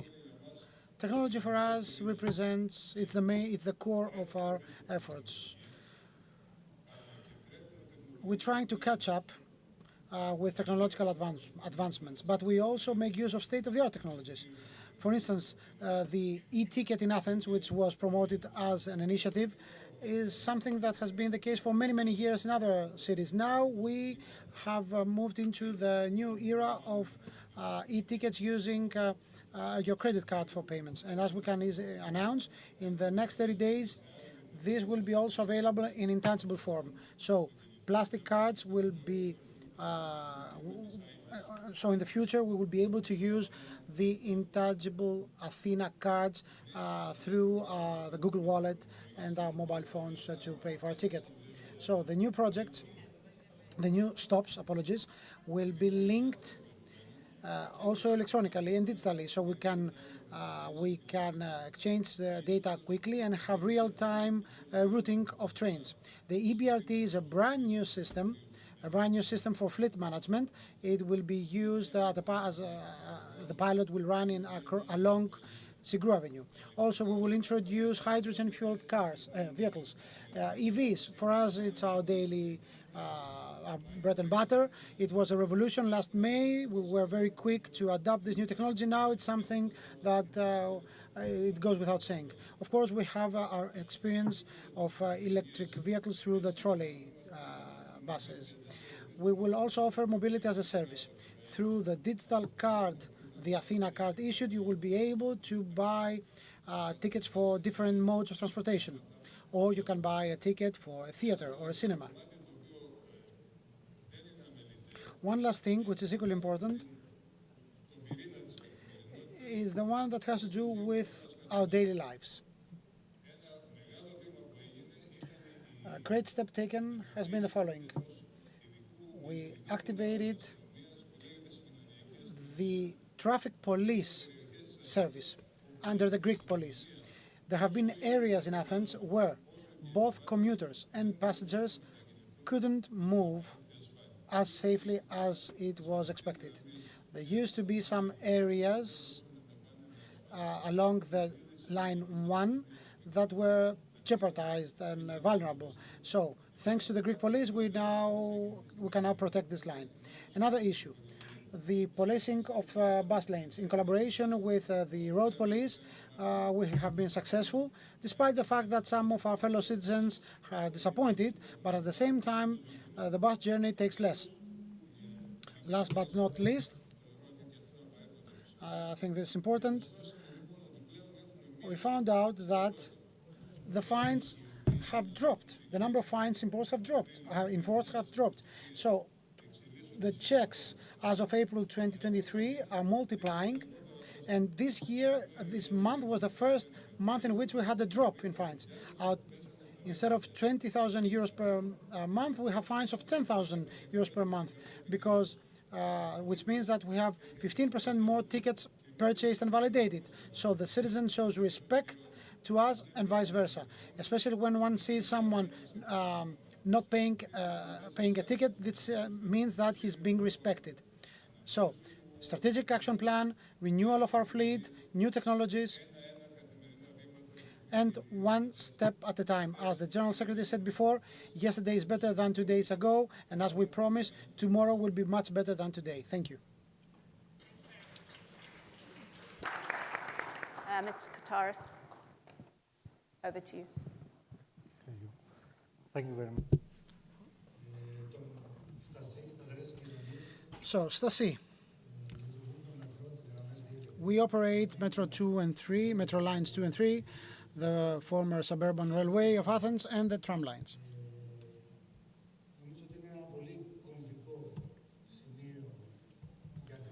I think we represent a critical point, critical driver of quality of life in Athens. We transport 800,000 passengers every day. So we understand the important role we have to play. And we have a responsibility, which is to keep this level of service as high as it is right now and even higher. We have been through a 10-year circle of disinvestment, especially in the previous decade. Because of COVID, this aggravated things even more, and the system was underperforming. And the quality of life in Athens has been compromised. So in collaboration with our shareholders, OSA, ESIP, and the ministry, we try to make the huge leap forward. We have a total investment plan for all modes of transportation and for all systems. And this investment is, let's say, moving along 3 axes. The first axis, increase of availability of rail stock and upgrade of infrastructure. The General Secretary said before, Ms. Valiarouta said something about the new rail stock.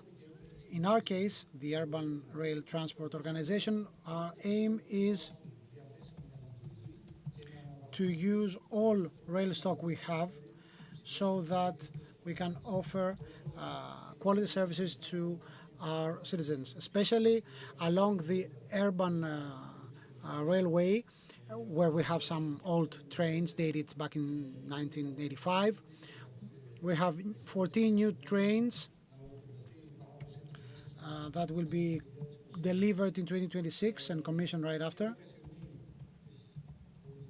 We have the 10 trains of ISAP purchased in 1994. They will have to be renewed. I'm talking about rolling stock, not rail stock, apologies.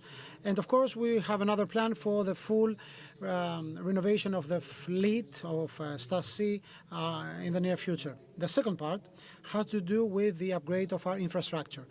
This upgrade and the upgrade of the systems that come along is very, very important. Because after 20 years of operations, and 25 years of operations in the case of the Greek metro system, we see that certain systems are not supported. So we have to make it into the next-gen systems so we can properly offer the service and support the passengers. With respect to the upgrade of investment of the infrastructure, and this doesn't have to do only with the buildings, the staircases, etc., servicing hundreds of thousands of people day in, day out, or the elevators. This is closely linked to safety issues. For instance, we have a project for changing 32,000 bits of rails, of railways for the metro system. The tender has been launched. We're waiting for the contract to be signed by June, so we can start in June this very, very important project. I'm talking about lines 2 and 3 of the Greek metro. And also the upgrade of the railway infrastructure. I'm talking about the Poulopoulos Bridge of the Athens Urban Railway. It's the oldest, the biggest bridge in Attica. The tender has been launched for its upgrade. It's really, really important to do that for safety reasons. And also, we have a project for full overview and review of all bridges and pedestrian bridges we have, especially along line 1 and line 2. And some of the bridges and the bridges of line 3 of the metro. So this comprehensive upgrade project of our infrastructure is very, very important. We are working closely with the ministry to find the necessary funds in order to materialize this development plan of ours. Second axis, increase of the people, of our human resources. We have 2,300 full-timers. This is very, very important for us to be. It's very important for us to be able to bring in new employees because there is a great degree of specialization when it comes to people. We have been training most of them ourselves, so we are interested in being specialized in our corporate issues. So it's very important to have increase of our people with young people who we can train. And the plan forecasts that there will be an increase by 20% in the coming years. So some 300 newcomers will join us by summer 2025. We started this project early 2024.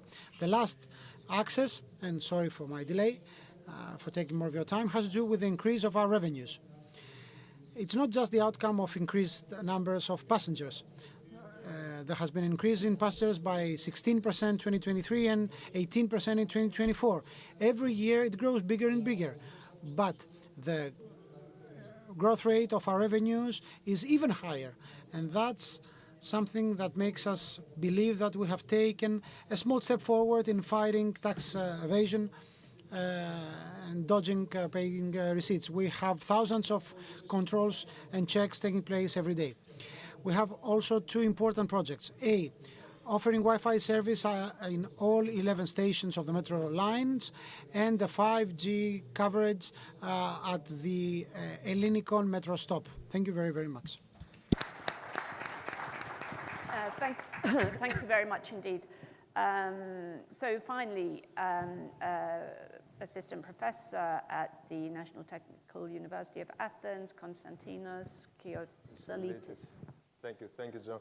Thank you to the organization committee as well. This is a very nice event. I saw some colleagues from Europe coming here today. You put a lot of effort on this, and I believe all of us would like to thank you for organizing the summit on transport and infrastructure. From my side, I will discuss some elements on the topic on strategic transport planning in Athens and what changes we are having right now. I will change to Greek for our participants as well. Άκουσα με ιδιαίτερη προσοχή πολύ σημαντικά έργα που γίνονται. Φυσικά βρισκόμαστε σε στενή επαφή με τη Γενική Γραμματεία και με τη Διευθύνοντα του ΑΣΑΜ, της ΤΑΣΥ και της ΟΣΥ. Έχουν πραγματικά μία άνθηση στις υποδομές μετά από μεγάλο χρονικό διάστημα όπου υπήρξε μία παρατεταμένη υποεπένδυση. Αυτή τη στιγμή υπάρχει μια άνθηση στις υποδομές και θα ξεκινήσω με ένα πρώτο στοιχείο. Όταν σχεδιάζουμε ένα μεταφορικό σύστημα, μπορεί να είναι και λίγο, θα μιλήσω με κάποια στοιχεία, ίσως να είναι και λίγο πιο ακαδημαϊκά, αλλά έχουν και αυτά κάποια αξία. Σε γενικές γραμμές, οι μεταφορές ευθύνονται για το 1 τρίτο της ρύπανσης. Περίπου, σε γενικές γραμμές, το άλλο 1 τρίτο είναι λόγω βιομηχανίας και το άλλο 1 τρίτο λόγω καταστημάτων και νοικοκυριών, σε γενικές γραμμές. Κάποιες χώρες λίγο παραπάνω, κάποιες λίγο λιγότερο.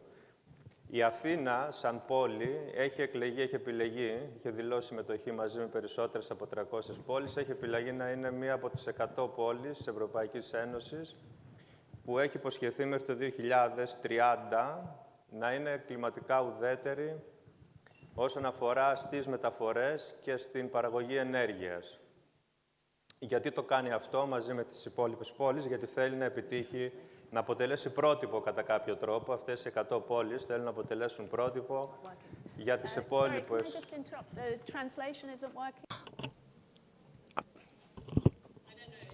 No, it's okay now. Is it okay now? Okay, thank you. So Athens wants to become a model, 100 together with other 100 cities, and this is why significant steps are made towards this direction. As the Secretary General mentioned earlier, we have more than 240 electric buses, and the Technical University, thanks to different projects, cooperates. This is first experience managing electric buses in Greece. We need different infrastructures and so on and so forth. However, this transition to less polluting means involves something more, because we've got different other challenges, the congestion, an increase of this aggravation of this problem during the past years. In Athens, we have more than one vehicle per citizen. It might sound weird, but it is so. Fifth in Europe, Athens is fifth in Europe in terms of vehicles per citizens. The top three cities in Italy, thanks to different and due to different tax alleviations. Of course, we can do some things to limit this phenomenon. There are in place specific strategies involving both the demand and the offer. Take into account, just think of a city without infrastructure. If there's no demand, there won't be any congestion. The more the cars, the less the infrastructure, well, the greater is the congestion. In some states in the US, there are more lanes, a larger network, which can't be delivered in historic city centers.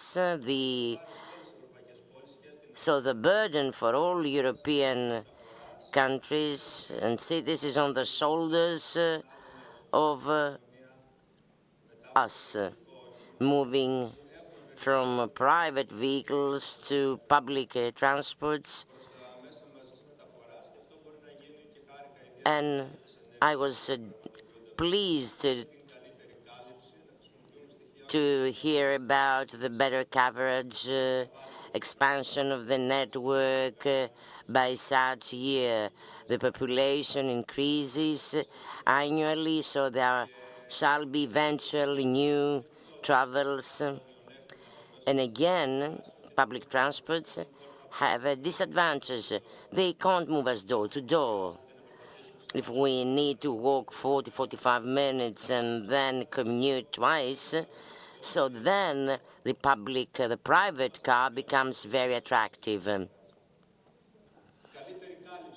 So better coverage, better connection,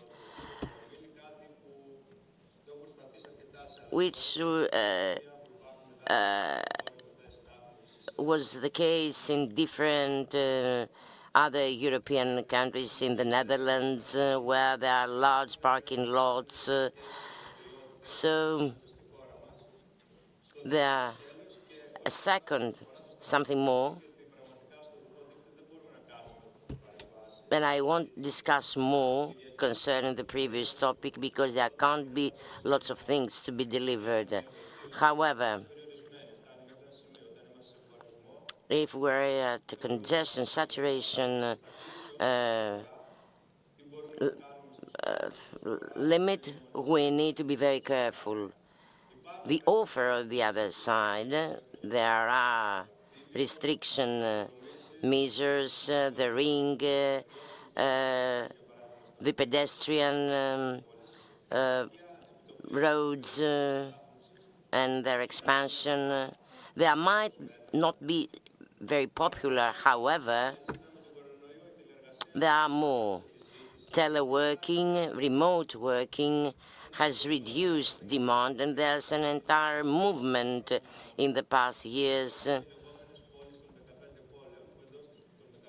in favor of this spirit. In 15 minutes in specific areas, let's say Halandri, you can have all activities, medical centers, schools, shopping centers, thus facilitating those living in the area and avoid long travels. If you need, for example, to visit a doctor and so on and so forth. In this way, we have more travels in a limited space that can be covered either by bicycle or on foot. So we avoid using cars and congesting and overloading the overall circulation. Those are ideas, they are projects, pilot projects, and we are expecting the outcome come soon. And thank you very much. Okay, we're over time as usual, and I think we had very comprehensive overview there of what's happening in the Attica region, as well as some good lessons from Thessaloniki.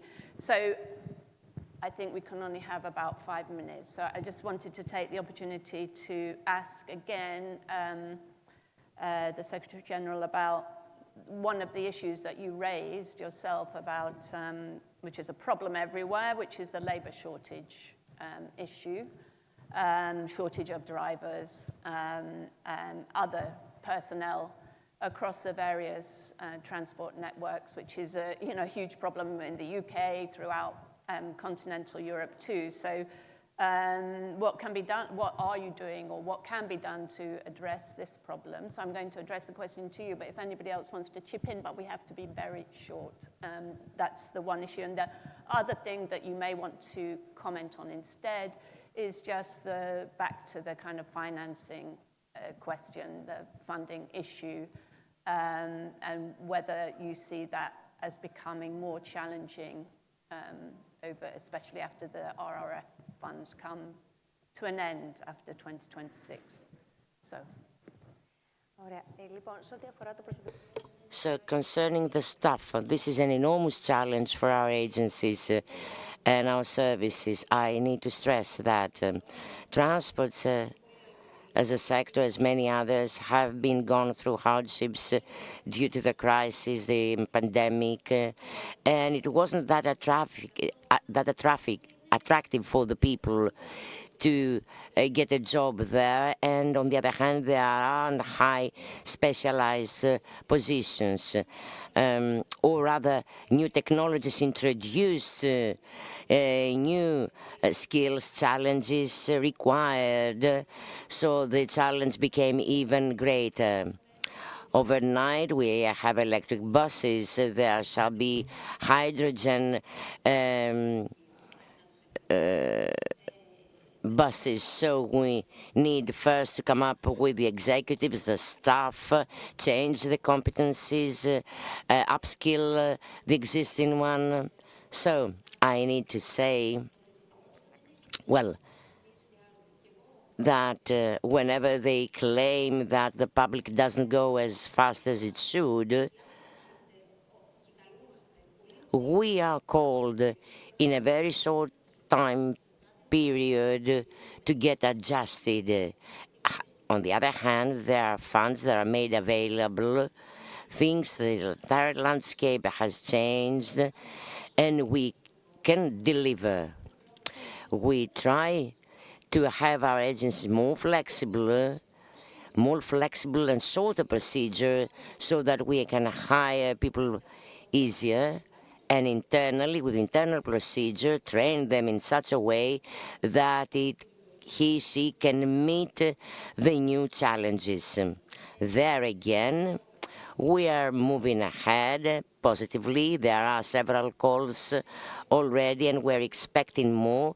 We are engaged to deliver a lot. This is a promise to our people, those working in our agencies. We are in continuous discussions with the Ministry of Finance in how we'll have the necessary funds, how we'll put forward additional incentives to have a sector, to make the sector more attractive. Concerning the funds themselves, indeed, the RRF gets to an end soon. However, there are more facilities. EU is coming up with new facilities.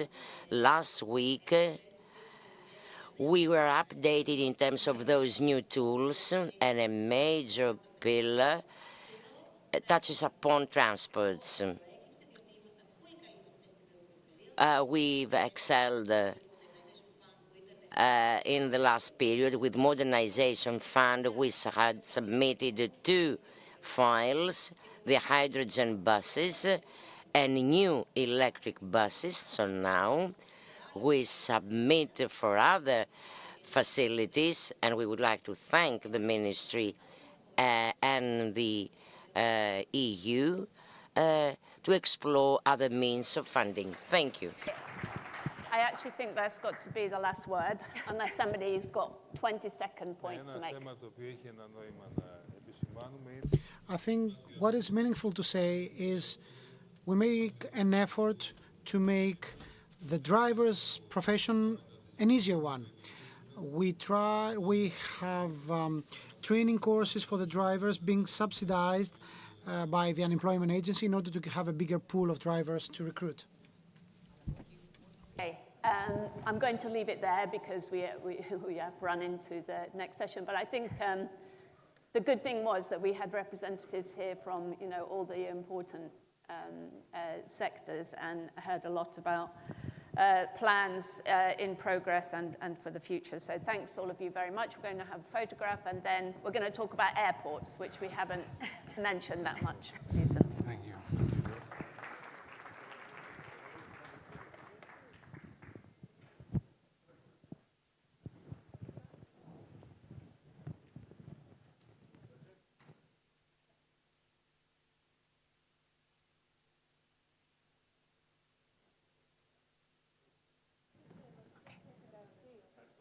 Okay. Thanks, all of you. Thank you very much.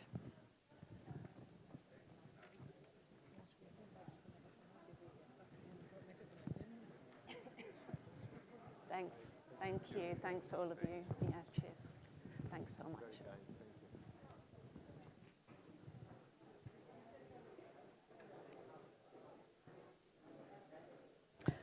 Okay. As I said, we're going to move on and talk about airports, which we haven't talked about too much yet today. So we have two speakers, and I'll invite you both now, please, to join me on the stage. That is Dimitri Tsourmakliotou, Chair of Heraklion International Airport. Welcome, and have a seat. Amiltos Damatopoulos, Manager Airport Planning, Athens International Airport. Welcome, have a seat over here, wherever. Okay, ladies and gentlemen, can you take your seats so as not to interrupt the next session? And we're going to move straight ahead and talk about investing in airports and what's happening. And there's quite a lot happening. So, Dimitra, let's get started. Present the presentation, so I would like to talk. Yeah, sure. We have can we load the presentation? Thank you. Is it slides? You have? Yes. Yeah. Okay. Με τι... Αυτό το πράσινο, okay. Ladies and gentlemen, please, can you take your seats so we can, the speakers can get started? Thank you very much indeed.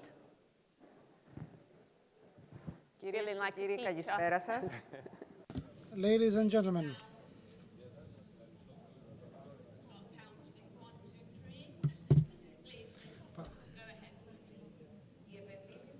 so investments in airports can play a very important role in reducing the geopolitical risks and promote international collaboration, synergies, and our national interests. Also, investment in airports boost employment, construction industry, boost the supply chains and tourism and retail trade, mitigating the vulnerability to external risks. Modern airports attract FDIs and facilitate trade, making our economies less dependent on volatile parameters. A country with strong airport hubs can keep their connectivity and their trade ties even under geopolitical stresses. Airports can be the gateways for cultural exchanges and cultural diplomacy, promoting multilateral ties. At the same time, the strategic investments in airports can reduce dependencies on choke points like the Malacca Straits or Gibraltar, etc. Also, upgrading our airports reduces dependency on hubs that are abroad, and also reduce the leverage that foreign countries can have on our country. Airports can improve safety in terms of exchange points and border entry points, and also reduce risks of security and safety. Also, strategic investments in airports promote cultural sway and make countries less vulnerable in the geopolitical, let's say, manipulation. Such an infrastructure can change a country's geographical position into a long-term strategic advantage. So Greece's geography make these air links so important. Greece is mainly a mountainous country, one of the most fragmented regions of Europe. We have more than 6,000 islands and islets, of which 119 are inhabited, and we have 15% of our population living there. Most of these islands are linked with the mainland only by means of ferries. This makes the airport connection so important because it turns out that flights are the only reliable connection with the mainland and the administrative headquarters of these remote areas. Greece has developed a national airport network supporting domestic and international connectivity. The domestic network includes 39 commercial airports, allowing for domestic and international flights. This network includes a mix of privately operated, state-managed and concessioned airports. The ownership is distributed among Fraport Greece, 14 airports under PPP, the Athens International Airport, which is one major hub, and 24 airports under the state management of HCAA, the Hellenic Civil Aviation Agency. 15 airports are international and the rest are primarily domestic. The Athens airport is the main international hub, followed by Thessaloniki, Heraklion and Rhodes. Domestic airports connect remote regions and islands not reachable by road or by rail. Several airports offer only seasonal international links, but they operate mainly as domestic gateways all year round. Over the past decade, the air passenger traffic in Greece has grown substantially.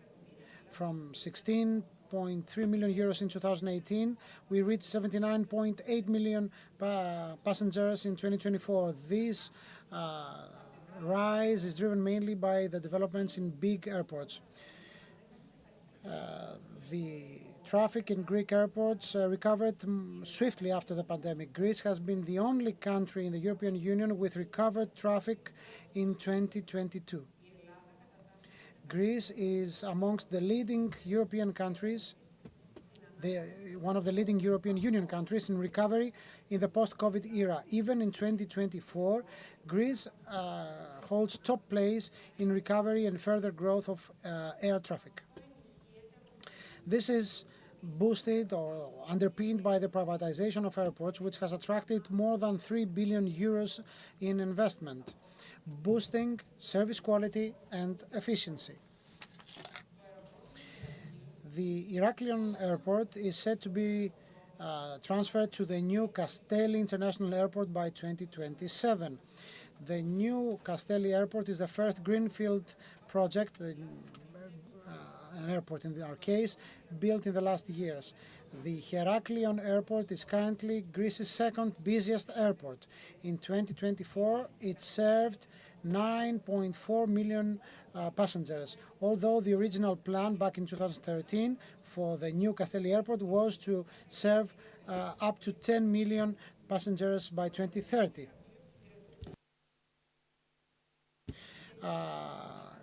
The Kazantzakis Airport services 12 domestic flights and 112 international cities.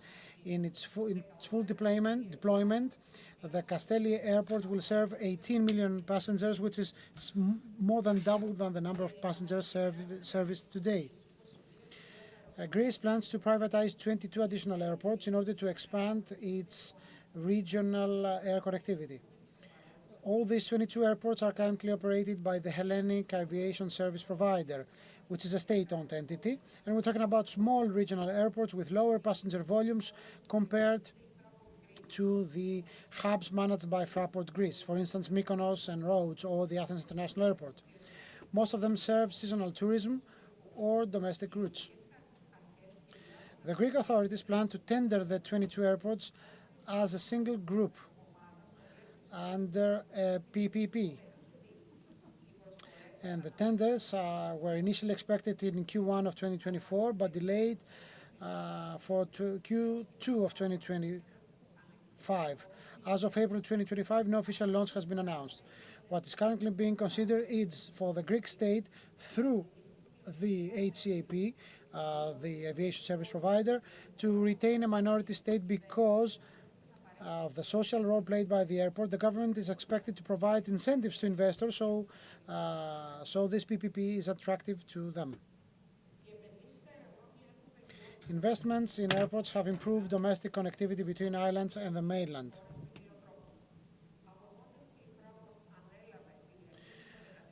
From the moment Fraport Greece assumed management of 14 regional airports in 2017, there has been a significant expansion in air connectivity.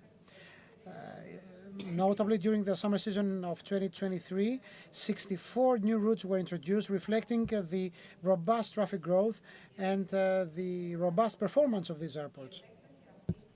This expansion has contributed to a 44.1% increase in passenger traffic from 25 million in 2016 to over 36 million in 2024, highlighting the positive impact of privatization on Greece's regional air connectivity. One has to highlight and underscore that for every single euro invested in airport infrastructure has a multiplying effect because it supports new jobs in the construction industry, then long-term infrastructure, and last, tourism and trade. As for the Castelli Airport, one has to say that at the same time we have extended road links being built. A 5-kilometer road linking the airport with the Arkalοχώρη-Vianos road. Also a ring road of Castelli, 1.5 kilometer long. An external perimeter network upgrading the existing roads totaling 20 kilometers in length. An 18-kilometer road connecting the airport with the A90 motorway at the Chersonissos junction. Also a biological waste treatment plant and extensive counter-flooding works.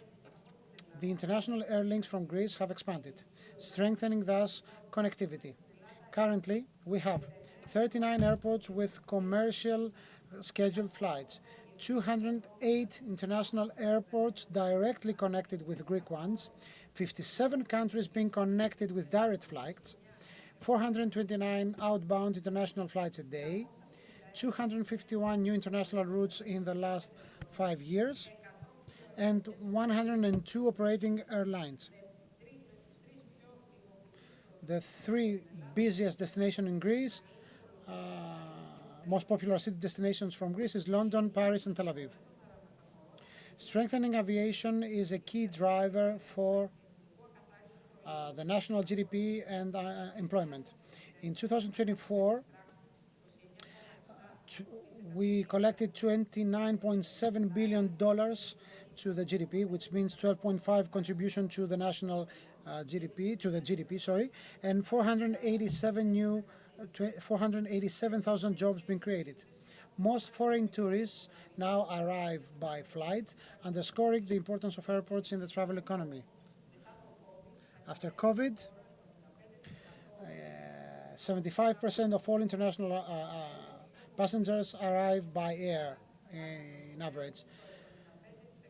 The 5 busiest airports in Greece accounted for 75% of all international flights. 38% was represented by Athens only. 13% Crete, 12% Rhodes, etc. The increase of air passenger traffic,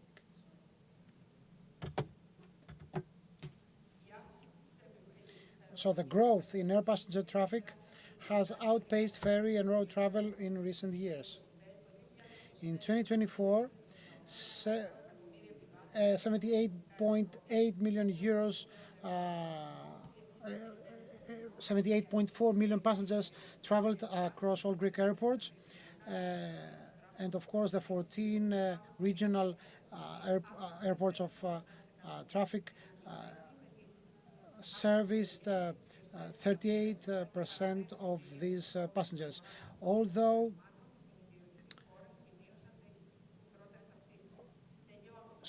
ending, land transport remains the dominant mode for mainland travel and freight, but airport traffic is coming up strong.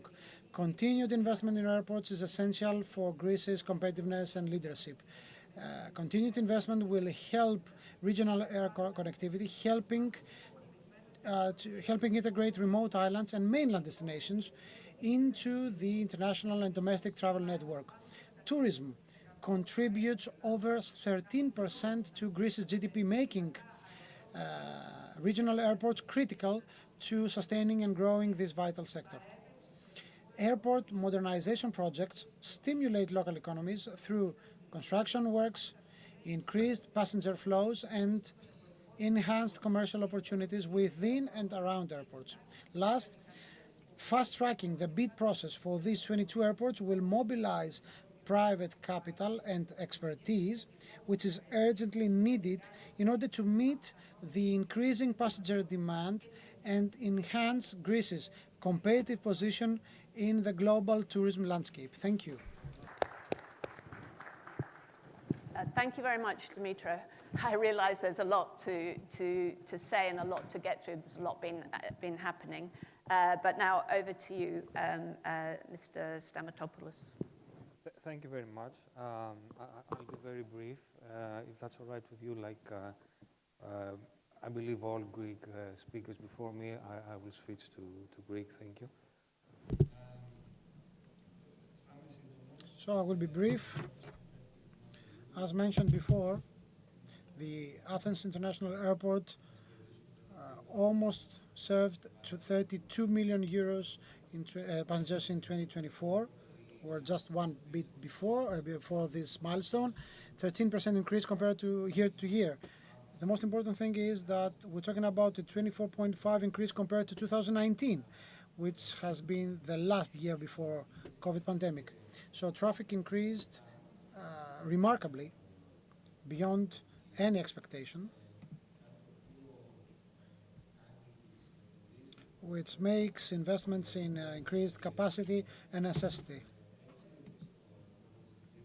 So in Athens International Airport, we are currently planning a big, let's say, set of investments in capacity building.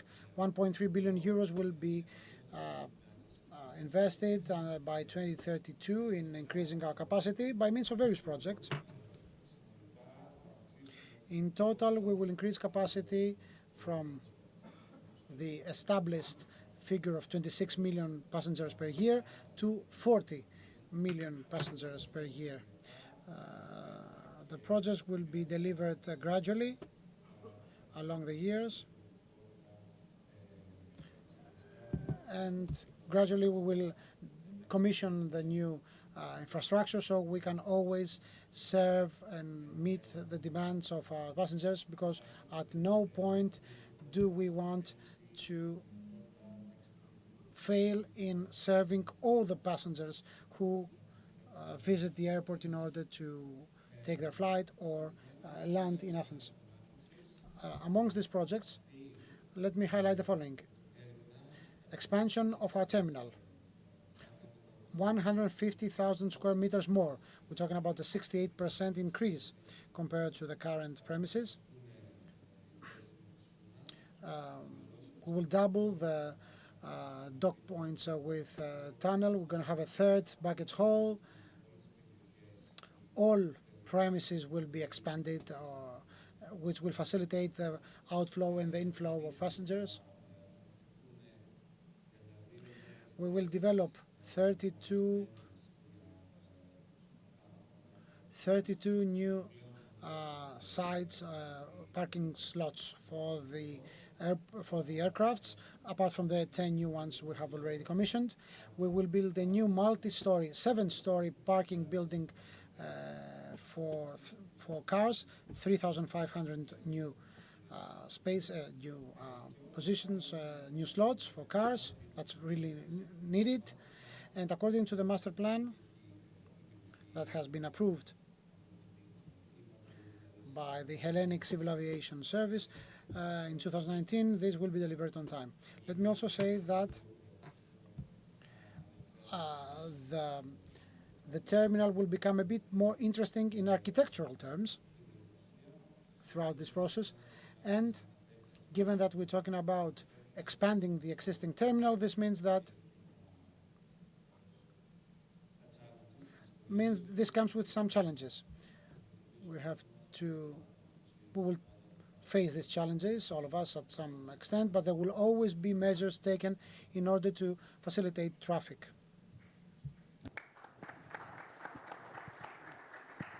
Well, thanks both of you very much.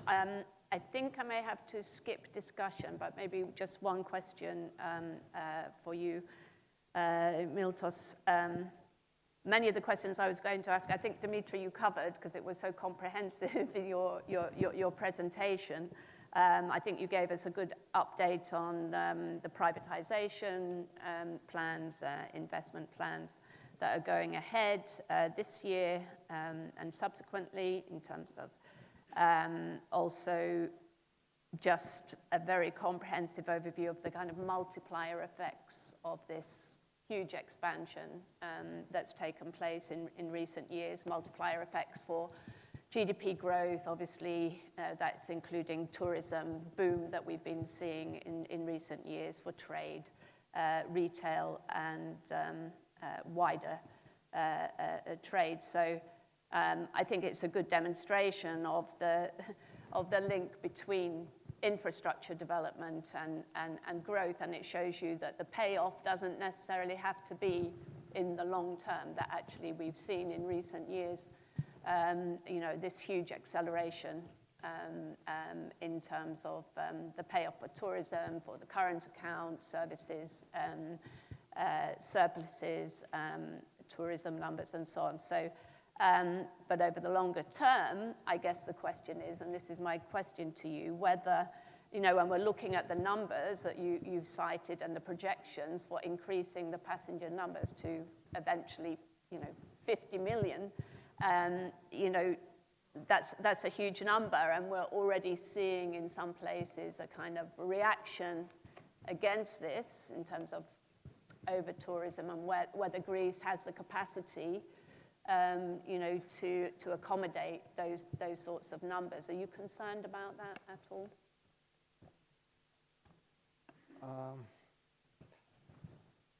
It seems that traffic keeps growing. Of course, we don't anticipate that it will go at the same pace. Now, you're posing a wider question about whether overall in Greece we welcome this. I can only express my view that we have to, but I mean, it's in our best interest. Tourism is a big part of the Greek economy. What we can do in the Athens airport is make sure that should this demand come, we can accommodate it. And like you said, the master plan foresees a development up to 50 million. What we're going ahead in the next few years is what was to be 2 steps in the master plan development. So we're growing up to the 40 million stage. But we have the ability to go even further in the future, and I think there's good reason for us to have these plans. Can I just add something? Yeah, very briefly. Just to say, this all the numbers that you show now, I mean, either for the airport in Athens or in Crete, they are concentrated in 4 months. So what the Greek state has to do, and actually ourselves as airport under Irakli, is to expand this period. So the distribution is more even. Instead of having a parabolic curve, actually to have more or less something that is parallel. And so all these people that they are coming, tourists, they can be treated and not necessarily to have to concentrate everybody from June to September. Okay. Well, I want to thank both of you. I mean, we're 20 minutes over our time, so I hope you, understand. But thank you very much. It was, a very cool presentation. So we'll have a photograph, and we're going to talk about logistics and freight transport.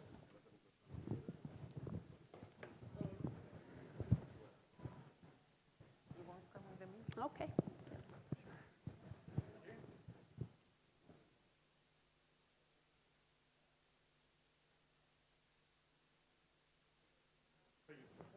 Thank you. Thank you, Dimitri.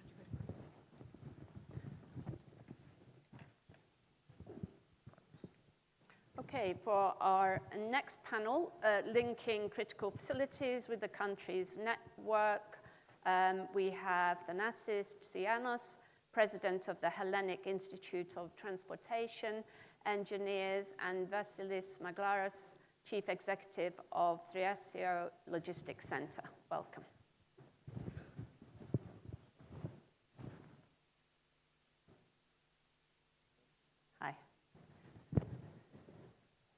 Okay, I think we've got about 10 minutes here for this session. So obviously, I want to invite you to make some opening remarks. We'll see if we've got time for a question, but we may not have. I'm just warning. So I guess after all we've heard today, the big question is, how is all this affecting, your industry and freight transport, logistics industries, and so on? And what are you expecting for the future? So let's get started. I speak Greek. Σας ευχαριστώ. Thank you very much for the invitation. It is a great honor for me to be here with you representing the Association of Greek transport experts. I'll try to codify certain issues because I want to be brief. Our geopolitical position is very important for transports. The challenges multiply the new axis, trade taxes, the international turmoils, the war in Ukraine, eventual taxes that may reverse the landscape, and in the future we'll need to deal with the increasing fluxes from India and elsewhere. In all the above, we need to add the fact that Europe changes in its networks, going from globalization to regionalization. In other words, the inflows produced around our area shall increase, taking into account the natural phenomena, the digital transition, and so on and so forth. Well, we'll be soon having different landscape, including AI as well. So the scenarios shall be unimaginable in the framework in terms of logistics, in terms of transportation, where we'll have a totally different landscape. For this reason, we need to develop human resources capable of designing and dealing with smart infrastructures. So trade transports, goods transports, is a continuous adjustment and developing process. In Greece, we've had a 10 years crisis. Certain things weren't delivered and achieved. The investment in transports, in infrastructure, and particularly in terms of maintenance and operation of such infrastructure. Despite the crisis, certain things moved on thanks to concessions, and this is how we have a modern road network of 300 kilometers. Significant commercial ports were upgraded, and lately we've been having many small investments in warehouses and so on and so forth, particularly in areas such as Attica, Schimatari, all those small spots, small logistics that were delivered without the support of particular networks, without a master plan of trade transports, and this involves an issue that needs to be resolved somehow. And we are expecting, however, today's actions to produce fruits in the future. The logistic change employs 225,000 people, which is a high number, and for 2023, 96.4% of the goods were forwarded by sea, 3.5 by road, and a very little rate, 1 point something by railways. Today, we have 25 billion euros designed, and some of them in implementation stage. In the past 40 years, the state focused mainly on road constructions, which somehow appears to getting concluded with the new works in progress that were described earlier in the morning. So those, of course, shall produce further safety in terms of road mobility, more modern roads. However, they'll compete railways more. And as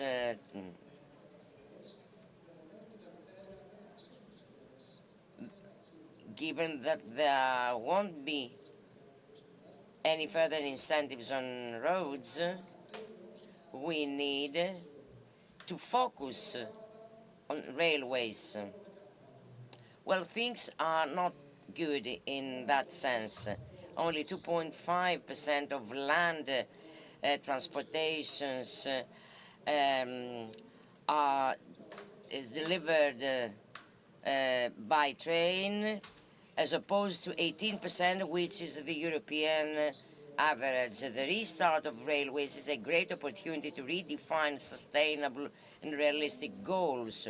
So we need to understand first why railway fails, at least at a trade level. We aren't, of course, an enormous country. Moving by train involves short travels, short distances, and this is important to be understood because the inland for the Greek trains, well, Greece is not there. It embraces the Balkans and Europe, so if we consider trains, we need transnational agreements, better connection with the Balkans and Europe. Let us not forget that the European Union has a very ambitious plan for an enormous train network, particularly for goods, to double such volume up until 2060, which shall be assisted by the road axis north-south crossing the Balkans and connecting Greece as well. So we need, and I'll conclude with that, high connectability of trains with ports, ports with other hubs, digitalization of procedures, new technologies, faster and easier procedures, to reduce, in other words, bureaucracy. That would explain everything I've mentioned so far. And in any case, we need to conclude the train connections with the Elefsina port, Lavrio, Volos, indicatively, and of course, Patras port as well. So I'll conclude with that in order to avoid abusing your time, and thank you very much.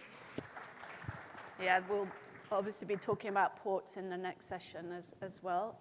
So over to you, Mr. Maglaras. Thank you. Εγώ να προσθέσω στο προηγούμενο συνομιλητή.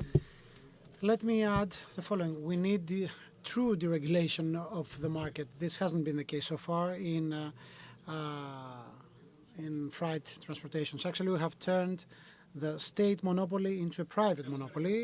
That's something even worse. So, following this provocative comment of mine, allow me to kick off by thanking the organizers of this conference. Of course, let me congratulate them for perfectly organizing this event. As we all know, as we have already experienced in our daily lives, all industries had to face huge challenges. For instance, the pandemic, the energy crisis, and lately the war in Ukraine that have turned upside down many things we have been taking for granted. And let me add to that the trade war currently raging, and it seems that it won't come down soon. I was never one of the believers of the motto, a crisis brings opportunities. Depending on how we handle a crisis, we might have more or less damages to suffer.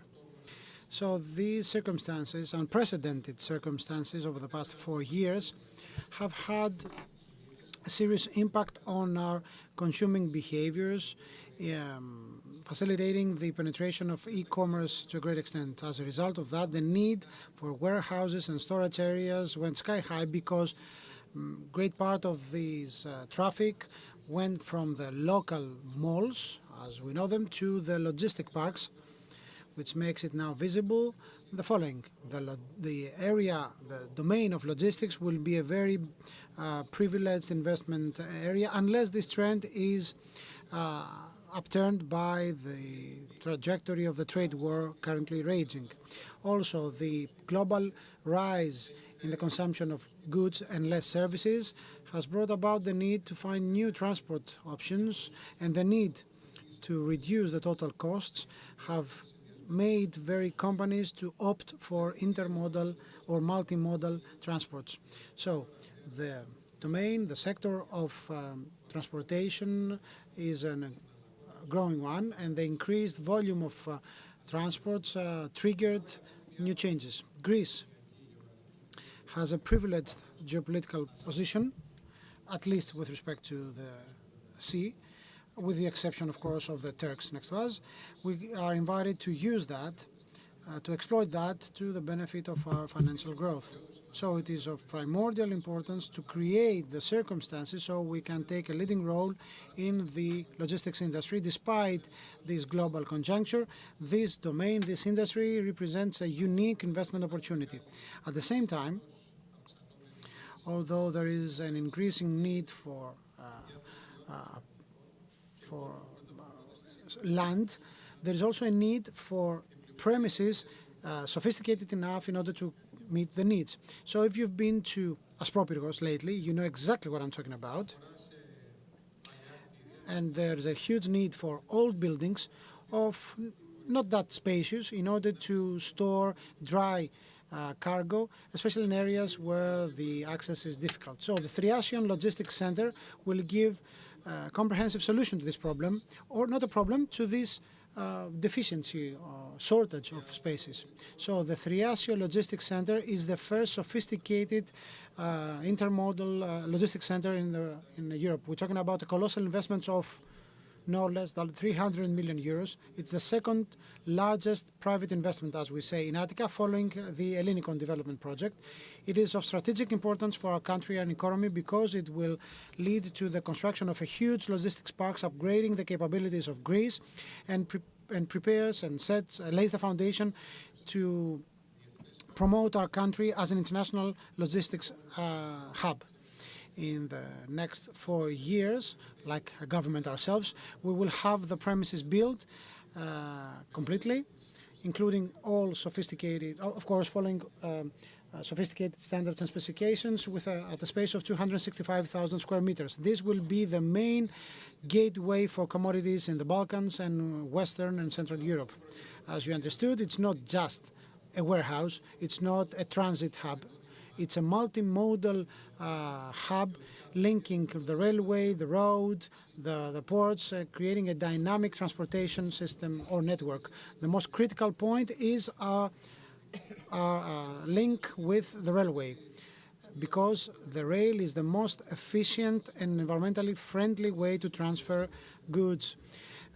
Linking Thriasio with the railway leading to Idomeni customs and then to Central Europe enables our country to become a very important transit hub. Let me highlight that this is the first logistics park directly linked in premise with the railway network.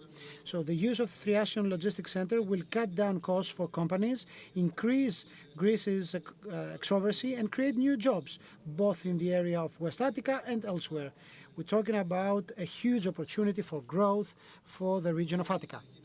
It can also become the core of a very modern, competitive and dynamic logistics landscape or industry in Greece, with the full use of the railway network, which we hope it will be at a much better state when the project is done. We can boost the transports, green transportation, and we can boost the position of Greece in the international landscape. So, ending, this is a project, not just a new infrastructure project. It's an example of how it's an example of when we link transport modes to the existing system, we can have true growth. Well, thank you both very much.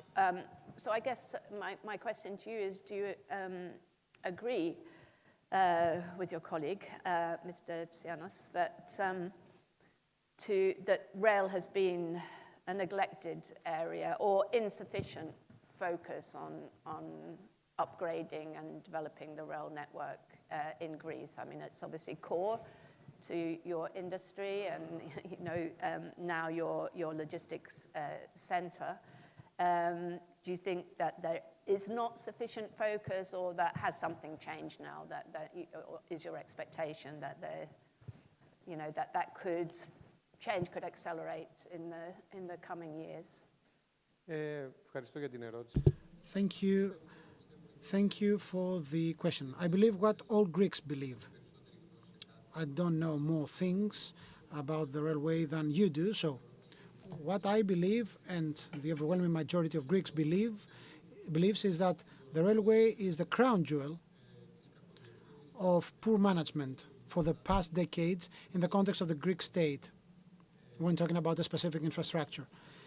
That this poor management reached its lowest point currently, and if the government is able to upturn the situation in practice, which means if the government is able to deliver the next a proper railway system in the next 5 or 10 years, which will be close to the European standards, able to serve organizations and citizens, it's a big bet. I don't know if the measures announced are to the right direction or not. I mean, always measures are always to the right direction. The point is whether they will be delivered, whether the promises will be met, and whether we're going to have something functional at the end, because logistics centers suffer because we don't have a properly operating railway network in Greece, and the passengers could have enjoyed another alternative to the road network and to the airports, and we don't have that right now. And as far as we know, there have been hundreds of millions of euros squandered over the past years for this infrastructure to no avail. So what we all understand is that over the past 4 or 5 decades, our state has failed miserably in that, and there has to be a decisive U-turn in order to change things around. Thanks. Well, the same question for you, really. Are you optimistic that things will turn around? Σιδηρόδρομος. So the railway, yes.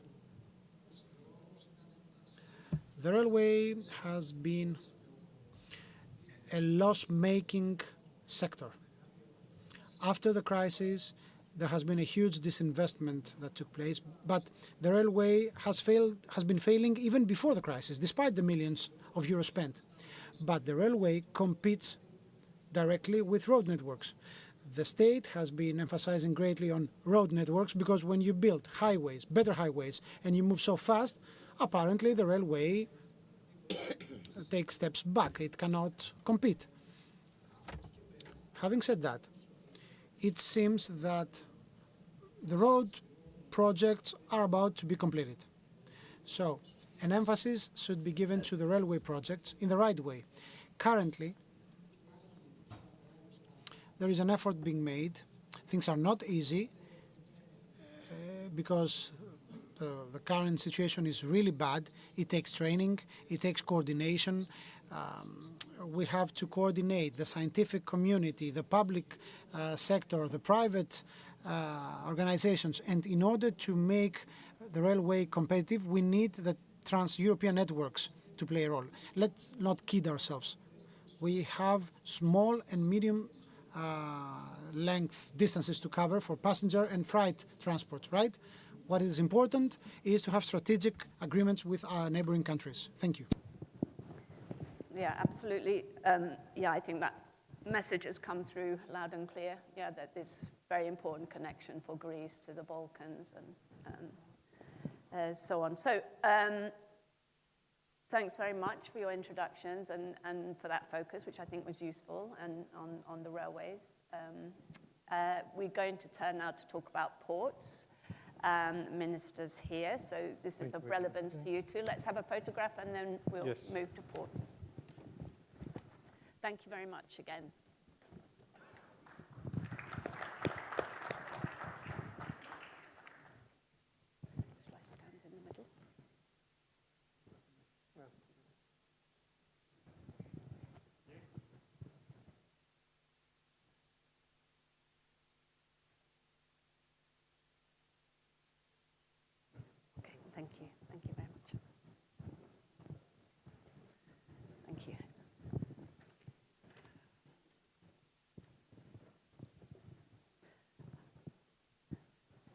Yes, so now we're going to talk about the vital role of Greece's ports, where there's a lot been happening, and we expect a lot more to be happening in the coming years. So can I welcome Vasilis Gekilias, the Minister of Maritime and Insular Policy, Government of Greece, and Luis Blancas, Senior Transport and Logistics Specialist at the World Bank. You were the tallest one. Until you arrived, yeah. Basketball player. Thank you very much for having me. Thank you. Thank you so much. Have a seat. Hello, Mr. Minister. How are you? Nice to meet you. Actually, orthopedic surgeons now. Okay. Okay, Minister, thanks so much for joining us. Yeah, we've been waiting to hear now about ports and what are the plans, government plans. So I'm just going to hand straight over to you, and maybe you can fill us in a little bit about what's been happening and what's going to happen. For sure. English or Greek? Your preference, maybe. English, so that everybody can understand it. And I do understand that since early in the morning that the conference has started and until now, people are tired, so I'll try to be brief, to the point, and the fair share of understanding of what ports, infrastructures, and shipping means to the country. It's essential to us to understand where we come from. We come from commerce through the seaways from the ancient days until today. This is what we was, how we're making our living, and we've seen that through the decades and the centuries. Many things have changed, technology, the way we travel, the means of transportation, but the basic idea is the same. The country or the city, the country, the company, the interest that controls ports and ships through the seaways controls the biggest, the vast majority of the goods being traveled around the world. So actually the real economy. In terms of global commerce, this is more than 80%, maybe even 90% of the goods being transferred.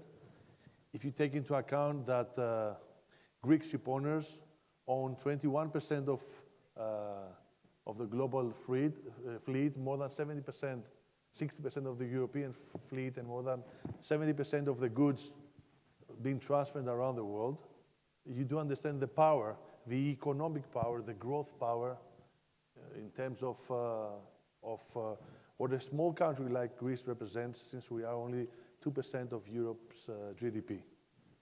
And then in that sector, we're dominant. We got major investments, and this is something that we should take into account in terms of cooperating or going out to the world and offering stuff in order to get things back. Let's talk about our ports. The port of Piraeus is a key factor in terms of how the East meets the West. Yes, of course, we're happy with the investment being made for many, many years from COSCO, but I feel there's a lot of room forward to push forward and to engage in win-win decisions in terms of investing in the port, and especially in the part that Greeks see and visualize every day, which means the actual transportation part of the port. But isn't Thessaloniki very, very important? Of course, by all means, when I was Minister of Tourism, we had one cruise ship per year. When I left the Ministry of Tourism, we had 100 cruise ships per year. And there is huge room for investments there. And I think that the whole economy of the Central Macedonia and Thessaloniki should be rebuilt in terms of the big coalition between the port and the city. But also, during our recent time and geopolitical, geostatistical reasons, isn't the port of Alexandroupolis important? Hasn't it been proved that in terms of shifting from the north to the south and from the south to the north energy, the port of Alexandroupolis is crucial in terms of the investments being made there, and the reversal of the flow of natural gas and electricity from the south to the north in terms of this key sector of the world. And then again, the big investments that have already been made in the port of Souda in Crete, and what it means in terms of the Western world being able to have a forefront in the southeastern part of the Mediterranean Sea. These are just the 3 or 4 examples of what infrastructure means to us, means to global shipping, and how we should keep on pushing forward in terms of accelerating the investments necessary in the country in order to be able to grow. And when we grow, more job opportunities, it's the better average of living of the middle Greek family, and this is the interest of the government, and this is the interest of the country, and the interest of the private sector also. Thank you. Can I just ask quickly before we move on, if you could just update us a little bit about the plans, the privatization plans for Thessaloniki and Volos ports? Is what's happening? Or am I behind? Have I missed the news? No. You're not in front and you're not behind. It's the rules of engagement are simple. As far as I'm concerned, the Prime Minister is concerned, and he has been a big honor appointing me Minister of Naval Affairs. The rules apply for everybody, and they're plain, simple, and clear for everybody. We seek investments. We want clarity in the pipeline of steps made in order to be able to conclude investments that are going to be win-win for local societies also, and will boost forward and provide new opportunities for the country, but for global shipping also. So this is where we stand and where we are. And this is my comment. Okay, thank you. Okay, let's turn to the World Bank and how you see development in ports, infrastructure development in Greece. You know, how critical is it? You can bring a broader perspective, you know, regional and global perspective, no doubt, as well. Well, thank you very much, and thank you to the economists for the invitation. Thank you, Mr. Minister, for your views. Look, in earlier sessions, we heard about the really strong economic performance of Greece over the past several years in terms of economic growth, in terms of much improved macroeconomic prospects. And there is no question that the maritime ports of Greece have played a vital role in facilitating that from happening. Port of Piraeus went from being essentially a local small port in dire financial straits in 2009 to now being a global transshipment hub that is important for global trade. The Port of Thessaloniki, just I think a couple of weeks ago or something like this, their master plan for expansion was approved by the government. It's going to more than double, maybe triple its handling capacity. Port of Alexandroupolis, well positioned potentially to serve connectivity to Bulgaria, Romania, Ukraine. These are significant improvements.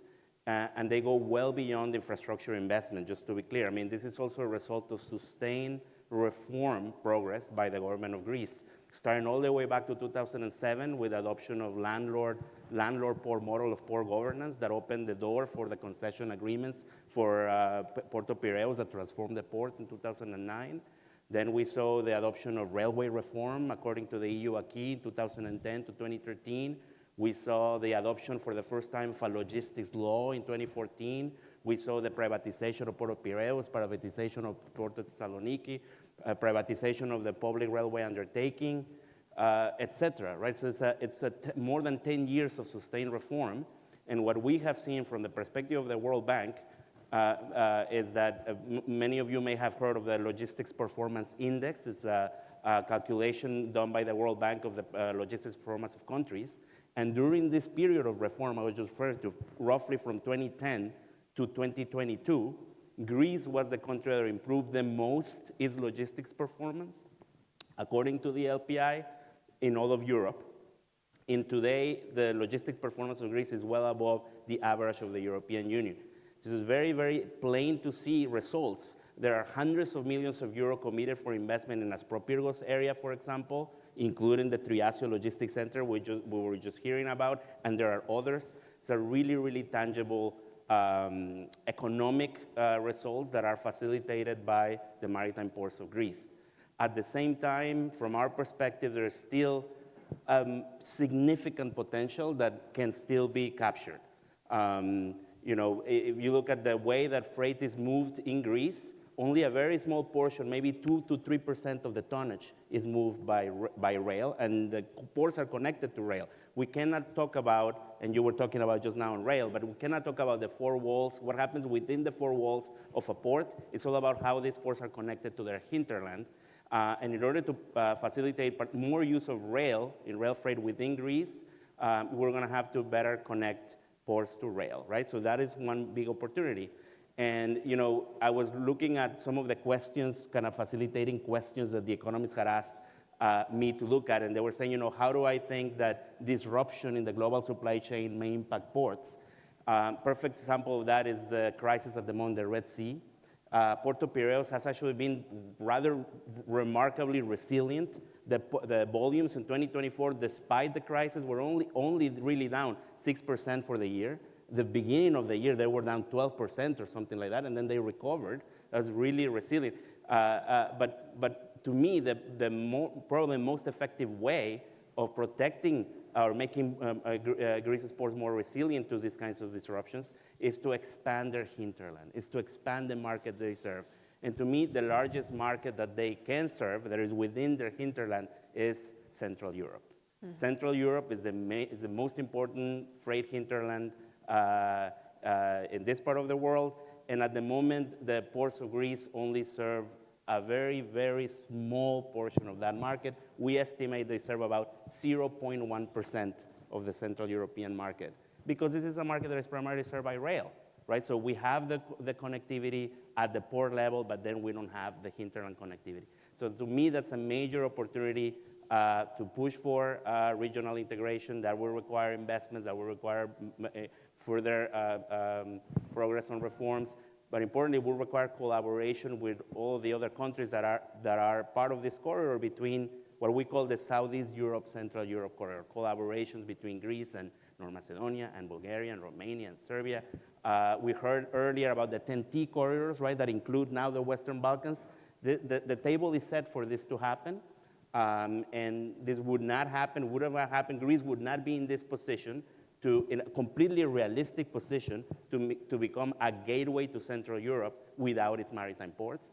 And to me, this is kind of the next step, is to open up the markets to not only serve Greece, but to serve Central Europe. Central Europe is orders of magnitude. It's something like 11 times the size of the containerized market of Greece. It's like 4 or 5 times the size of the entire Balkan Peninsula combined. So it's a major, major market, and to me, the table is set to serve it. Okay, great, thank you. We've got a few minutes before we move on to the final session of the day. Actually, we are at the end, but if anybody has a question for the Minister, linking maybe some of the discussions that we've had throughout the day, and particularly the last session on logistics, freight, transport, and so on, feel free to stick your hand up. I'll try to see you. Okay, we do have a question there. Have we got a microphone? Oh, we've got 2 questions. Hold on a second. Can you introduce yourself and make your question very brief? My name is Kakouris, mainly in the information technology industry and training and part-time tourism, but I want to ask a very substantial question, in my opinion. What about the Triasio Logistics Center?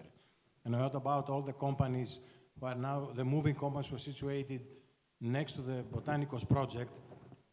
Are they going to move? Are they going to stay there forever? Are they going to move to the Triasio Logistics Center? Because this is a very, very big problem. Many times I have to transport goods back and forth. And this old area here in the Botanicos, it cannot serve us anymore. Thank you. Thank you. Was there another question here? Gentleman just in front. Yes, hello, John. My name is Yannis Kalogerakis, and I want to ask, how much do you think AI will be of an influence to the world transport in the coming years, and if you have any projects running to facilitate AI into the ministry or the World Bank. Thank you. Thank you very much. Okay, real quick, the answer to the first question. I don't know. It's fair to say and honest to say, I mean, ministers think they know everything. That's not the truth. We have to take into account many, many things. The actual question is in terms of the Ministry of Maritime Affairs. I do not know. Second question, what about AI? And what do we predict? And is it going to be part of the evolution in terms of trade, in terms of logistics, in terms of maritime seas? Yes, definitely. For example, unfortunately, we have to push forward with the tenders in the Ministry of Maritime Affairs as far as drones, satellite images, in terms of security, cameras, infrared, 24/7, and unify that under AI in terms of being able to actually patrol our 18,500 miles of maritime borders. Since it's not just the sea, it's our borders. And of course, it's Northern Macedonia, not Macedonia, my good friend. So in terms of that, yes, we seek to be able to use new technology in our favor. Actually, we did it with the Aegis program in terms of civil protection. Had the honor of being able to conclude that.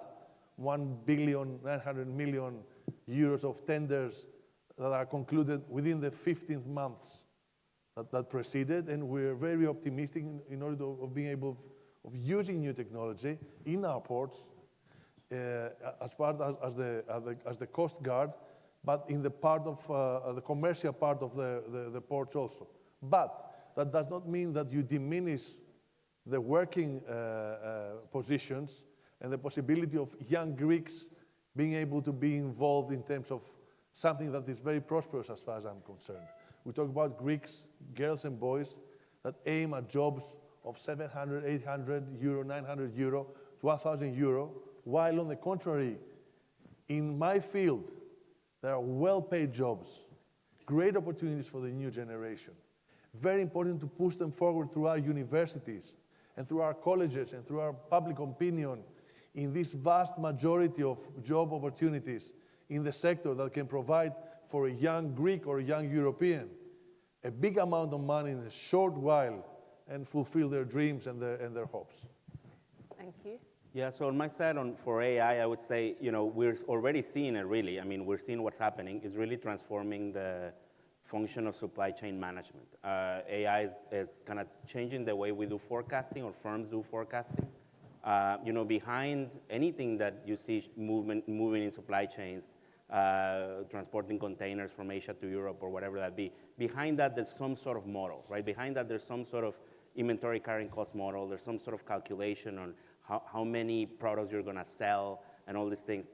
And this has, we've gone a long way from, very, let's say, limited and primitive forecasting techniques to big data approaches that AI makes it even, far more easier and more powerful to do. So to me, AI it's already changing and will continue to change the way freight is routed. Yeah?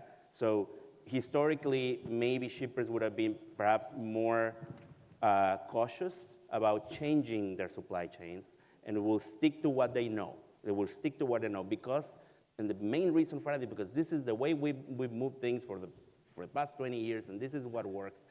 And with AI, I think you're better able to see opportunities. Well, actually, if we rejiggle our supply chain a little bit, if we use them, this different route or this different mode or whatever, this can reduce significant logistics costs.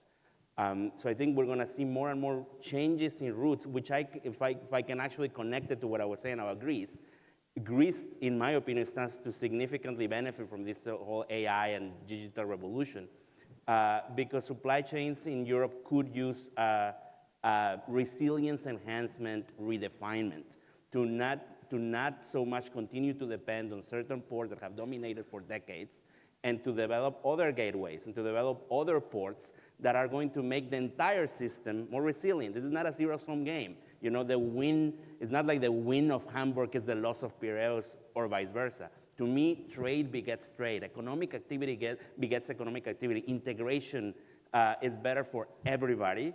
And I think AI is going to help us kind of unblock or bring clarity to this question to make everybody feel more confident about redesigning the supply chains. Thanks. I mean, that's a nice segue into our final session now about tech disruption and how that's going to influence the entire transport industry in Greece. But just wanted to ask a final question to the Minister, and it's coming back to something that Luis mentioned in his remarks, which is just, Greek shipping is still punching above its weight in terms of, you know, a small country is absolutely, you know, dominating in this area.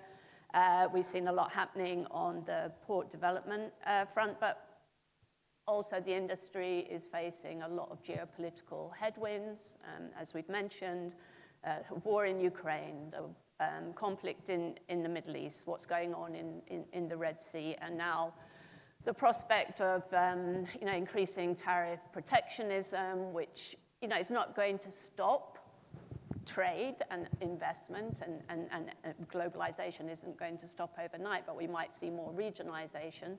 So, you know, from your point of view, the point of view of your ministry, what I'm sure this is, you've been discussing how, you know, you can do more to, you know, protect your ports, to make them more resilient in the way that Luis said. Luis said that you need to develop the hinterland, you know, Balkans, Central Europe, and I guess improve the links between the ports and railways to enhance logistics capacity and so on. So is there anything else? Is there something that I'm missing here? How do you see this? Do you see Greece being able to, you know, manage this difficult period of, you know, geopolitical uncertainty and disruption? Okay, first of all, times of trouble or of unsteadiness are times of opportunity also. And we like to see the glass half full rather than half empty. Secondly, in terms of tariffs, I think that what was the initial rhetoric or framework as far as this matter is concerned has diminished or has been altered during the last weeks or days. And I feel that the market is always the market, and there's going to be a balance there sooner or later. And of course, since we do not discuss and negotiate from a position of weakness, on the contrary, we discuss and we negotiate in terms of competition and then competitiveness for our ports and everything from the position of strength. Since we are a big part of the equation of global trade, I'm saying it once more, because everybody should take that into account. We have strong allies in Europe and across the Atlantic, and we're working with the East also, so we feel that we can be a part of the equation that can solve the potential problems seen in such policies. With great respect for the West and our Western allies and the US, we also see the development of tradeways through the East. So yes, of course, being able to unify European ports with logistics and railways and in strengthen the economy, that's one part of the equation. The other part is, as soon as we finish, I will take him and start asking questions about investing in green ports in Greece, investing in the transformation of our fleet into a green fleet. That means PPE, maybe, and opportunities for us here to be able to accelerate the time that we transform ports and fleet into green fleet or modern fleet or younger fleet in terms of being able to be top shelf in what competitiveness means nowadays. Okay, I'm afraid that's all we've got time for this discussion, but thank you, Minister, for being with us, and thank you very much, Luis, also for joining us. Yeah, please join me in thanking our two speakers. We have a photograph, and then we're on to our final session of the day.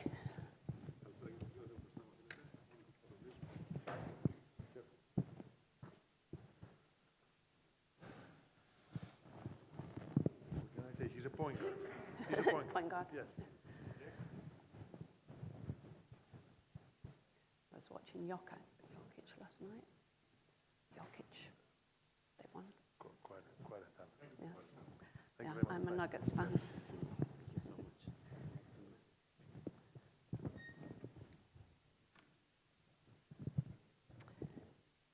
Okay, ladies and gentlemen, thank you very much for bearing with us in this long day of discussions. And we're come to our final session on tech and how that is reshaping the transportation and infrastructure picture in Greece and more broadly. So let me welcome our final three speakers of the day, Demosthenis Anagnostopoulos, the Secretary General for Information Systems and Digital Governance, Ministry of Digital Governance, Government of Greece.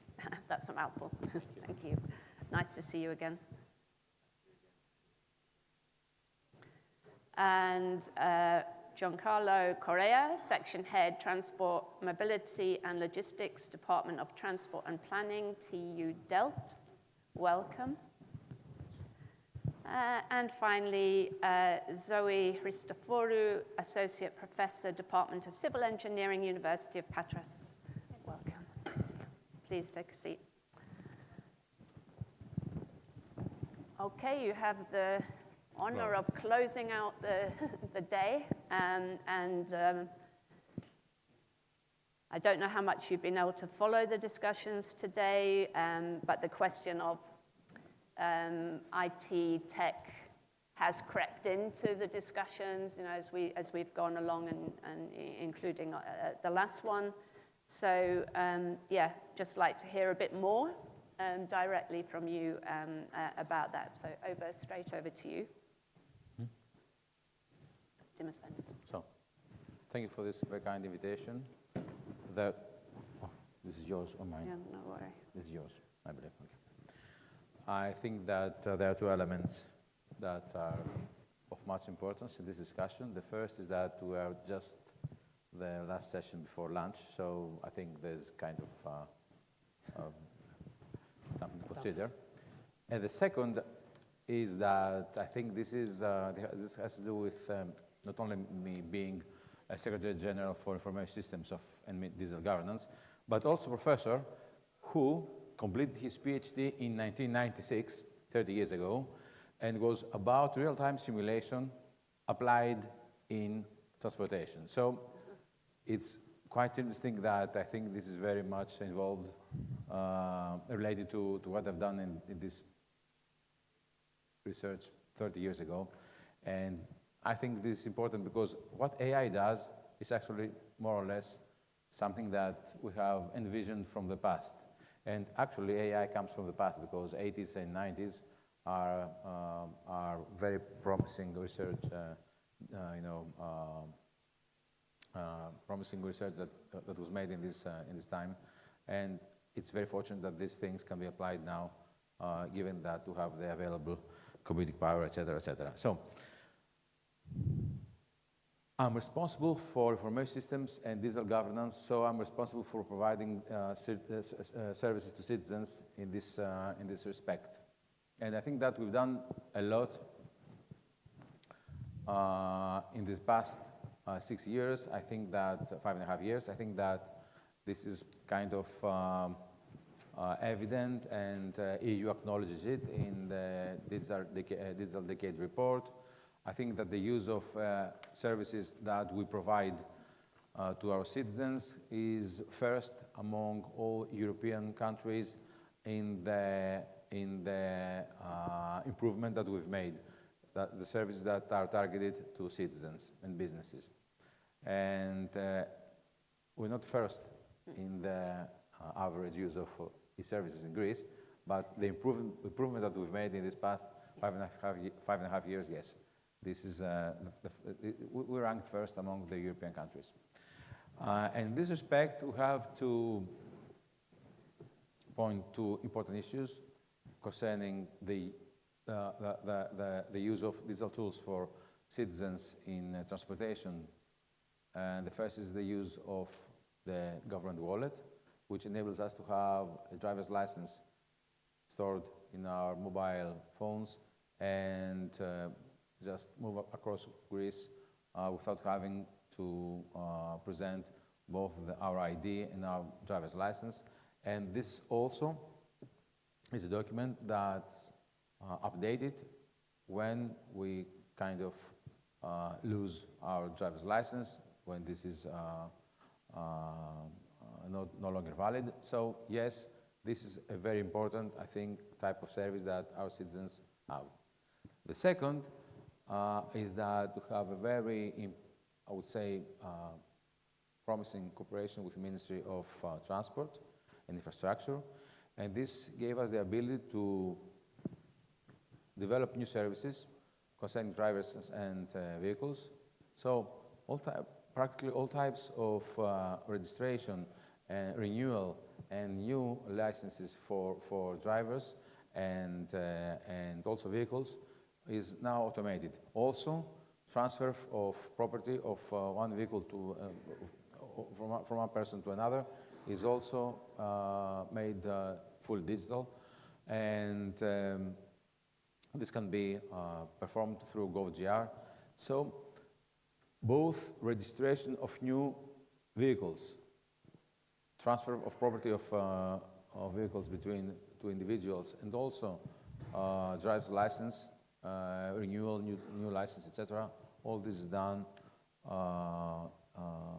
automatically. So to accomplish that, we had, and this is a very, I would say, important aspect, to clear all registries, information systems of the government that have different data, and in this way to enforce interoperability.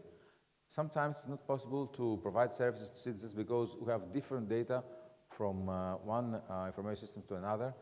This is something that we have accomplished concerning transportation issues, and in this respect, we have managed in these last 2 years to have more than 1 million transactions concerning transportation, and drivers and vehicles transactions. So given that Greece has more or less 11 million, a population of more or less 11 million, I think that this, in this respect, is quite important as an accomplishment.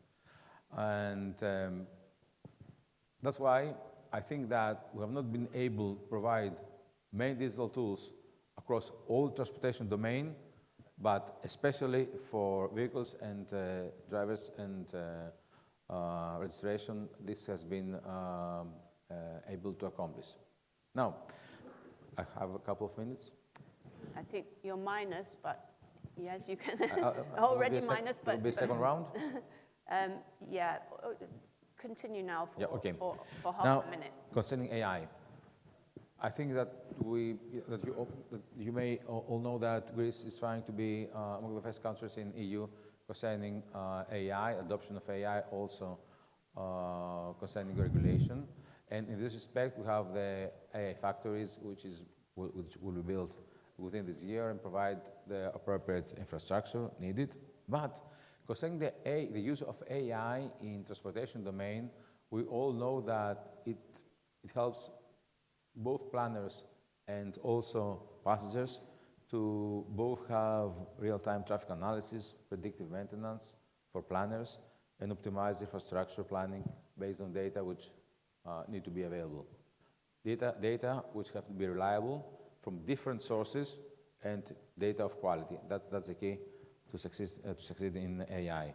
And also for passengers to have personalized routes and also receive updates and somehow update our route if needed, in case something happens, and also smart ticketing. In this respect, I have to admit that we have not been successful so far in Greece, and I think that there are kind of examples that we need to take into consideration for having optimized routes and smart ticketing, and we're really working in this respect. This is something that I would like to stress out, and I think that I'll finish my first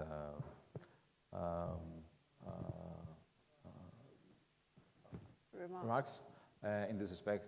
And great, thank you very much. Thank you very much. So turning to you now, Gonçalo. Is it Gonçalo. Gonçalo or John? Portuguese name, actually, Gonçalo. So it is Gonçalo, yeah. Correa. Yeah. Yes. Well, thank you so much for the invitation. It has been a pleasure so far to be in this session discussing transport infrastructure, transportation services, and where we are going into our future. And it's my pleasure to discuss technology. I'm leading a lab that does research on electric and automated transport.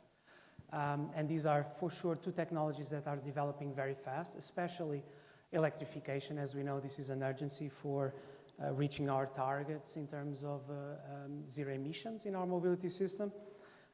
This is happening. The Netherlands has already, in terms of sales, 35% of the vehicles that are being sold are electric. And it has one of the most pervasive networks of charging stations, fast charging, slow charging, intermediate charging speeds. So this is happening. Automation promises to deliver on-demand transport that was not cost-effective before with drivers. And without drivers, we'll have an opportunity. Actually, in the Netherlands as well, we have had a system for the past 25 years transporting people without a driver, talking about small buses. It is in a segregated path, so it's protected from the rest of the traffic. So the challenge is going on open roads, for sure. So yeah, the technology is happening. Nevertheless, we need to think about how we are going to use this technology. That's the question, and how we are going to integrate the different modes, especially with traditional public transport. We see that this combination between electrification and automation, in our simulation studies, in our modeling studies, we see it has lots of opportunities to deliver this cost-effective, low-emission transportation system, but it doesn't come without challenges. For example, one is the power grid. With this electrification, we'll have more and more strained usage of the power grid. You just saw what happened in Portugal and Spain. We had this huge blackout. Trains suffered, the metro system suffered. Imagine that all the vehicles now are electric. You don't really have an alternative. So I think that this transition on the short run will have challenges. We have to do investments. We need to do a lot of planning and studying. On the long term, we see a lot of opportunities. We did some studies where the savings that you have from scrapping the driver are really enormous. They can represent 40–50% of the cost of operating transport systems. And actually, it's very difficult to find the drivers today. There is no market for drivers in public transport. So that is really a challenge. But the thing is this solving completely our problem? Because do we want to have automated vehicles, for example, in the Netherlands, replacing the bicycle, which is the most sustainable transport mode that you can actually have? That's not the idea. So how do you use this technology as part of your multimodal system continues to be the question. AI was mentioned already. Of course, there's a boost of research on AI at this point at TU Delft and other universities. I can give an example where we are trying to use AI to do forecasting for these on-demand micro modes that we have more and more. So we're talking about scooters and bicycles. They are really unstable in terms of their supply in a city. So it's very important to provide information to the travelers as to what's going to be the expectation of finding a bicycle or a scooter at the metro station where they are arriving. So we're talking about using these modes as first and last mile, and the technology there helping with these transitions. So we're talking about seamless mobility for sure. So are European countries ready for this? I think that the technology is evolving. We have some challenges, but sometimes it's not just about the technology. For example, regarding to mass mobility as a service, in the Netherlands, we have had a lot of experience with this, and we realized it was not really the technology. It was more like how institutions work together with the private companies. For example, shared mobility companies usually don't like to provide their information to other players because they could lose profits. So that's really, really critical for the future integration. So in short, I think that technology is not the destiny, but it's kind of a means to an end, right? It's a powerful enabler for a smarter transportation system where we have to put, of course, the traveler in the central place of what we are doing. Great, thank you very much indeed. So over to you, Zoe. Καλησπέρα, I will speak in Greek. So, thank you very much for the invitation. Thank you very much for the invitation.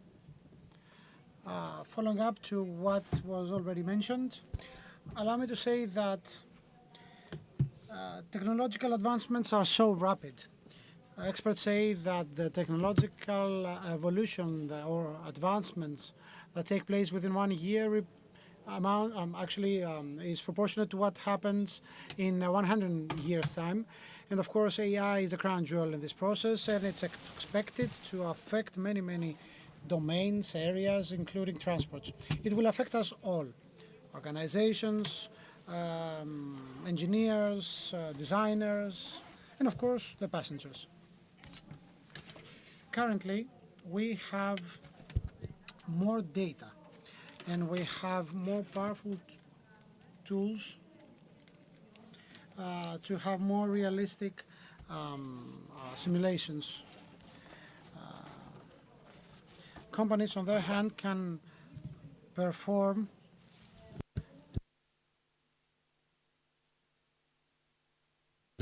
also we have this new data that can allow us to transfer people and commodities more easily and make good use of the data in order to facilitate this process. Also, passengers have better update and insights on the cost of their transports, the details of their details about their their travels. And anyway, this is not a disruption, as it is the title of our session. Disruption is something more, something beyond innovation.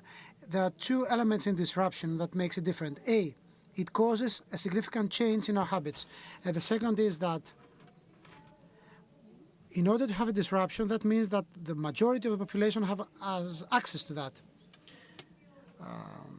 So, internet, mobile phones, this is something of this kind. For instance, Google Maps has led to a disruption because of the personalized information we get about the navigation patterns and the travels of each individual. Also, COVID has been a factory of change.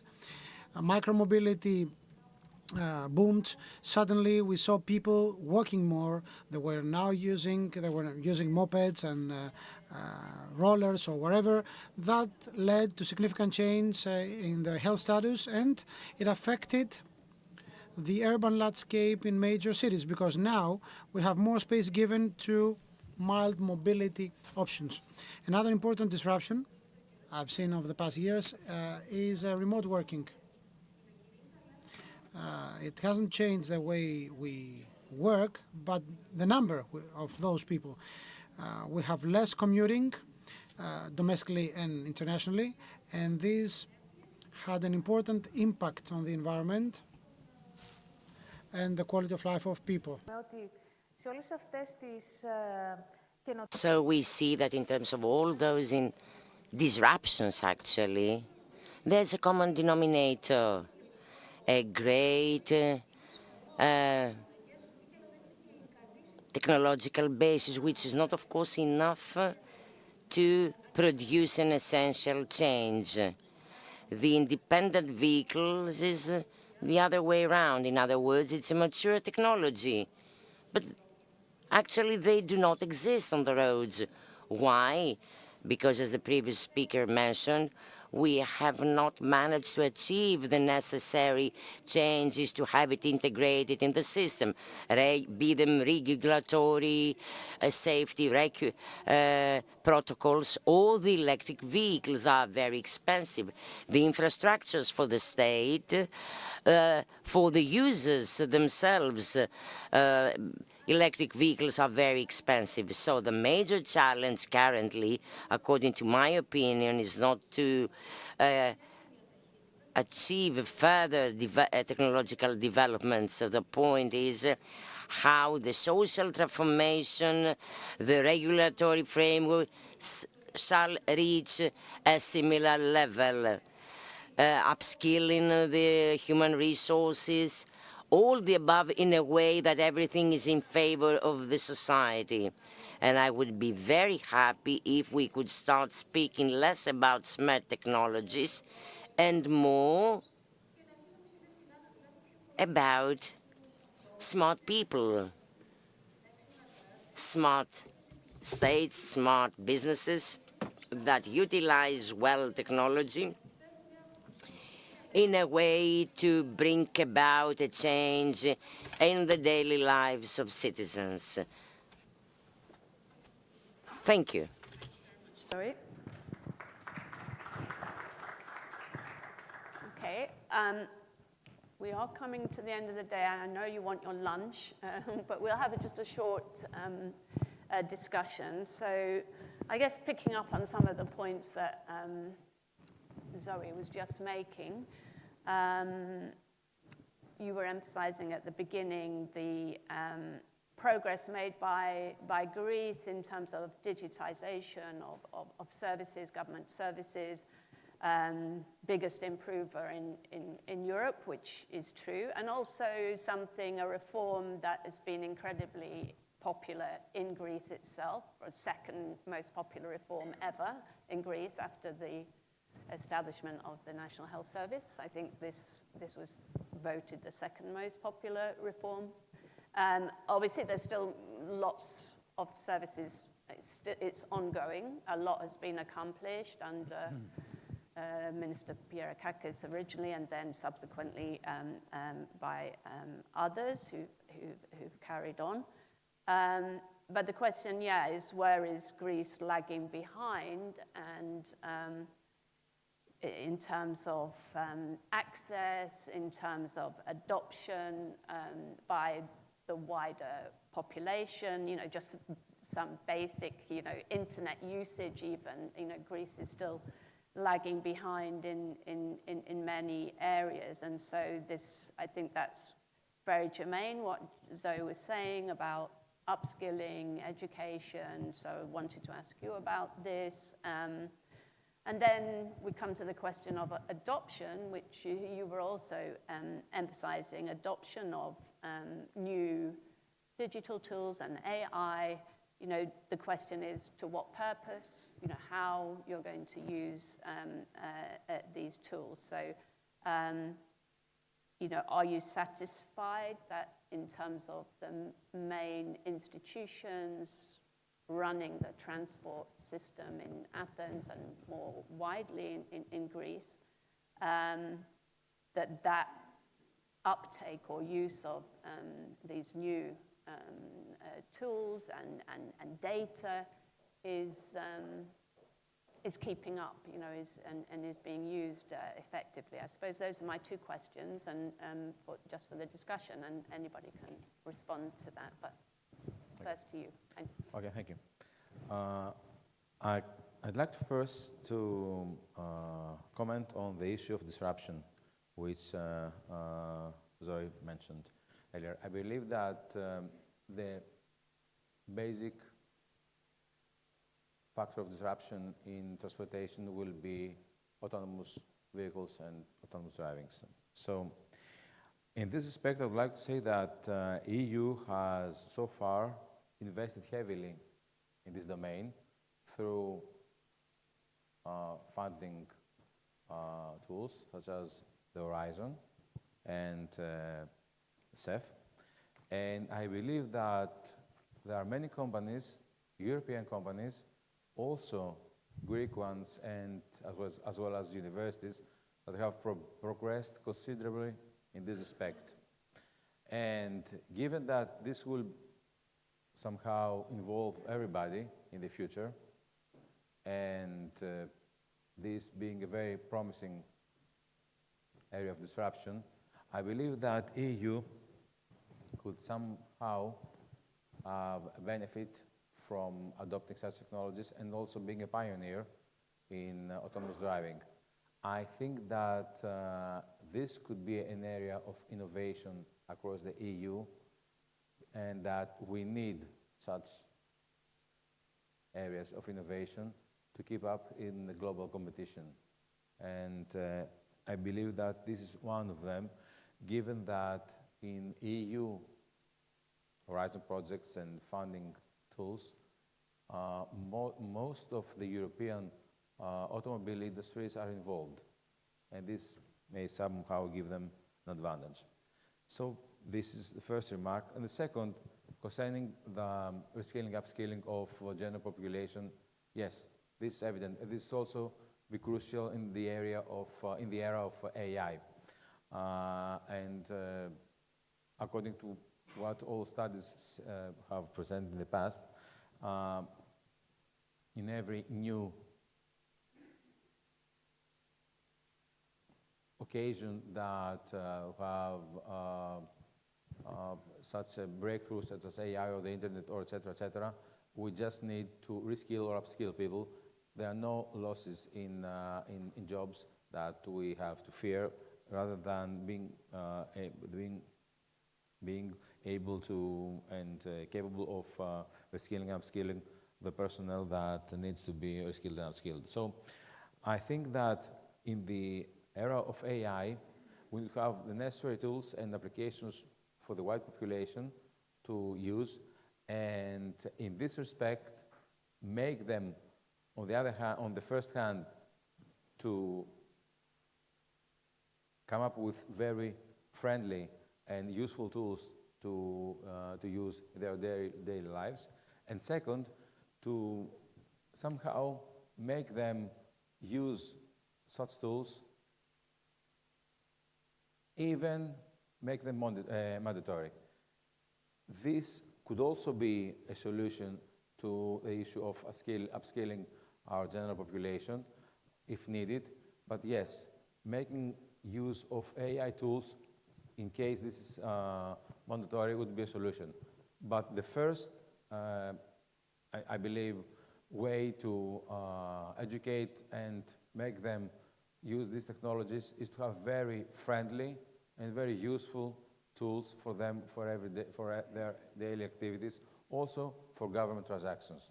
And the use of AI tools such as the AI, GovAI, which is a bot that responds to everybody, to all citizens, not only Greek citizens, but also people that speak other languages as well, is very important. We have more than 2 million sessions with them, 2 million questions that were posed to the AI assistant and that were answered for the use of all government services. And I think this is a very promising example in this respect. Thank you. Thank you. Gonzalo? Yes, I would like to add something and just very briefly, because automation. I was aiming for 1530, we're on 1528. Now, to add about automation, I fully agree. I do think that Europe is lagging behind compared with the United States and with China. They do have shared automated vehicles in several cities circulating already with, millions of kilometers or miles that they have already covered, and they are learning a lot. But on the other hand, that also means that Europe is being a bit more careful with the usage of this technology, because what do you want to your city? What do you want to provide in your city? In the Netherlands, we are now closing parts of our cities to actually private cars. They cannot enter, so creating neighborhoods without motorized vehicles. So we need to have a policy in which this technology also fits and not just be driven towards the technology and the business side, which is, of course, a very big business that can be made also by our automakers in Europe. So that's one of the aspects that I wanted to cover. With regards to AI, we also have a lot of experience with using this technology as part of digital twins to accelerate the deployment and development of solutions in terms of our networks. How do you configure a very complex public transport network in terms of planning, but of course also in terms of operation, facing disruptions as well. It's being more and more useful there. Thank you. Last word from you, Zoe? Yes. Να πω και εγώ ότι συμφωνώ με... Let me say that I totally agree with the previous speaker. I fully agree that we have to have some balance. Technology is important. An autonomous vehicle perhaps in the future will cause the disruption we're talking about, but we also have to think about the transition period. I'm talking about the coexistence between cars with drivers and autonomous vehicles, and whether we want them in our cities or not. So the car industry can also start investing in other modes of transportation, like autonomous driving in trains. And why not trams that have the autonomous self-driving trams that will be very helpful for the quality of life in our cities as well. Self-driving trams and trains. Yes, we've come to the end of our discussions today. Thanks all of you who have stuck it out to the end. I think we've had a very full day, very interesting discussions to be continued. I would like now just to thank again our sponsors, METCA, Actor, AVAX, OC, and obviously the ministry, under whose auspices this event was held. And thanks to Nektaria Pasiourivakis and her team, especially Anita and Annie for the organization, well, all the team who's been with you today. You can now eat some lunch, please. Yeah, do stay, have a chat, and have some food. We're going to have a photograph, and then it's goodbye from me. We'll be back, obviously, in Athens for our government roundtable in the summer, our annual 3-day event, so where we'll revisit some of the things that we talked about today. So thank you all very much indeed. And thank you again. Thank you.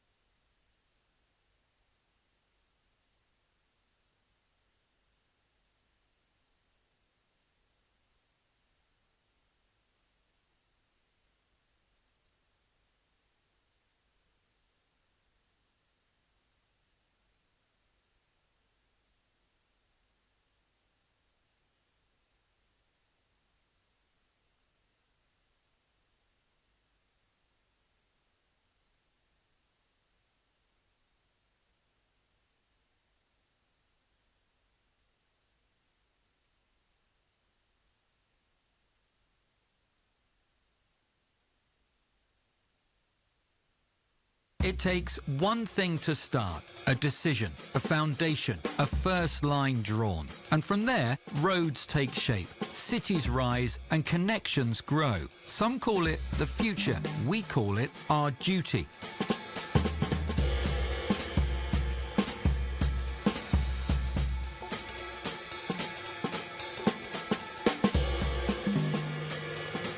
Because behind every structure, every system, every solution is something built with purpose, built to last.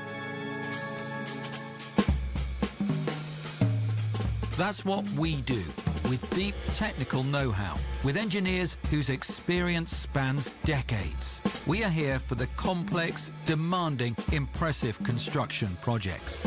Roads, railways, tunnels, ports, and certified sustainable buildings. In other words, we are here for the infrastructure that keeps the world connected. With optimized operational efficiency with financial strength and a 7th class contractor's certificate, we're here to deliver safely, artfully, on time. Rooted in Greece with the perspective to shape lasting progress. Mecca, our people and their accomplishments define us.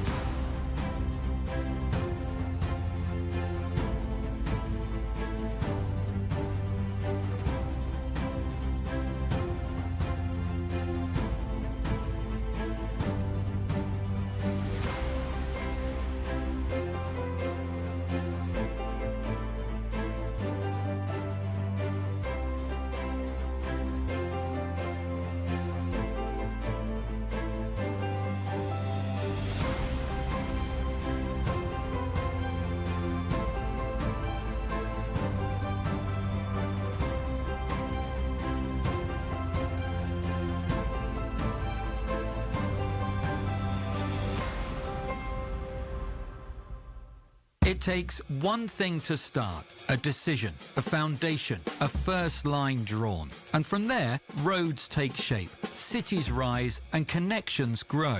Some call it the future, we call it our duty.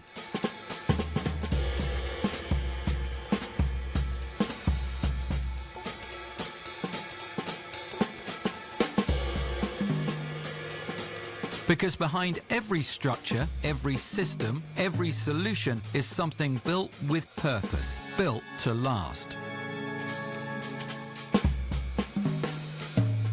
That's what we do, with deep technical know-how, with engineers whose experience spans decades. We are here for the complex, demanding, impressive construction projects. Roads, railways,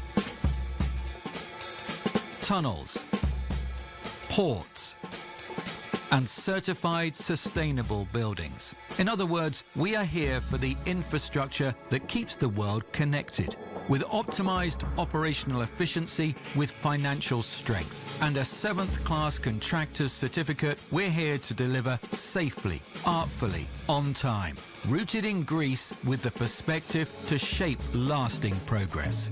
Mecca, our people, and their accomplishments define us.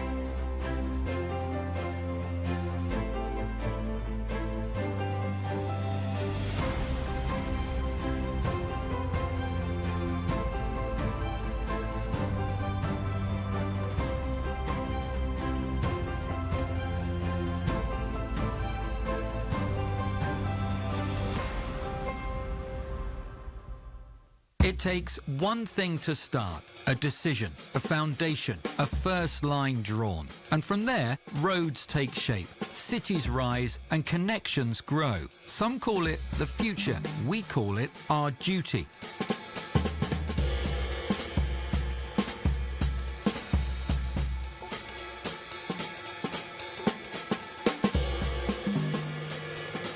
Because behind every structure, every system, every solution is something built with purpose, built to last. That's what we do, with deep technical know-how, with engineers whose experience spans decades. We are here for the complex, demanding, impressive construction projects. Roads, railways, tunnels, ports, and certified sustainable buildings. In other words, we are here for the infrastructure that keeps the world connected, with optimized operational efficiency, with financial strength, and a 7th-class contractor's certificate. We're here to deliver safely, artfully, on time, rooted in Greece with the perspective to shape lasting progress.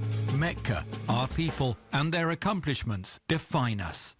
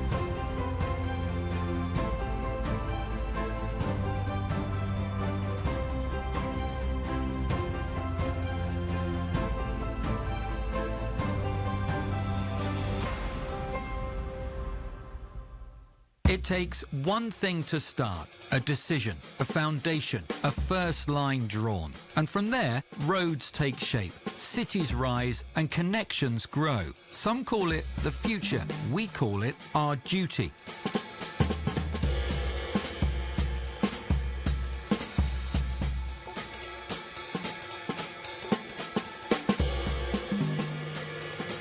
Because behind every structure, every system, every solution is something built with purpose, built to last. That's what we do, with deep technical know-how, with engineers whose experience spans decades. We are here for the complex, demanding, impressive construction projects. Roads, railways, tunnels, ports, and certified sustainable buildings. In other words, we are here for the infrastructure that keeps the world connected, with optimized operational efficiency, with financial strength, and a 7th class contractor's certificate. We're here to deliver safely, artfully, on time, rooted in Greece with the perspective to shape lasting progress. Mecca, our people, and their accomplishments define us.